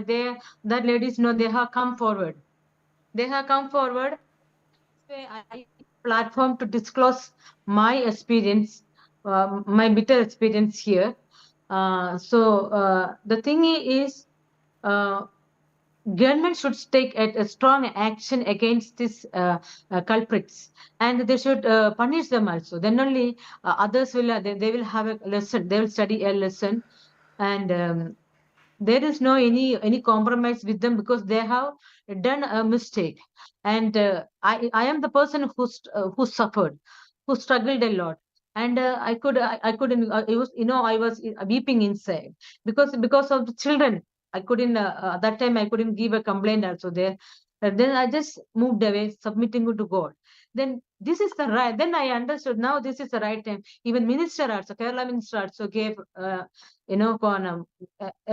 statement that whoever hurted or attacked, you can come forward and give a complaint. We will take a strong action against the culprits. Whatever, whoever a prominent person also, we don't bother. That we got a very good confidence, and also the media support and the audience support. And that HEMA committee members all were now the time is changed. Now today is 2024, not that 2008 or 2009. 2008 and 2009 was influenced that time. People can influence highly officials. People can influence even lawyers. But now people are very intelligent. They're alert. They became alert what's going on. Before they had a respect on celebrities. Now they came to know who is celebrities, and they are also recognized what is going on in film industry, and they all are with the justice. And I believe that I will get justice from the law.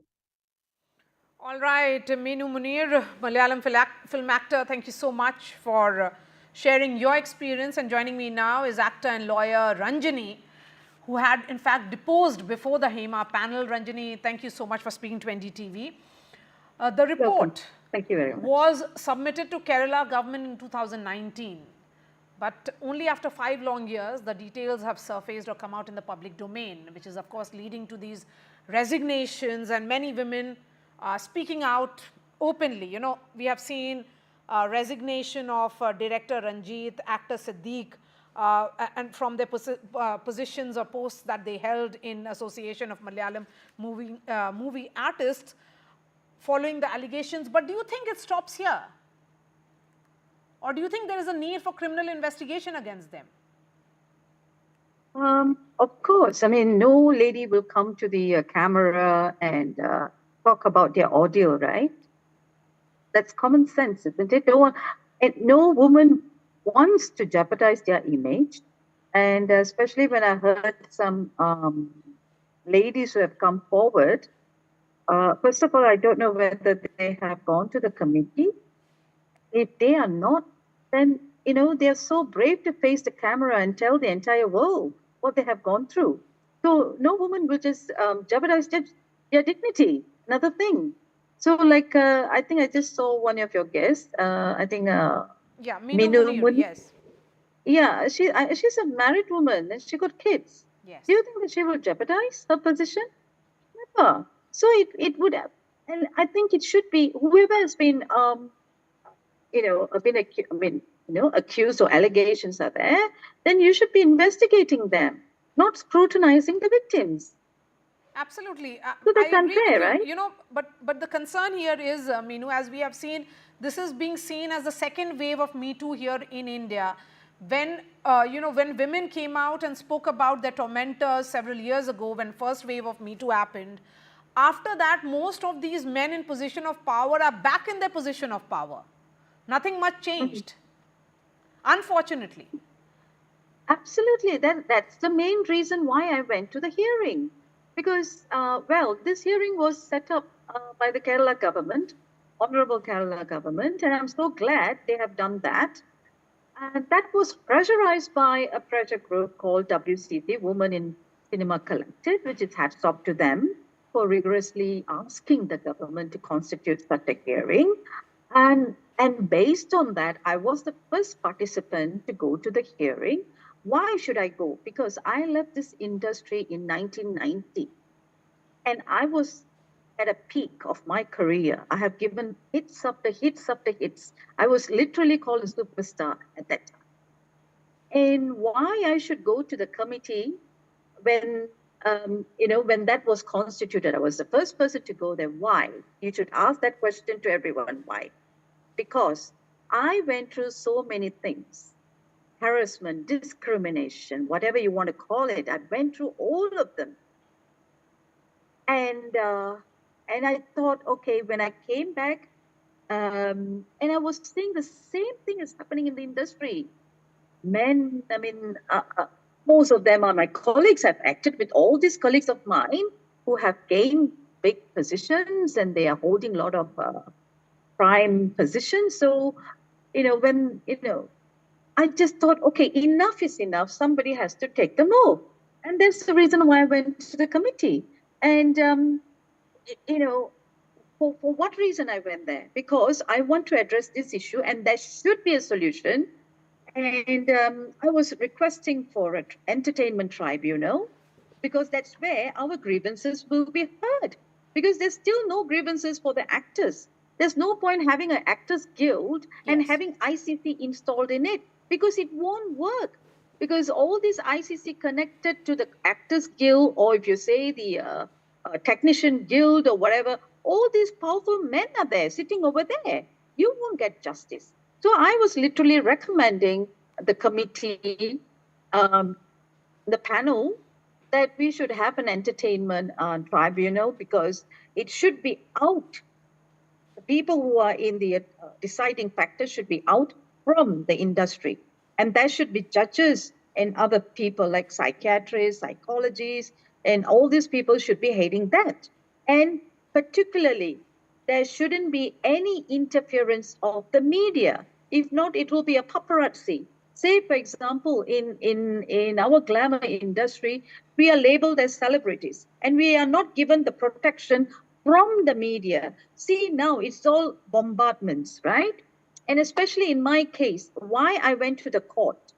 I went to the court because at the last minute, I came to know that our consent, we have signed a consent form. Each and every participant who went there, I think there were about 50 or more than 50 of us, we went there, we were given assurances by the panel. And we signed that before going to the committee, because we were given a questionnaire, what we are going to discuss over there. And we have signed it and we have been assured by the panel that that will be held in confidence and privacy will not be infringed.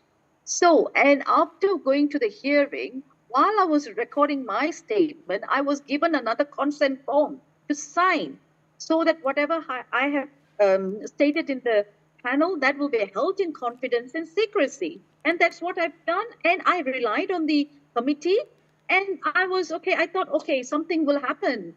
And all of a sudden, when the report was published very hurriedly, you have to note that, it was published very hurriedly, without the consent of the participants who went there. Okay. Isn't there a serious breach? Because a consent form is a very important document.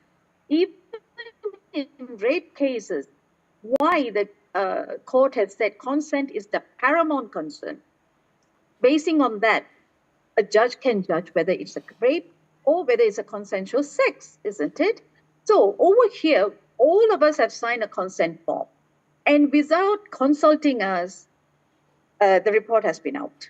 Another thing is, the report has been out. I mean, it has been a redacted report. I was asking the court that I want to see my statement. I have not even seen my statement after the hearing. I wasn't given an opportunity to check my statement or I've seen my statement at all. So I was requesting, hey, 5 years, I've not even seen my statement. I don't know what has been recorded. Whatever I've said, I don't know what has been recorded. So I want to see the statement, and I want to counter check with the original report. And I wasn't given the hearing. I wasn't given, Ranjini, I would say, a fair you have made trial. an important point here that this report was published hurriedly, and there is a serious breach of privacy of all those like you who deposed before the panel. What now? Yes. Are you planning to take this up legally? Well, my case is to be heard in a few days, because I went to court on the 16th, and 19th I was given the opportunity. I mean, I was given the direction of the court that I should approach the single bench on the 19th, which I have done. But this was published. I was given time from the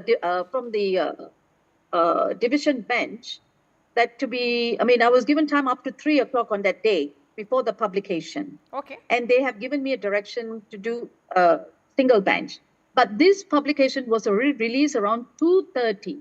Okay. So I wasn't given the chance to be heard. Okay, you would not have wanted your testimonials to come out in the public domain? And is that the view of most women who deposed? I want the publication. I'm the first person who always argues that we want the publication. We want it to be published.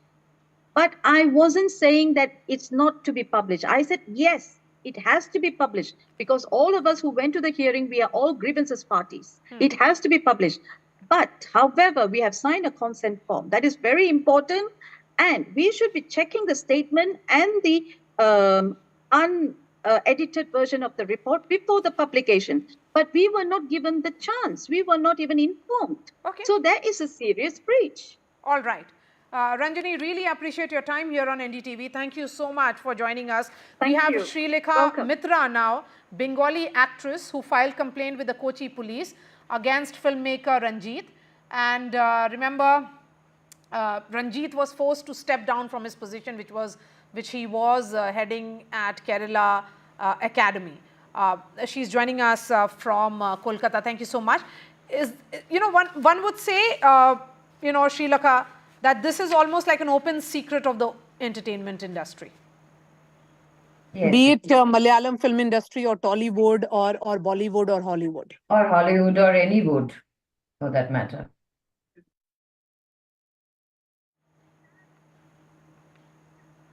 Okay, so then what should women actors do? Women actors should learn to say no. Because they are also scared, they are also insecure about the job. So they think if I say no, then somebody else is, beside me or after me, that person would say yes. And they are insecure. So hence they would probably, the system is such that either you have to comply or you have to just let go. That's the norm.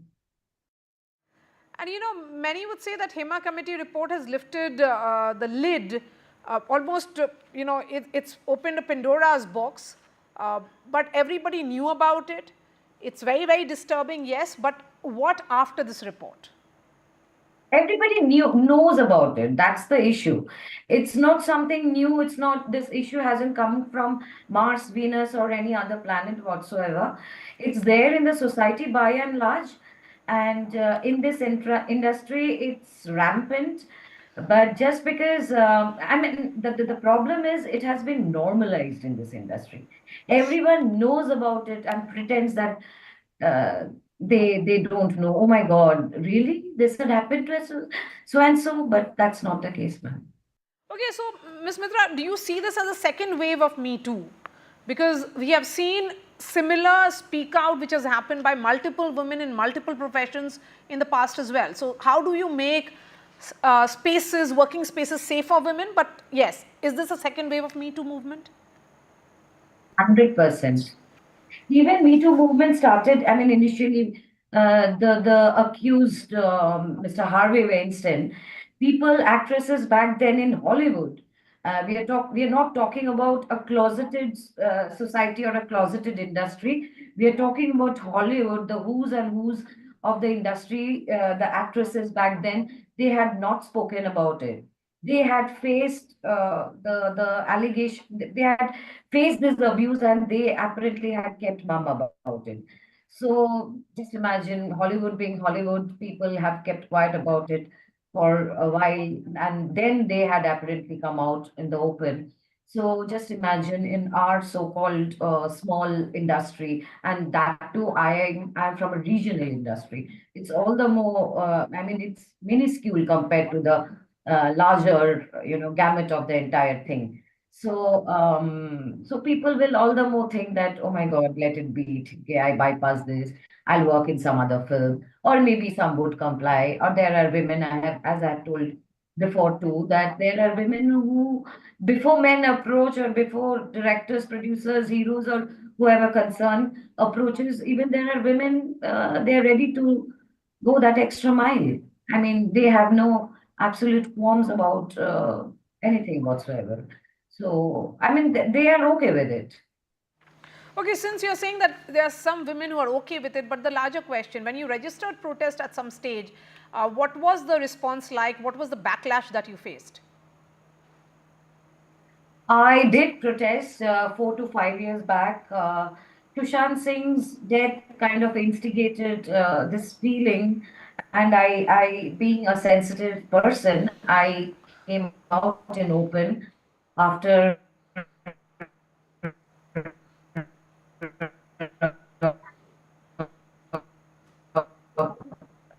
a long while, after a long time. But even back then, the people and myself here in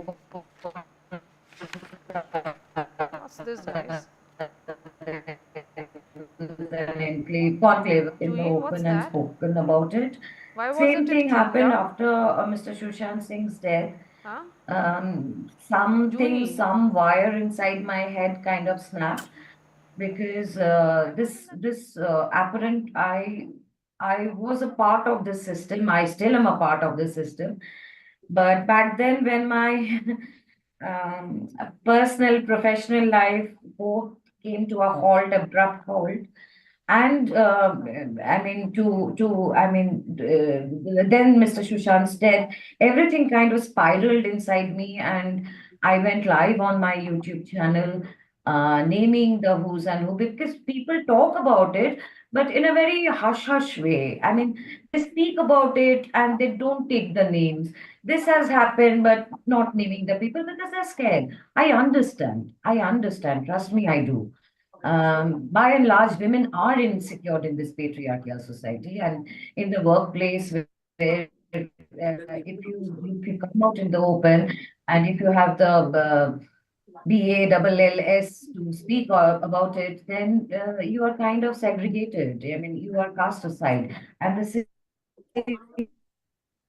had happened to me when I had taken to. Come on a bit. I want to understand from you, will you elaborate on this, the point that you have just made, that you were not given any work when you registered the protest, and what really followed? Srilekha? I consider myself to be a good actor, and if you, statistically speaking, I have more hits than flops. By then, I was parallelly doing both serials and films as well. So there were this number one hero who apparently didn't want to cast me, even when the producer signed me and given me word that he would cast me in his film. The costume designer took my measurement. The said hero didn't want to cast me because I was apparently an serial this thing. The hero has the ultimate say. And he was the number one then. So he said, me being a serial actor, people who can be easily, people don't, if they don't want to see a particular channel, they flip the remote, they'll flip to some other channel. So people won't purchase tickets in order to see me. So that was the excuse that had been given, because he wanted his girlfriend or his somebody who probably was complying to his wishes. I don't know about it. So it's a thought. So and there had been number of cases where a so-called number one heroine, after the director had casted me, I was about to go to the floor of a particular film. That particular heroine called up the director and told him that I'm giving you all the dates. I'm reducing my remuneration. Don't take her, take me. So that even the director had called me up and narrated the entire incident. So everything, it just, I went on a spree. I mean, nothing was, I couldn't, control myself. Then the suppression of so many years, the rage inside, I was boiling with all these, mixed emotions, and it kind of erupted like a volcano. But I didn't have anybody by my side back then, but I didn't care. And there are, people, when I was just like now, I was on some meet with some channel, and the producer who told me about the incident, after maybe there was some sponsor advertisement going on. The producer said, "Turki bolar dorkar chilo. Why did you come out in the open and take names? Is it something one should do?" But that's the thing that I'm talking about. It's a normal process. As if, why did you come out in the open and talk about it? It's a given. It's a given. Another actor said that if you had come to a cricket field, you should be prepared with the safety measures. So I didn't know that what are the safety measures. As if I had been singled out, that what is to be expected. So why are you talking about it? So that's the case. Thank you so much for joining us. Let me go straight to Palakkad, where Cabinet Minister of Kerala Government, MB Rajesh, is joining us now. MB Rajesh, appreciate your time here on NDTV. These allegations, of course, has led to some resignations from director Ranjit to actor Siddique. All of them have resigned from their positions in Association of Malayalam Movie Artists. But does it really stop here? Pardon? I didn't get it. Does it stop at their resignations from the posts that they were holding within the associations, or will there be criminal investigation?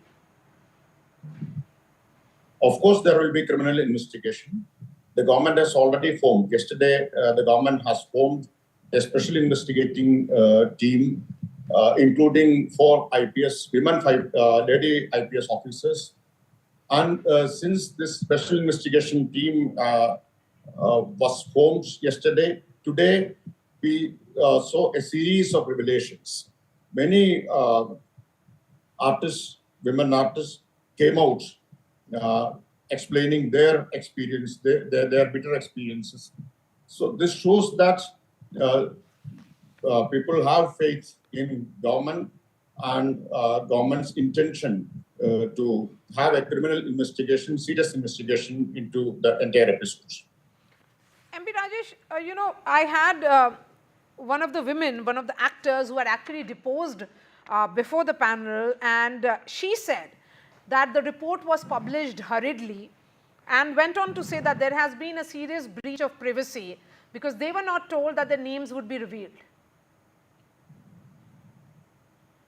See, government had no role in deciding whether to release or not to release the report.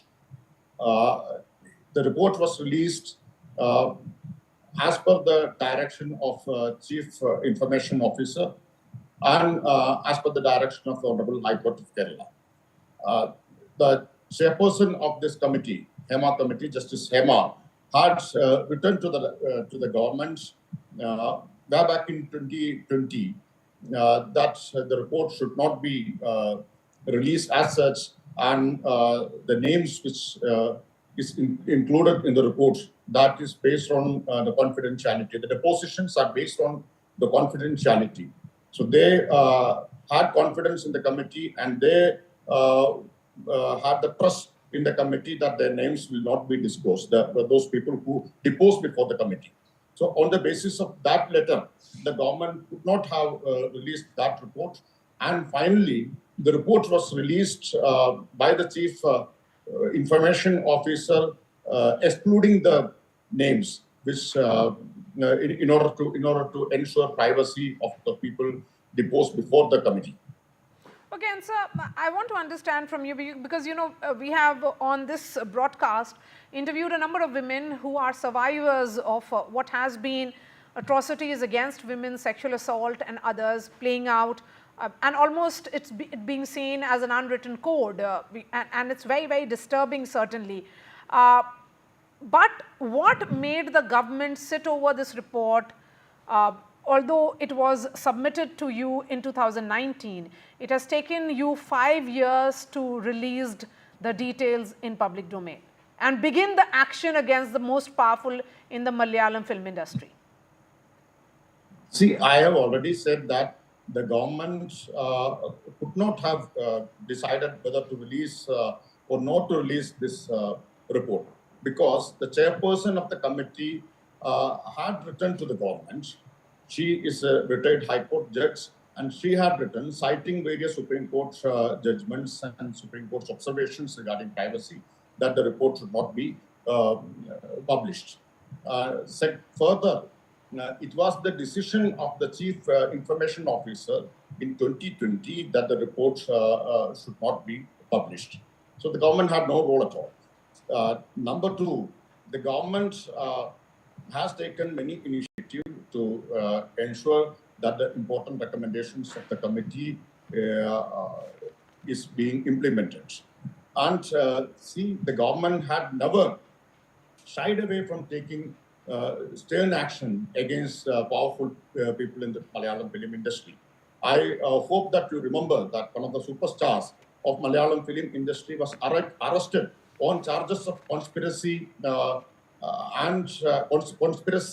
and his involvement in sexual harassment of one lady actress, and stern action was taken. He was jailed. He is facing trial now.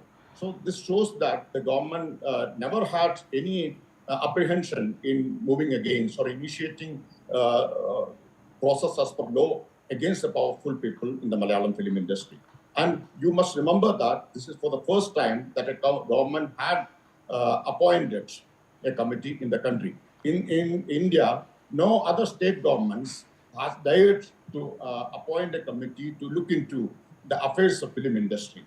Now, various allegations that came up in the film industry. It was only the left-led government in the Kerala which appointed a committee, and only because of this committee that all these revelations are coming out now. All right, MP Rajesh, thank you so much for joining us and telling us what next about this investigation which has taken place. Joining me now is Sonia Malhar, an actor in the industry, which in fact she has alleged that a young superstar had misbehaved with her while she was at a shoot in 2013. Sonia, you have been among those who have been vociferous about the need for women to come out and speak against sexual violence. Let me ask you a more broad question. What exactly is going wrong with the Malayalam film industry? Yeah, I'm very shame on this news, madam. I'm bend my head because this is not good for us because very, very bad situation. But it is truth, ma'am. It's facing lot of things. We artists, especially ladies, facing so many issues because everybody asking for our body and nobody consider our mind, and that's a very, very wrong situation, ma'am. It's a fact. Sonia, were there open demands for favors, and have you also taken their names in this report? I mean, when No, I already speak about one incident in the year 2013, my first experience. So one superstar is without my permission, he holding me and tried to kiss me. That time I am very feared and crying, and so he just leave. And that's the first attempt. That time I am literally very feeling very bad and shame on this film industry like that. So after that, he asking sorry to me, and never he tried to behave like this. So I leave it. But again and again, so many artists, so many actors and producers, directors, production controllers, and people are asking like this. So I'm quitting that project. So I'm never doing like that. Okay, so since 2013, when you actually faced it, did you register any complaint with Cine Artists Association or a police complaint perhaps? Yes, I'm not connected with any association right now also. That time I'm 4 days shooting. First day after we just be a friendship and just hi. And after 5 minutes he's behaving like that. After 2-3 days I have the shooting also. I was done my shooting, and after that I'm coming back to Trivandrum. That's in Todupuzha. That incident, and after that I am coming back to my home, and I shared this incident to my husband only. So that time the issue is I can't raise a issue like this because I'm connected with a very middle class family. My father was an ex pravasi like that, so it's not good for our family also. So I'm just leave it, and after that everything is okay. I start my career and like that. So never going for a police case or a register for a authority. I say, I'm glad that women are coming out and speaking. You know, whatever the time, they should decide their own time when they should come out and speak about the sexual assault that they have faced. So Sonia, it's almost like an unwritten code in which several big producers, influential artists and all are involved, and they all openly seek favors.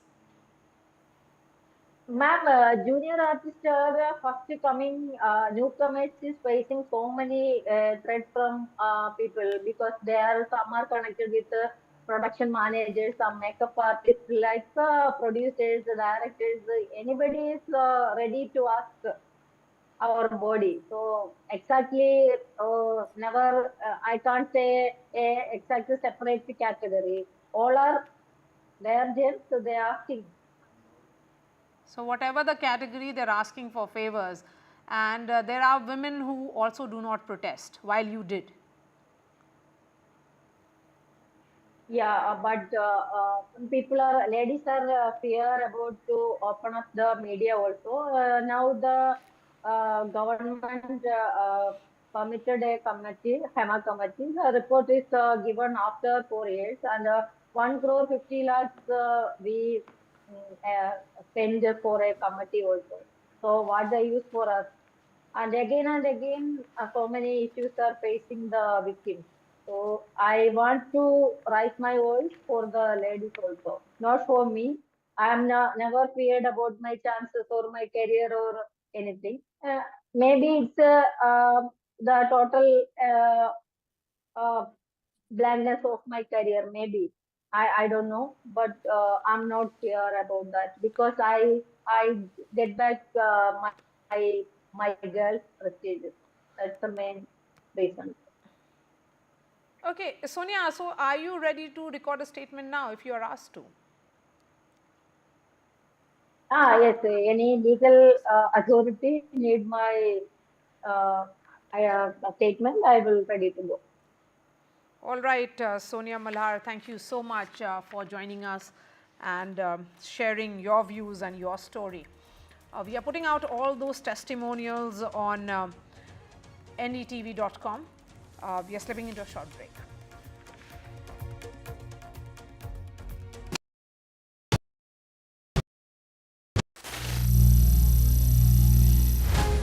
Some people say the metaverse will only be virtual. One day this lecture hall will be made of code, and driverless cars would be trapped in intersections. But even in this maze of the future, you can't wish away health. It's time to become more resilient.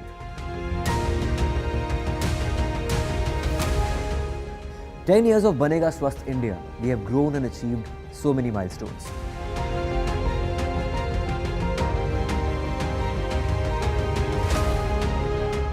And now I have a plan to beat the urgency, to stop breathing with difficulty, to relieve getting choked with inactivity.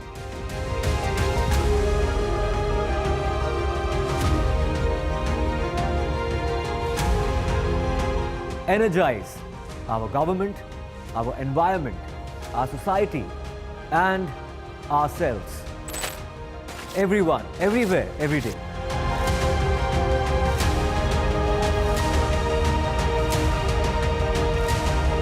Banega Swasth India.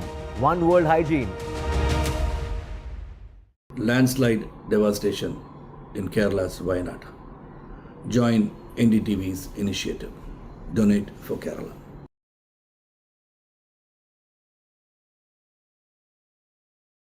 Stay informed and entertained with the new and updated NDTV News app. You can watch all our channels live, listen to podcasts, read breaking and exclusive news from around the world and more. Download the NDTV app today and get access to the best journalism and storytelling on your smartphone or tablet. The NDTV app. News that matters to you. Some people say the metaverse will only be virtual. One day this lecture hall will be made of code, and driverless cars would be trapped in intersections. But even in this maze of the future, you can't wish away health. It's time to become more resilient.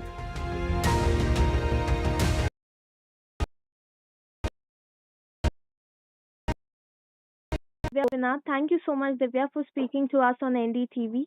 We have spoken to victims, in fact, artists like you, in fact, who have spoken against, the Malayalam film industry. You also happen to be one of the victims here, Divya. What are your allegations and against whom are these allegations? First of all, I want to thank you all for taking this up to a national wide because this is very important that we women are coming together and speaking right now about what is happening in our industry for making our industry better. We are talking for that. So it's so grateful, like people are coming out speaking their things regarding their workspace. So what they are going through, I give lots of hugs to them. And in my case, it's happened in 2016-17 period. One of my film called Abasam, and its shooting was happened in Bangalore. And this person, I took his name, Alanshir Lelopus. He was a senior actor in our industry, and there is a big level of circumstance happened in my situation. But one day he came to my room and he tried to molest me, and he pushed me to the bed and he tried to hug me.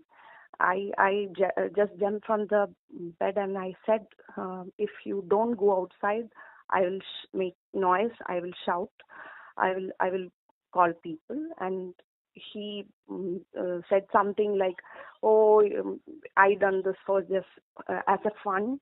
Why are you taking it so seriously? I'm going. That the case happened. Before that also, he was just using so much bad comments on women, their bodies. He's a person like that, and completely he was drunken in the set and speaking something very bad every time. So Divya, did you lodge any complaint at that time, and did you get any kind of response or action was taken? I given complaint to Justice Hema committee, which is what organized by the government of Kerala at that point, and also I given complaint to AMMA, the Association of Artists, Malayalam Artists here, because he was a member of that association, and I given my complaint there, and I given my complaint on 2018 November. But yet now I didn't receive any response from them officially. So no response you received from AMMA, and you're saying that even till now you have received no response. But Divya, if we look at a similar incident, you expect that a response will come from Amma, but you see in another case, the general secretary, who was a recent general secretary, Amma, he in fact had similar sexual assault allegations against him. So people at such powerful posts, they are having such, sexual allegations against them. How do you see this entire scenario? Do you think that a change is required? It is high time for a change? Yes, of course. Not only in our industry, the system is patriarchal. There are power, and that power is using to the people who are with lesser power. Everywhere it is happening now. So we think I heard about the even happened with this general secretary and one of our colleague, and I was shocked when I listened to her, and I think it is very good when some investigation is going on, or if they are going through an investigation, they have to resign from the power or official positions and take it in the right way. I think it's good. Thank you so much for speaking to us, Divya, on NDTV. Thank you, Mr. Stay informed and entertained with the new and updated NDTV News app. You can watch all our channels live, listen to podcasts, read breaking and exclusive news from around the world and more. Download the NDTV app today and get access to the best journalism and storytelling on your smartphone or tablet. The NDTV app. News that matters to you. Hi, I'm Shreya Saran. Kerala's Wayanad area is hit by devastating landslides, resulting in loss of lives and livelihood. Kerala needs your help right now. Let's join NDTV initiative. Come, donate, let's rebuild Wayanad.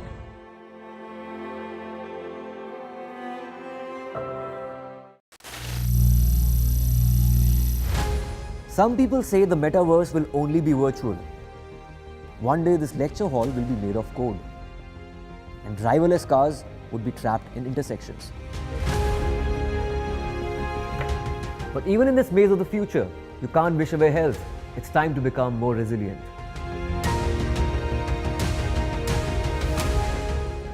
"10 years of Banega Swasth India, we have grown and achieved so many milestones.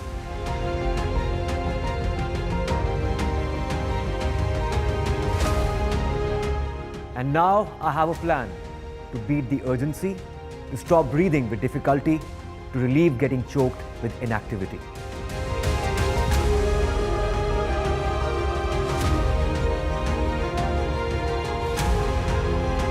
Energize our government, our environment, our society, and ourselves. Everyone, everywhere, every day.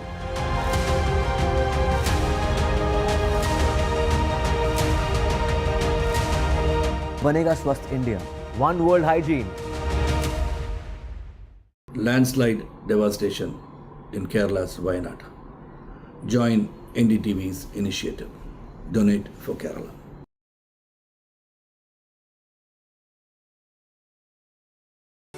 Stay informed and entertained with the new and updated NDTV News app.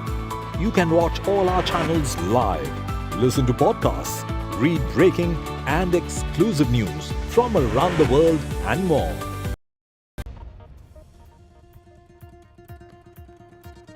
A big breakthrough between the Congress and the National Conference. A day of twists and turns in Srinagar. The Congress and the National Conference sealed the seat-sharing pact. Ex-CM Omar Abdullah tells NDTV that two secular forces have come together for Jammu and Kashmir. This as rebellion forces the BJP to rethink its first candidate list. As loyalists protest, the BJP revises the Jammu and Kashmir candidate list. Bollywood's Me Too moment. More actors join the chorus. Allegations of sexual abuse under the garb of movie offers. Also sexual favors for film body memberships. This as actor Sebi files a counter FIR after Revati's charges. Slugfest over actor Darshan's 5-star prison. Transfer murder accused actor to new jail, orders Chief Minister Siddaramaiah. This as the BJP says the Deputy Chief Minister DK Shivkumar is complicit in the VIP treatment to Darshan, but heads roll after row over Darshan's viral image.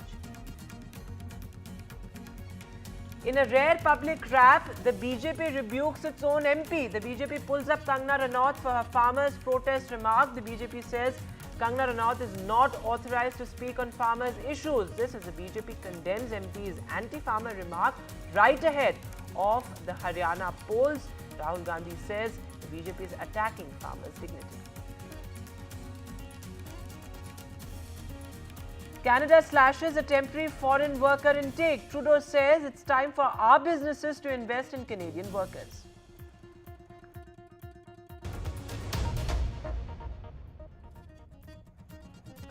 Hello and welcome. You're watching NDTV. I'm Vedanta Agarwal. Our lead story, well, a big breakthrough in the Jammu and Kashmir National Conference Congress Alliance. It was a day of twists and turns in Srinagar, but the two parties have finalized a seat-sharing pact. This also as the BJP was forced to rethink its first candidate list amid protests from BJP loyalists. Take a look at this report. A done deal. After many back and forths, India Alliance seat sharing for 90 seats has been sealed. Out of 90 seats, National Conference will contest 51 seats, INC 32 and friendly contest to 5 seats. The National Conference and Congress sticking points were ironed out after a series of heavy-duty negotiations. Indian गठबंधन जो है वो बना इसीलिए था कि हम लोग उन फोर्सेस को जो कम्युनल डिवाइड और मुल्क को टुकड़ा करना चाहते हैं उनसे लड़ेगा. Bharatiya Janata Party had alliance with the National Conference earlier. They had alliance with the PDP earlier. Every political party have their own programs, their own manifesto, their own promises. We have our own promises, our own manifesto. When we are forming the government, there will be a common minimum program. A backlash in the BJP against the party's list of candidates for the Jammu and Kashmir Assembly elections. Soon after the party released a consolidated list of 44 candidates for all 3 phases, protests erupted in the Jammu and Kashmir BJP office, forcing the party high command to withdraw its list. But it was too little to placate the party workers who alleged that parachute candidates have been given preference over loyal party workers. BJP Jammu and Kashmir Chief Ravinder Raina had a tough time pacifying agitating party workers and leaders. अगर कहीं किसी कार्यकर्ता को कोई नाराजगी है, किसी कार्यकर्ता के मन में कोई प्रश्न है, कोई अगर कार्यकर्ता को कहीं कोई परेशानी है, तो हर एक परेशानी का समाधान, हर समस्या का समाधान हम मिल बैठ के करेंगे. State BJP workers are dismayed over mandates given to former PDP, NC, Congress and Panthers parties who switched sides and joined the BJP.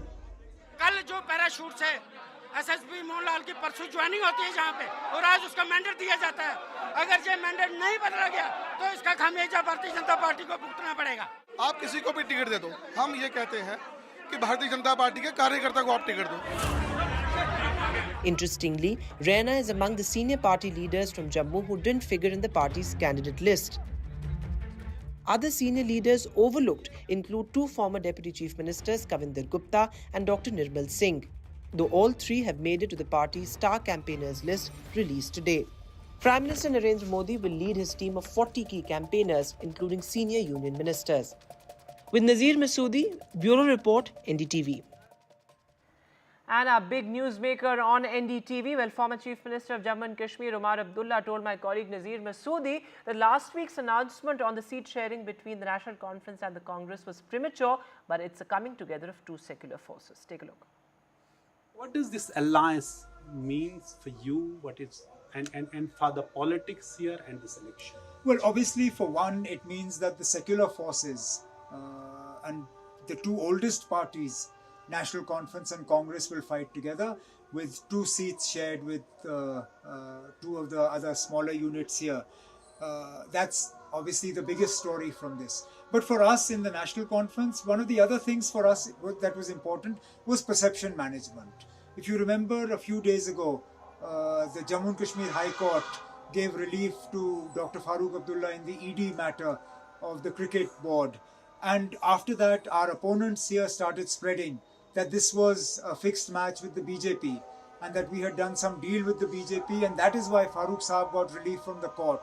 So for us, an alliance with the Congress became even more important, so that perception of some sort of underhand deal with the BJP, we could remove that perception. So you must have known what is happening there in BJP. Will that have any impact on I obviously kept half an eye on what was happening there. Most of my attention was focused here. I don't think it's any secret. All parties will face some dissension. Okay. It's going to happen.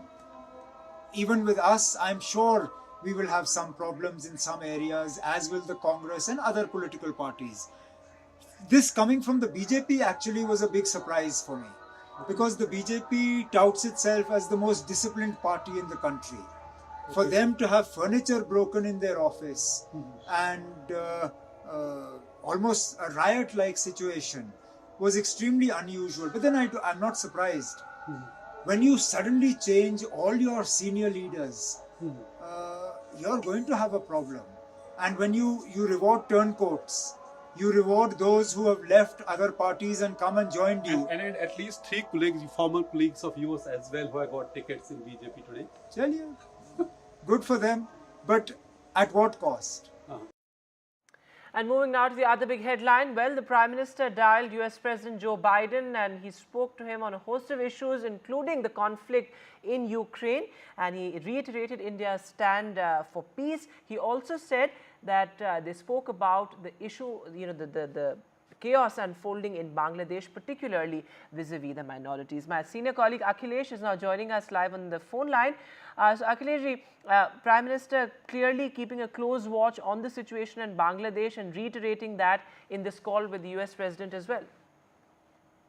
That's correct, Vedanta. In fact, the official release says that today Prime Minister Narendra Modi received a call from the President of the US, Mr. Biden, and both the leaders spoke about the bilateral relations between the India and US, and they highlighted that India-US partnership is benefiting both the people of both the countries. They also emphasized that this relationship will continue, and they also talked about a number of regional and global issues. Prime Minister Narendra Modi, who has just returned from Ukraine, he briefed President Biden about his recent visit, and he reiterated that India's position has been consistent, that there should be dialogue and diplomacy, and there should be early return of peace and stability in the region. That's what Prime Minister Narendra Modi has told President Biden. And the two leaders also expressed their concern and shared concern over the situation in Bangladesh. This is what the official release says. And they emphasized that law and order should be restored and safety and security of the minorities, particularly Hindus in Bangladesh, should be ensured. This is what the official release says. And it further says that the two leaders reiterated their commitment to further strengthen the cooperation in multilateral fora, including the Quad. And they agreed to remain in touch. So this is a very important and significant conversation which has just taken place when President Biden has called up Prime Minister Narendra Modi. All right, Akhilesh, thanks very much for joining us with that important update there. So Narendra Modi dialing the US President. And looking at some other news now, well, our big focus on NDTV, Bollywood's Me Too moment. And well, actors from junior artists to senior actors joining the chorus. This as actor Siddique has now filed a counter FIR after Revati's allegations, but serious allegations including sexual favors in the garb of movie roles and also sexual favors for film body memberships. All these serious allegations being levelled against various actors of the Malayalam cinema. Here's a report. Kollam CPM MLA, actor politician Mukesh, actor Jayasuriya are among several prominent names in the Malayalam film industry accused by women of harassment and intimidation. Actress Meenu Moni told NDTV she was hugged and kissed without her consent during a shoot at the Kerala Secretariat. In 2008, I got a chance in acting in director Balayanthra Menon's movie De Ingotu Nokke as a chief secretary. Then the shooting was in Secretariat in Trivandrum. The location was there in Trivandrum. And everybody were sitting outside of the secretariat in the ground. That time I went to the washroom, and when I got down from the washroom, suddenly unexpected, a hugging from the behind. And when I turned back, a prominent actor, Jay Surya, he was there and he kissed me tightly too. The allegations against the left front legislator come even as the Kerala government has ordered a special investigation team to probe into allegations of harassment of women in the Malayalam film industry. Not just Meenu, a junior artist has also levelled allegations against actor Babu Raj. She says she will share details with the SIT soon. Once I went to Babu Raj's house, he attacked me and he raped me. He called me by saying that some directors and scriptwriters are coming to his home and will meet with us and talk to each other, and after that we will confirm my role. Where the woman says the actor called her to his house and sexually assaulted her, promising a film role. Actor Siddique has filed a complaint with the Kerala DGP. He had resigned as Secretary of the Association of Malayalam Movie Artists following allegations of rape and assault in 2016 by an actress. Filmmaker Ranjit Balakrishnan had also stepped down from the Kerala Chalachitra Academy following allegations of misbehavior made by a Bengali actress. The Hema Commission report on exploitation of women actors, released last week, has kicked up a storm. The report itself was made public after nearly 5 years.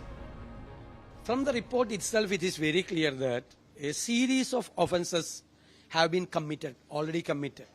Unfortunately, the government knew the fact that a series of offences have been committed. All of them need to be taken into account quite seriously. Absolutely. I mean, if allegations have been made, thorough investigations need to be followed up with. And if these investigations lead to the allegations being proven right, proven correct, there has to be exemplary punishments handed out. Malayalam cinema has earned respect and admiration far beyond Kerala. So do the recent incidents threaten to take that sheen off? Far from it, because Kerala and Mollywood have shown the way, showing the courage to address issues that are perhaps pervasive across industries and geographies. With camera person Nagraju, Uma Sudhir, NDTV. Absolutely shocking there, but look at some more news now. Well, a political row over actor Darshan's VIP treatment in jail. Well, remember, he's been accused of murder. And after these pictures went viral, the Karnataka Chief Minister has ordered the transfer of actor Darshan to another jail. This as heads have rolled as well. More than 9 jail officers have been suspended, including the jail superintendent. Take a look at this report.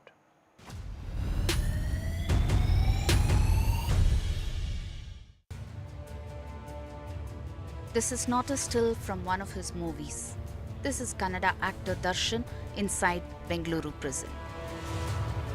He not only has access to cigarettes and a cup of tea at the lawn, but is also seen smiling widely, making video calls.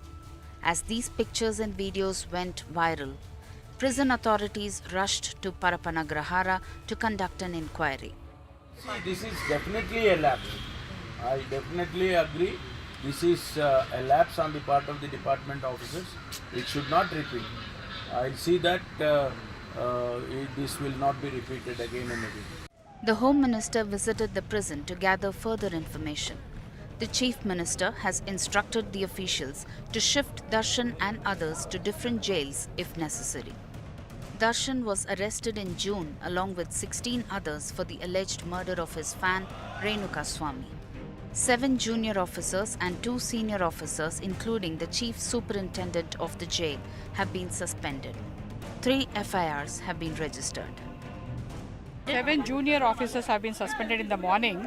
So we had had a look at the entire thing, and we found the severe negligence and lapses by 2 senior officers also of the rank of chief superintendent and the superintendent. So suspension has been ordered by the Honorable Home Minister also. And in addition to that, 3 FIRs are being registered now. So 2 pertain to the mobile phone illegal usage, and then cigarette usage and things like that. These allegations surface at a time when Darshan has been fighting for home-cooked meals at the magistrate court. While the victim's family are demanding a CBI probe, this incident has evoked sharp reactions from the opposition. इसलिए मैं government को, मुख्यमंत्री को बोलना चाहता हूँ, ये घटना के आधार पर आप प्रेजेंट न्यायाधीश को दीजिए इंक्वायरी करने के लिए, और कौन ऑफिशियल इसमें सहभागी है उनके ऊपर गंभीर के रूप में कार्यवाही होना चाहिए, ऐसा मेरा डिमांड है. ಇವತ್ತು ಹೊಸದಾಗಿದೆಯಾ? ಇಂತಿಂದಲೂ ಇದು ನಡೀತಾನೆ ಇದೆ. ಹಿಂದೆ ಈ ಸರ್ಕಾರದ ಮೇಲೆ ನಂಬಿಕೆ ಎಲ್ಲಿಂದ ಬರಕ್ಕೆ ಸರ್ಕಾರ ಇದೆಯಾ? ರಾಜ್ಯದಲ್ಲಿ ಸರ್ಕಾರ ಇದೆಯಾ? This is not the first time that an accused in a Bengaluru prison has been given preferential treatment. We have seen it earlier with Tamil Nadu political leader Shashikala. We are seeing it now with Kannada actor Darshan. The question is, who will take the responsibility of introducing reforms and ensuring stringent action according to the prison manual to avert these kind of incidents in the future? With camera person Kumar, Pratibha Raman in Bengaluru for NDTV. Meanwhile, the BJP, in fact, a senior BJP leader from Karnataka, has alleged that the Deputy Chief Minister of Karnataka, DK Shivkumar, is complicit in this entire controversy. In fact, he has said that these pictures went viral after he went to meet him in jail. Take a look. ಸ್ವತಃ ಉಪಮುಖ್ಯಮಂತ್ರಿಗಳು ಹೇಳಿದಾರಲ್ಲ, ಅವ್ರು ನಾನು ಭೇಟಿ ಮಾಡಿದ್ದಾರೆ, ನನ್ನ ಸಹಾಯಕ್ಕೆ ಬಂದಿದ್ದರು ಅನ್ನೋ ಹೇಳಿಕೆಯನ್ನು ನಾನು ನೋಡಿದ್ದೀನಿ. ಇವತ್ತು ಆ ಜೈಲುಗಳು ಮೊನ್ನೆ ತಾನೇ ಒಂದು 4-5 ದಿನದಿಂದ ಇಡೀ ಜೈಲಿಗೆ ರೈಡ್ ಆಯಿತು. ಪೊಲೀಸರು ರೈಡ್ ಮಾಡಿದ್ರು. ರೈಡ್ ಮಾಡಿ ಅಲ್ಲಿರೋ ಏನೇನಿದೆಯೋ ಮೊಬೈಲ್ಗಳು ಎಲ್ಲ ಸೀಸ್ ಮಾಡಿದ್ರು. ಅಕ್ರಮ ಏನು ನಡೀತಾ ಇತ್ತೋ ಅದೆಲ್ಲವನ್ನು ತಡೆಗಟ್ಟುವಂಥ ಕೆಲಸವನ್ನು ಮಾಡಿದ್ರು. ಅದಾಗಿದ್ದು 4 ದಿನಕ್ಕೆ ಈ ಫೋಟೋ ತೆಗಿಯೋಕ್ಕೆ ಮೊಬೈಲ್ ಎಲ್ಲಿಂದ ಬಂತು? And well, the Congress has so far not responded to this controversy. With that, we'll take a short break now, but news continues on the other side.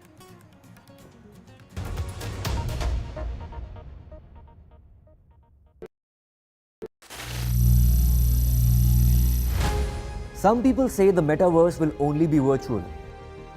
One day this lecture hall will be made of code, and driverless cars would be trapped in intersections. But even in this maze of the future, you can't wish away health. It's time to become more resilient.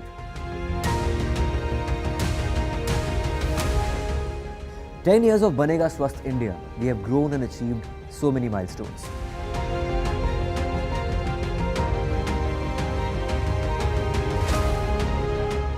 And now I have a plan to beat the urgency, to stop breathing with difficulty, to relieve getting choked with inactivity.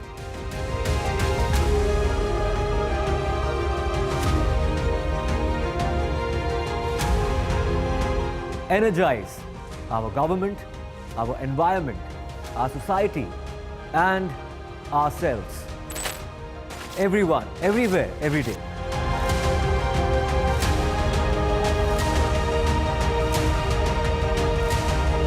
Banega Swasth India.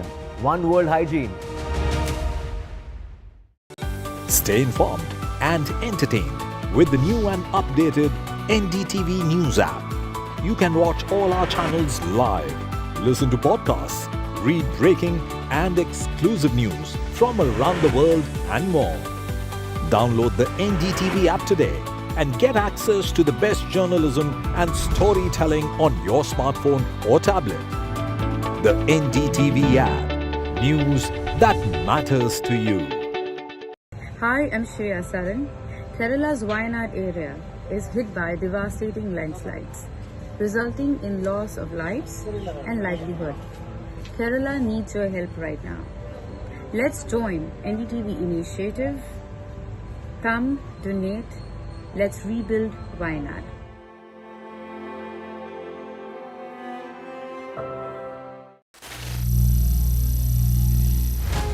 Some people say the metaverse will only be virtual. One day this lecture hall will be made of code, and driverless cars would be trapped in intersections. But even in this maze of the future, you can't wish away health. It's time to become more resilient.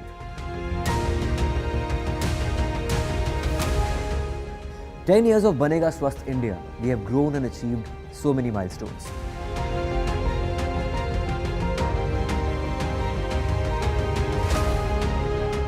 And now I have a plan to beat the urgency, to stop breathing with difficulty, to relieve getting choked with inactivity.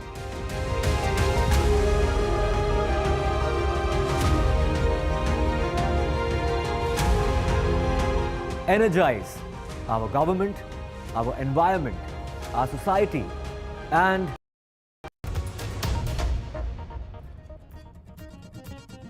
Welcome back. News now from Maharashtra. Well, a 35-foot Shivaji statue collapsed in Sindhudurg in Maharashtra.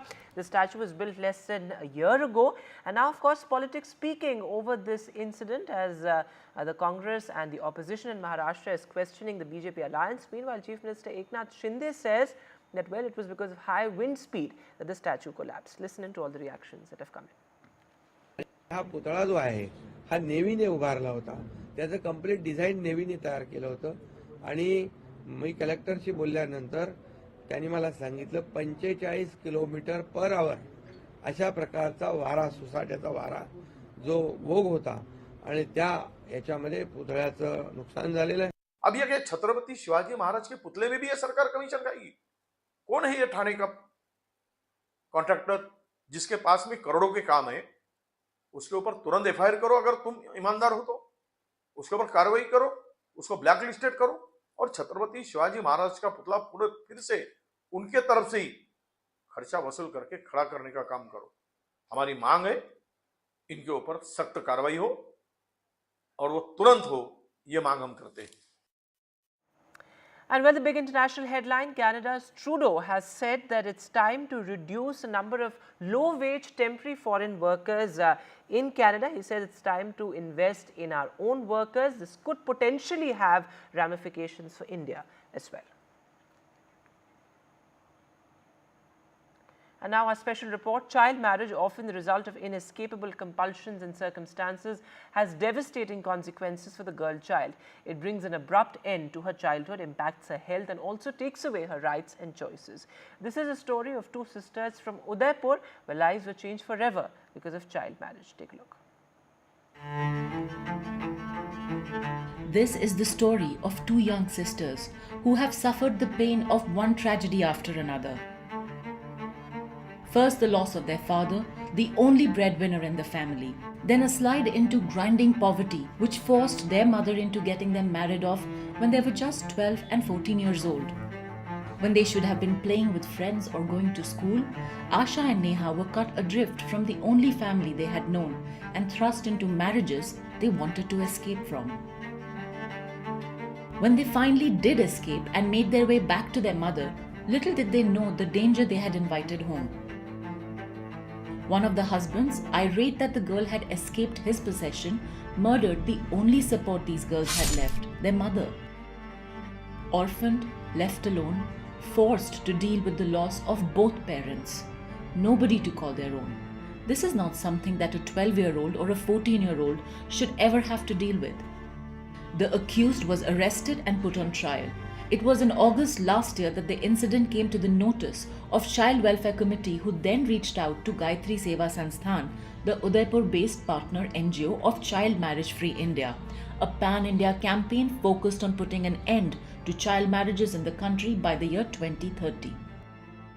जब मुझे इस मामले का पता चला तो पहले तो हमने बच्चों की काउंसलिंग की, उसके बाद हमने बच्चियों की पारिवारिक न्यायालय में शून्यकरण के लिए, बाल विवाह शून्यकरण के लिए केस दर्ज करवाया.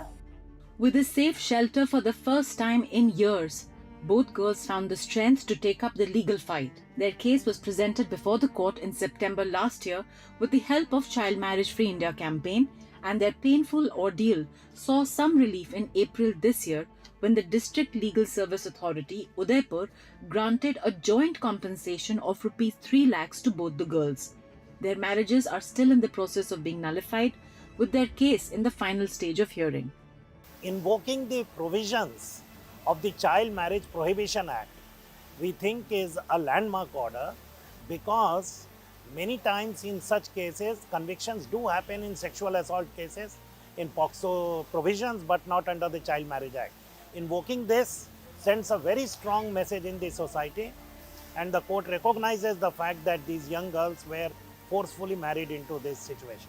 For Asha and Neha, their unimaginable trauma had been compounded several times over. At an age when children are provided the hope of a good life, the two girls are recovering from their tragic situation. Child marriage cost them not only their childhood, but their own mother's life.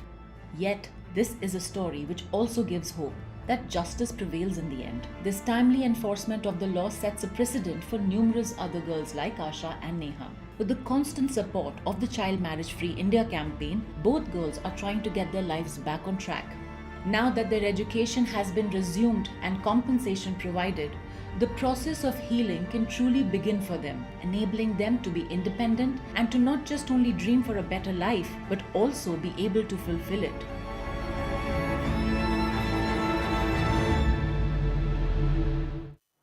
And with that, we'll take a short break now, but news continues on the other side.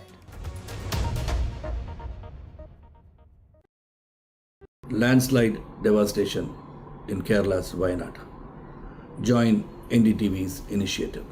Donate for Kerala.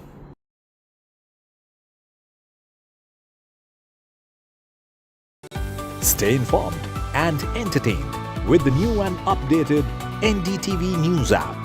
You can watch all our channels live, listen to podcasts, read breaking and exclusive news from around the world and more. Download the NDTV app today and get access to the best journalism and storytelling on your smartphone or tablet. The NDTV app. News that matters to you. Some people say the metaverse will only be virtual. One day this lecture hall will be made of code, and driverless cars would be trapped in intersections. But even in this maze of the future, you can't wish away health. It's time to become more resilient.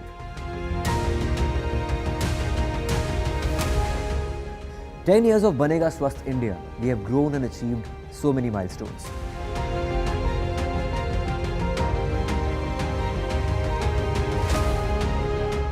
And now I have a plan to beat the urgency, to stop breathing with difficulty, to relieve getting choked with inactivity.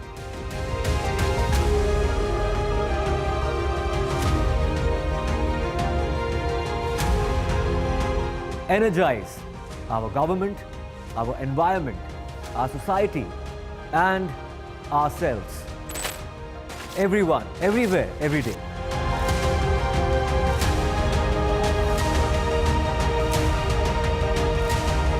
Banega Swasth India.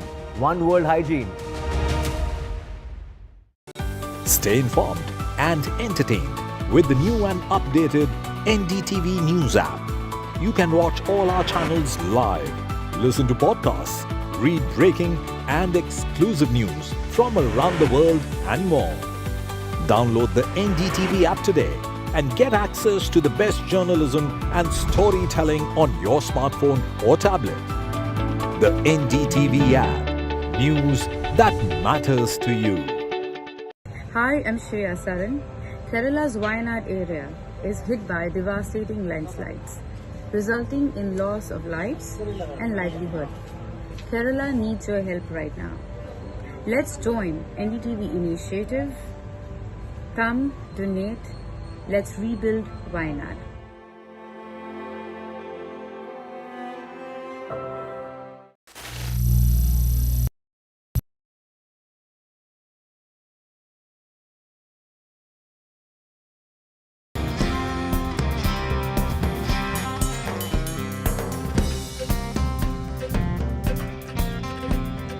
Hello and welcome to Samarth by Hyundai in partnership with NDTV. Over the last several months, we've spoken about issues around accessibility and inclusion for people with disabilities.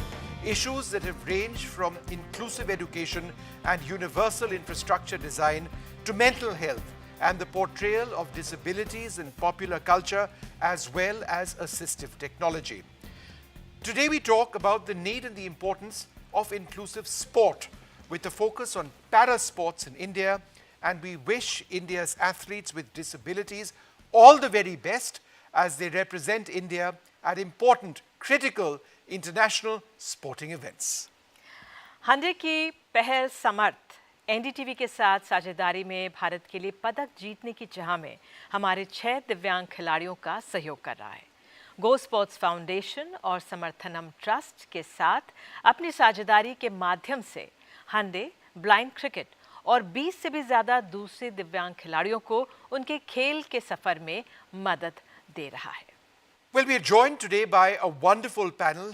Deepa Malik, a Paralympian and former president of the Paralympic Committee of India. She's one of the most well-known faces, not just in India but around the world. She was the first Indian woman to win a medal at the Rio Games for India, for all of us. She's also the co-founder of Wheeling Happiness Foundation, which has been associated closely with the Samarth by Hyundai partnership with NDTV as critical partners as well in all of this.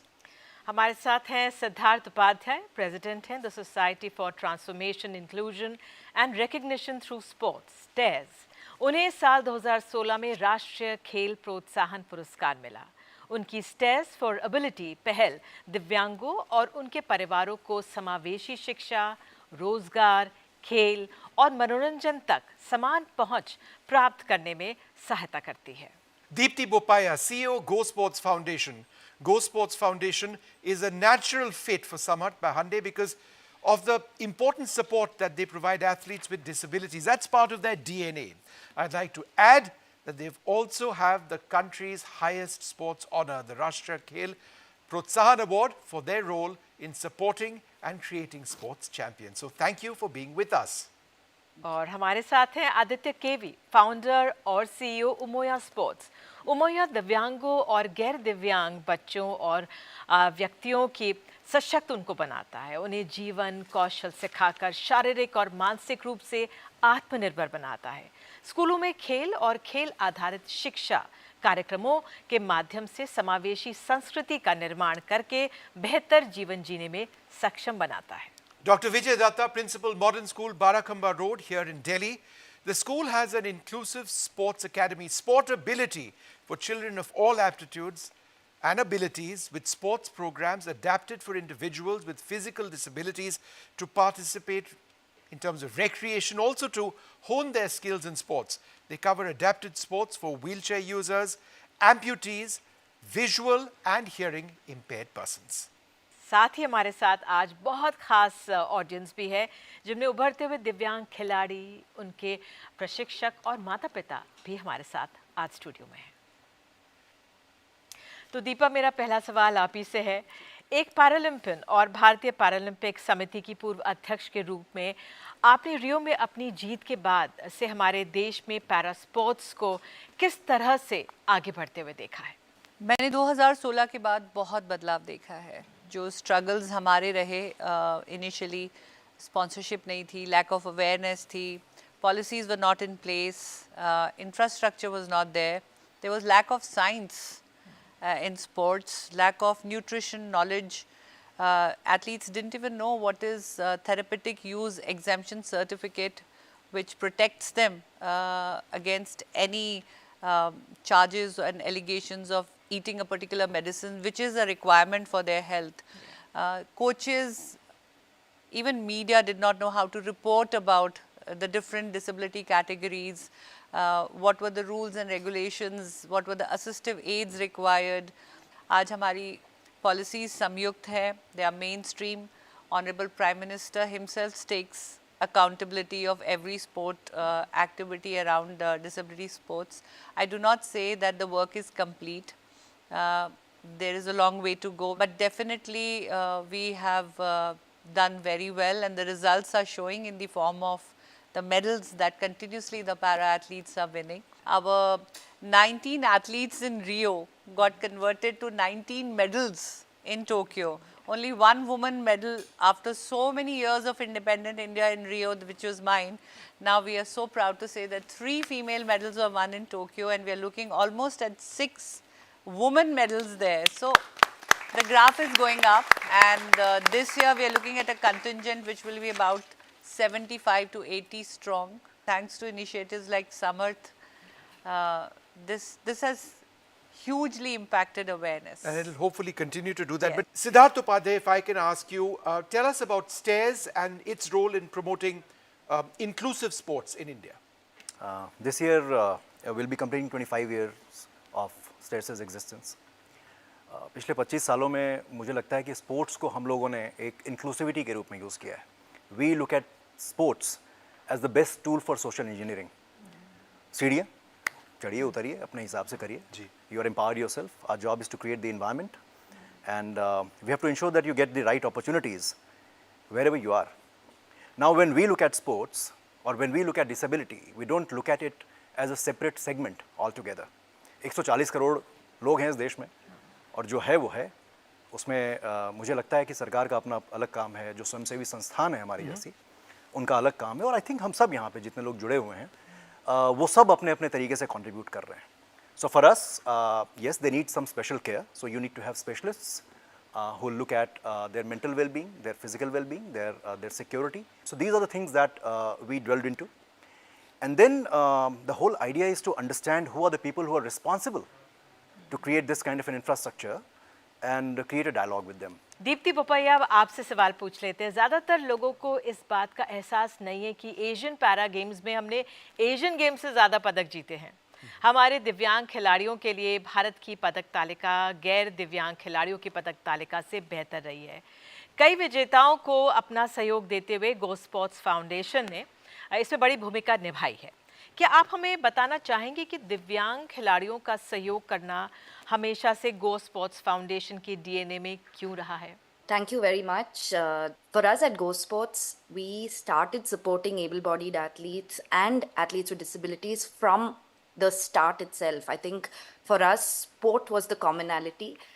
Gender was something that we wanted to have both genders, and we also wanted to ensure that if we are talking about the pinnacle of sport as the Olympics, the parallel of the Olympics is the Paralympics exactly 3 weeks later.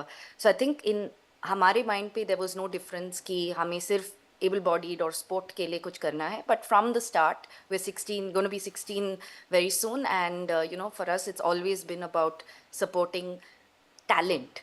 And thanks to people like Deepa Malik, Murlikant Petkar sir, and you know, all the other medalists who've come along the way, they are role models for India. They have shown that people with disabilities can actually go on and create an identity for themselves, even through sport. If India is in the top 5 countries in the world with people with disabilities, there is so much more to be done, and so much more, you know, ways in which everybody can come together and work with athletes with disability. And every single effort that Samarth and Handai are taking towards this is very, very exciting. Yeah. Well, let me go across to Aditya. Tell us what inspired you to found Umoya Sports, and what exactly is your vision for sports in India? Thank you.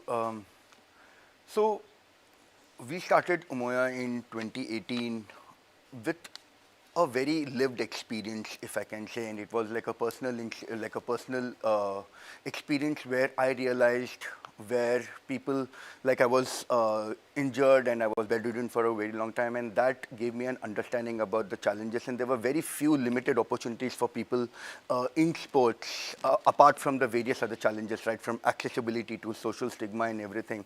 And then one of the major defining moment for us to start Umoya was when I was actually teaching in a government school, and I saw that there were children with special needs and various disabilities, and I saw how they were facing the same kind of challenges like which I kind of like faced, and it affected them not just socially, emotionally, but also academically. The teachers did not have much expectations from them. And basically that led me to start an inclusive sports program during that time. And it just changed the entire narrative about those children. Teachers started coming, principal of the school started saying ki, sir, aap inko padhai mein to ye shayad piche hain, magar aap inko sports mein aage karao. There was a different respect that the children started garnering. And I think that is essentially what everyone is looking for, that dignity. Sure. And that lack of opportunities essentially was the single point agenda for us to start Umoya. And now we started with, we work with special schools and children, with institutions working with children with disabilities, where we send in our team of adapted sports coaches to implement the program as part of the school curriculum. बिल्कुल. तो आइए doctor Dutta को पूछते हैं, principal हैं बाराखंबा के. बहुत बहुत धन्यवाद जुड़ने के लिए. डॉक्टर दत्ता, ऐसे समय में जब ज़्यादातर स्कूल एक समावेशी और सुलभ कैंपस और कार्यक्रम के बारे में नहीं सोच रहे थे, आपको इस क्षेत्र में आगे आने का विचार कैसे आया? Well, to be honest, it so happened, I being on the governing body of the CBSE came back and was discussing with our Secretary Board of Trustees, Mrs. Ambika Pant, about a special program, a special curriculum syllabus that should be there for the special needs children, children with special needs. And that's how she conceptualized the concept of sportability, which I'm spearheading, we are as a school taking forward. We're going to take a short break now, but as we do that, I just thought we'd tell all of you that we've got a wonderful third anchor on this program. And she's got a big smile on her face right now. Big smile, there you can see it. She's an Indian Sign Language expert, and we are so privileged to have you with us on this program. Thank you so much. A big clap for her.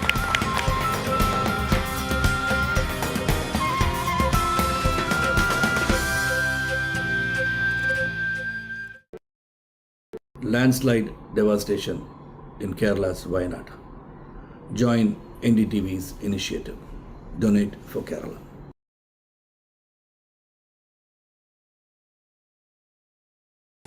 Stay informed and entertained with the new and updated NDTV News app.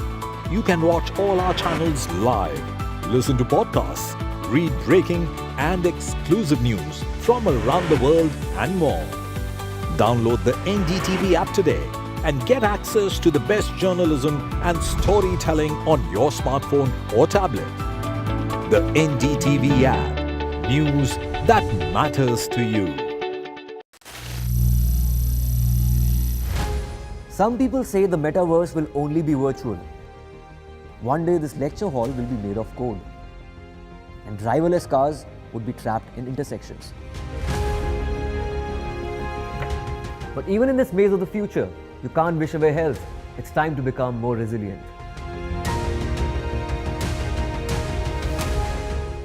"10 years of Banega Swasth India, we have grown and achieved so many milestones.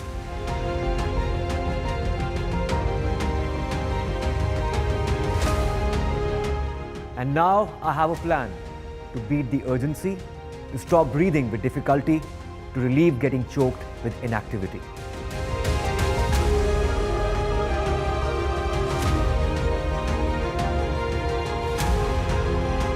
Energize our government, our environment, our society, and ourselves. Everyone, everywhere, every day.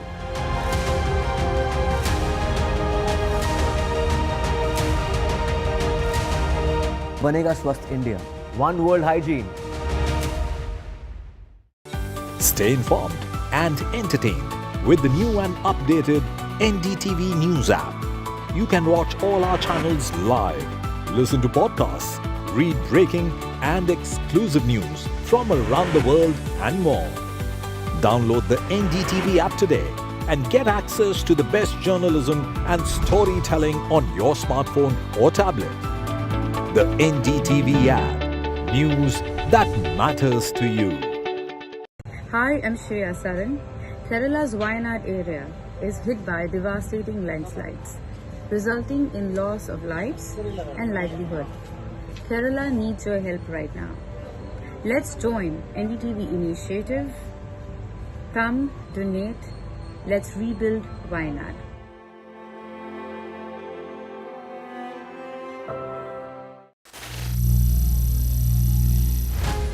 Some people say the metaverse will only be virtual. One day this lecture hall will be made of code, and driverless cars would be trapped in intersections. But even in this maze of the future, you can't wish away health. It's time to become more resilient.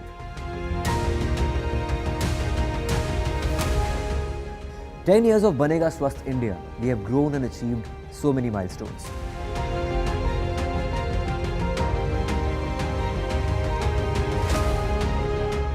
And now I have a plan to beat the urgency, to stop breathing with difficulty, to relieve getting choked with inactivity."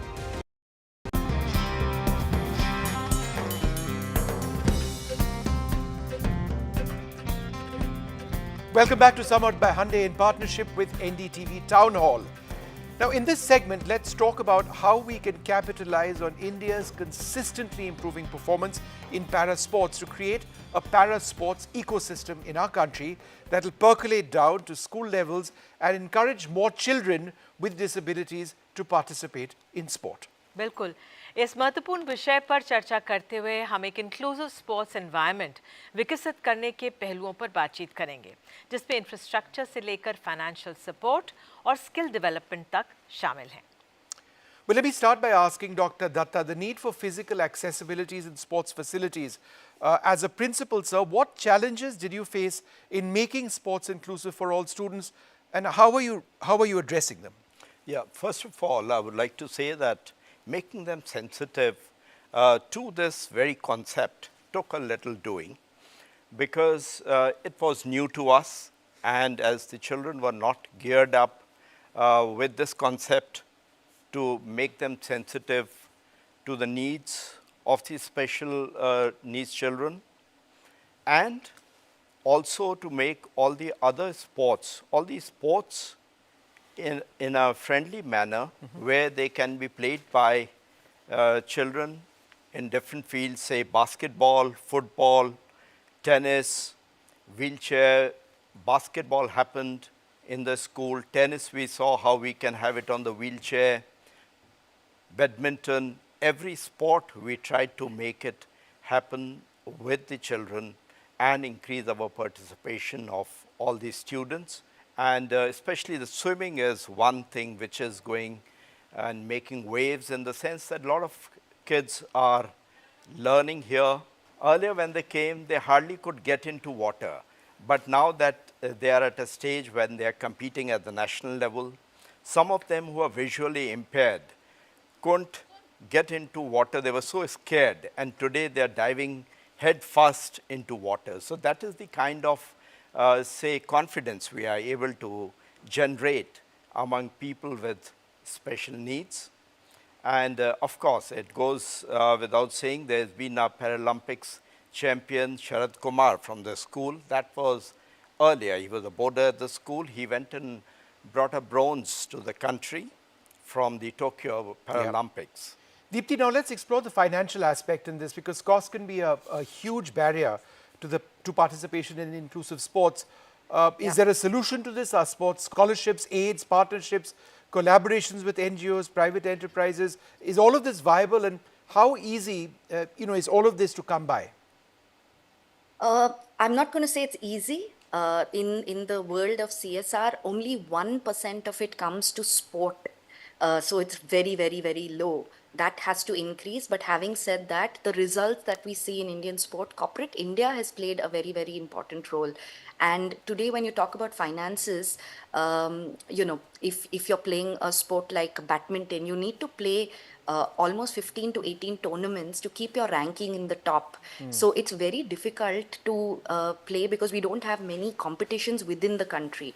So they have to travel abroad. So when you're talking about able-bodied athlete traveling for a competition, it's probably one person's cost. But a person with disability will have, sometimes if they're on a wheelchair, they have people who need to be with them, to help them, to support them. They have their escorts working with them. They'll have a coach. So typically, if you end up spending, say, 2 lakhs for a tournament for an individual, if a para-athlete is traveling with their entourage, it automatically doubles or triples depending on the number of people that are going. Siddharth, you work at the grassroots level for sports development.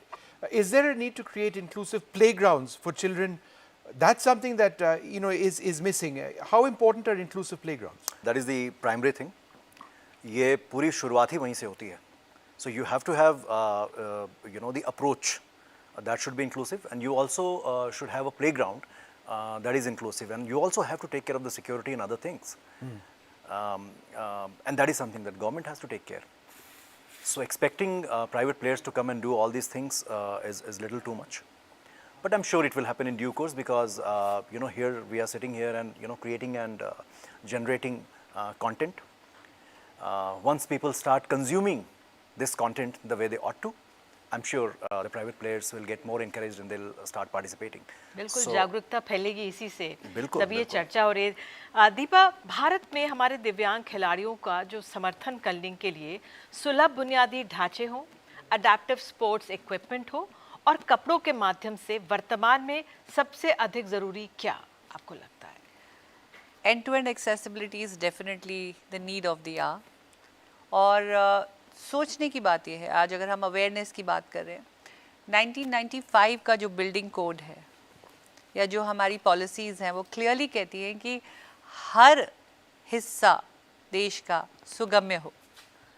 लेकिन कितनी buildings ऐसी हैं जिन्होंने इस building code को अपनाया है, या कौन सा इंफ्रास्ट्रक्चर ऐसा है जो इसको प्रायोरिटी पे रखता है? कई बार मैंने मेडल जीतने के बाद रियल एस्टेट रेगुलेटरी अथॉरिटी में भी कॉन्ट्रैक्चुअल पे जॉब किया था, मुझे दिया गया था. बिल्डर्स को बहुत एनकरेज किया कि आप ऐसी इंक्लूसिव इंफ्रास्ट्रक्चर को क्यों नहीं बनाते हैं. It is taken as extra cost which is a basic need. Like just continuing on what Deepa and Siddharth mentioned about, like, one is the physical infrastructure and the lack of access, but the other major challenge is the mindset, the lack of education, the lack of awareness, and this essentially is the pillar of what we are trying to work. Is we call it a 3C philosophy. One is curriculum. In India, there needs to have a curriculum which, like, not just a sporting curriculum, it needs to also educate at the grassroots level, at the schools, about disability, so the children come to know about disability, so that they build the skills of empathy and the values, and like to create like that kind of a, to break the social stigma, and to also have like the curriculum which is designed for children with disabilities as a sporting or the physical literacy curriculum. So curriculum is a very important aspect. Then the second is coach, who understand the needs of children, who understand how to harness the abilities of the children, work on the strengths, and then build on their weaknesses, so that at the grassroots level they can go up to what, like how Deepti mentioned, how they can start going up the ladder to probably where Deepa reached. And like, this is the kind of a role model, the inspirations that we need, but it needs to happen at the grassroots level, at the schools. And then the third is the culture. And this is where the social stigmas, having that kind of an inclusive culture is very essential. You need to kind of like bring people with and without disabilities to come out, play together. Until unless children do not play and engage with children with disabilities, their abilities to understand, it's like a leadership program in itself for children without disabilities. And how we are children of the school kind of like come, participate, play along with the children with disabilities. Inclusive sports ecosystem बनाने के लिए बुनियादी ढांचे से लेकर funding और कुशल coaching तक कई मोर्चों पर कोशिश करने की ज़रूरत होती है. Indeed, and it is encouraging, Nidhi, to see the work being done by our panelists and their organizations. We're going to take a short break at this stage. Do stay tuned for more on our special show, Summered by Hyundai, in partnership with NDTV.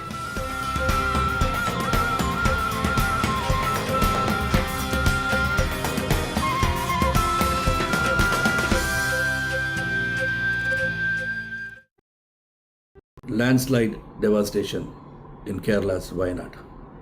Join NDTV's initiative. Donate for Kerala.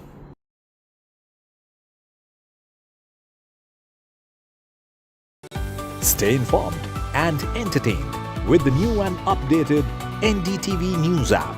You can watch all our channels live, listen to podcasts, read breaking and exclusive news from around the world and more. Download the NDTV app today and get access to the best journalism and storytelling on your smartphone or tablet. The NDTV app. News that matters to you. Some people say the metaverse will only be virtual. One day this lecture hall will be made of code, and driverless cars would be trapped in intersections. But even in this maze of the future, you can't wish away health. It's time to become more resilient.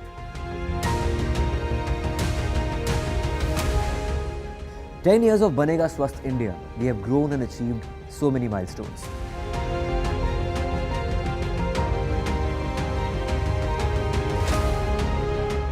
And now I have a plan to beat the urgency, to stop breathing with difficulty, to relieve getting choked with inactivity.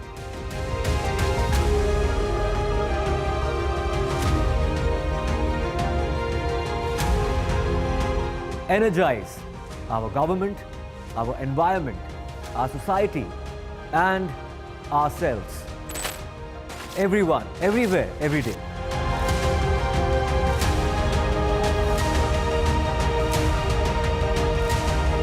Banega Swasth India. One world hygiene. Stay informed and entertained with the new and updated NDTV News app. You can watch all our channels live, listen to podcasts, read breaking and exclusive news from around the world and more. Download the NDTV app today and get access to the best journalism and storytelling on your smartphone or tablet. The NDTV app. News that matters to you. Hi, I'm Shreya Saran.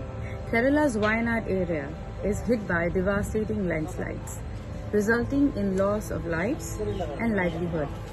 Kerala needs your help right now. Let's join NDTV initiative. Come, donate. Let's rebuild Wayanad.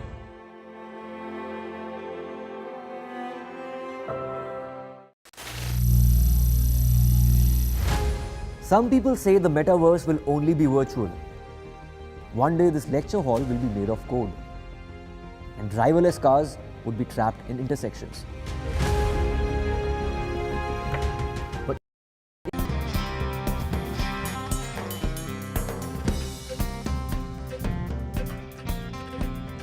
एक बार फिर से आप सभी का स्वागत है। ये हंडे की पहल समर्थ है एनडीटीवी टाउन हॉल के साथ साझेदारी में। इस पहल के तहत हम भारत के 6 शहरों के स्कूल्स में संवेदनशीलता और जागरूकता कार्यशालाएं आयोजित कर रहे हैं। We're also asking students to share their messages of support and best wishes for our para-athletes through this activity. So let's go across to schools from across India where the Samarth by Hyundai inclusivity workshops are going on. Let's listen in to students' wishes.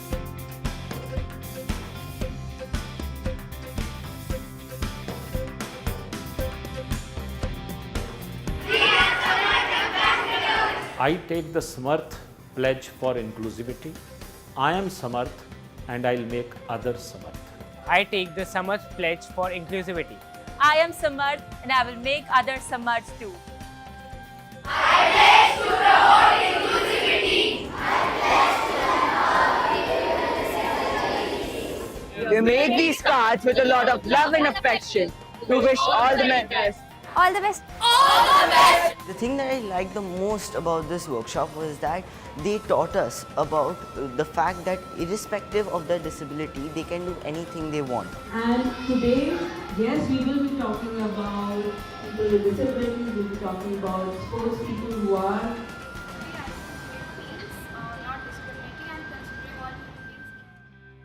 Very warm and inspiring messages there from these kids for our athletes. Let's continue our conversation now around the importance of awareness and education about para-sports in schools and the significance of youth engagement to bring about a change in societal perceptions. बिल्कुल दीपा जी, एक सवाल आपसे यही है कि युवाओं को para sports के बारे में शिक्षित करना कितना महत्वपूर्ण है और इसका समाज पर क्या प्रभाव हो सकता है?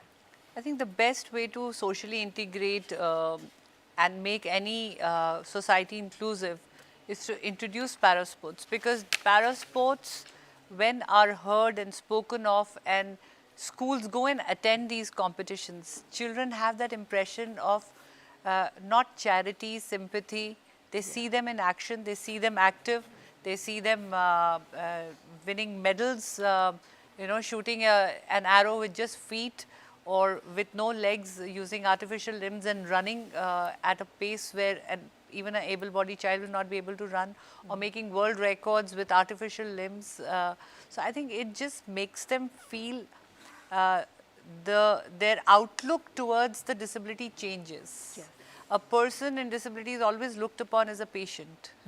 But the moment you see them active in a field, you look at them as a person who's active, self-confident. So it works both ways. It not only empowers a person with disability, but also makes the outlook of a society inclusive in a very empowering manner. Absolutely. Dr. Datta, you run an inclusive, you head an inclusive school. What I found interesting is that you've got tactile surfaces as well for those who are visually disabled, braille markings as well. So that's important. Do you believe that something like this needs to be made mandatory for other schools as well? Yes, of course. How is it worked out? Is it effective? It's very effective, very effective, because people who come in, they find the place disabled friendly. So it's easy for them to come in. Reaching out is easier. They are very comfortable when they're there. The best part is when they give us compliments, they tell us that they're very comfortable being there is indeed gratifying. There are railings all over, ramps everywhere, to the stage, anywhere. There's no place where somebody on a wheelchair can't reach. So making it very comfortable for them to be there, to enjoy their time there, feel very much part of the school, that is the idea. And we are making it happen. That is what is very special about it. Vishnu, taking it from here, when children who are not with a disability, when they watch the ramps, tactiles, the braille, they will grow up to become custodians of the right processes, whether they're engineers, doctors, pilots. Yeah, because they've normalized it. They have normalized it. So when they are grown up working in an institute, organization, in the government positions, they will have a value system of inclusion, which we embedded as a child, and they will always remember. So the policies which are lying in the books will actually be executed on the ground. बिल्कुल। सिद्धार्थ, क्या आप जो दिव्यांग खिलाड़ी हैं उनके सामने आने वाली जो चुनौतियां हैं उनको दर्शाने वाले कुछ आंकड़े उदाहरण दे सकते हैं, और क्या आप समावेशिकता से जुड़ी किसी हालिया प्रगति या नीति के बारे में भी बता सकते हैं? देखिए, 14 से 15 करोड़ से भी ज़्यादा दिव्यांग अगर हम लोग रफ नंबर्स लें तो इस देश में हैं, और मुझे नहीं लगता कि 14 से 15 करोड़ दिव्यांगों को खिलाने की सुविधाएं देश में मौजूद हैं इस वक्त। एक बहुत बड़ा नंबर है जिसको हमको समझना पड़ेगा और इसको हमको ब्रेक करना पड़ेगा नीचे तक। तो मुझे ऐसा लगता है कि हमें प्रोग्राम्स बनाने चाहिए जहाँ पे हम लोग विलेज के लेवल पे, वार्ड के लेवल पे, सिटी के लेवल पे, शहर के लेवल पे, ज़िले के लेवल पे हीरोज़ क्रिएट करें। जैसे एक छोटा मैं आपको एग्जांपल देता हूँ। 2012 में मैं ट्रैवल कर रहा था कुशीनगर में, और वहाँ के जो डीएम थे, Rigzin Samphel, I must take his name, I want to do something for disabled out. So I spoke to him and I said, okay, I've got captain of Indian cricket team, vice captain, all these people, they had been playing with us, with one of our programs. I said, see, I want to bring them here. And how many disabled would be there in the district? He said, approximately 50,000. मैंने कहा, if I do something, what will you do? This is 2011 and 12. Yeah. He said, I'll help you out. मैं कहा, ठीक है जी। हमने कहा, cricket का programme करते हैं आपके यहाँ. Let us see how many kids come. सारी बात हो गई, हमने प्रचार प्रसार कर दिया। He calls me 3 days back. Yeah. He said, Siddharth, now you come, and now you'll understand the problems. He said, program आपने बना दिया, स्टेडियम मैंने आपको दे दिया, डीएसओ को मैंने काम पे लगा दिया। कह रहे, अब ये बताइए कि गांव से ये बच्चे आएंगे कैसे? Right. The gentleman asked me. I said, आ जाएंगे? He said, नहीं आ पाएंगे। Then he spoke to the RTO. He put 200 buses, and he put the staff. And then all the kids from approximately 400 to 500 villages, they could reach Kushinagar cricket stadium, और बहुत बड़ा programme हुआ और बहुत समय तक वो स्टेडियम हमने चलाया। दिल्ली में भी हमने बहुत सारे काम किए इस तरीके के। बहुत ज़रूरी। तो ये सब मूलभूत परेशानियां हैं जो जगह के हिसाब से हैं। लोग वहाँ कैसे सोचते हैं, कैसे ऑपरेट करते हैं, वहाँ का एडमिनिस्ट्रेटर किस तरीके का आदमी है। 20 लाख स्कूल्स हैं देश में, आप सर्वे करा लीजिए 20 लाख स्कूलों का, आप देख लीजिए कि कितने स्कूलों में वो मुहैया है. हमारे साथ एक ऑनर्ड प्रिंसिपल बैठे हुए हैं और वो अपने. No, but it's such an important point. End-to-end transport solutions are imperative. We can't be talking about inclusive sport in isolation. How does one play an inclusive sport? Yes. Right. I mean, one has to reach the place, right? Exactly. Reach the venue. Interdependent. It is. Let's, Aditya, dive deeper into the potential of emerging technologies in enhancing sports. What are some of the innovative solutions that you've been working on? Like technology is one of the biggest pillar to support anyone's journey, absolutely, right? Whether it is education or, and thankfully there are a lot of assistive devices, assistive technology, a lot of advancement in technologies, like as simple as like there is like a platform which actually helps you to understand the classification by yourself. So there are such technologies, and then moreover, like that, like there are right now devices which kind of like help you to understand your own body dynamics. Your like the medicines have have created like kinesiology. All those things are various like important technologies. The sports sciences have increased a lot, and right now I do see like there are a lot of corporates like JSW and all, they have started their own sports sciences centers for people with disabilities. I think these are the things which are, I think, building on, which are coming up, which actually help children to identify what aspect of their physiological elements that need to be further worked on, that need additional support. So, yeah. So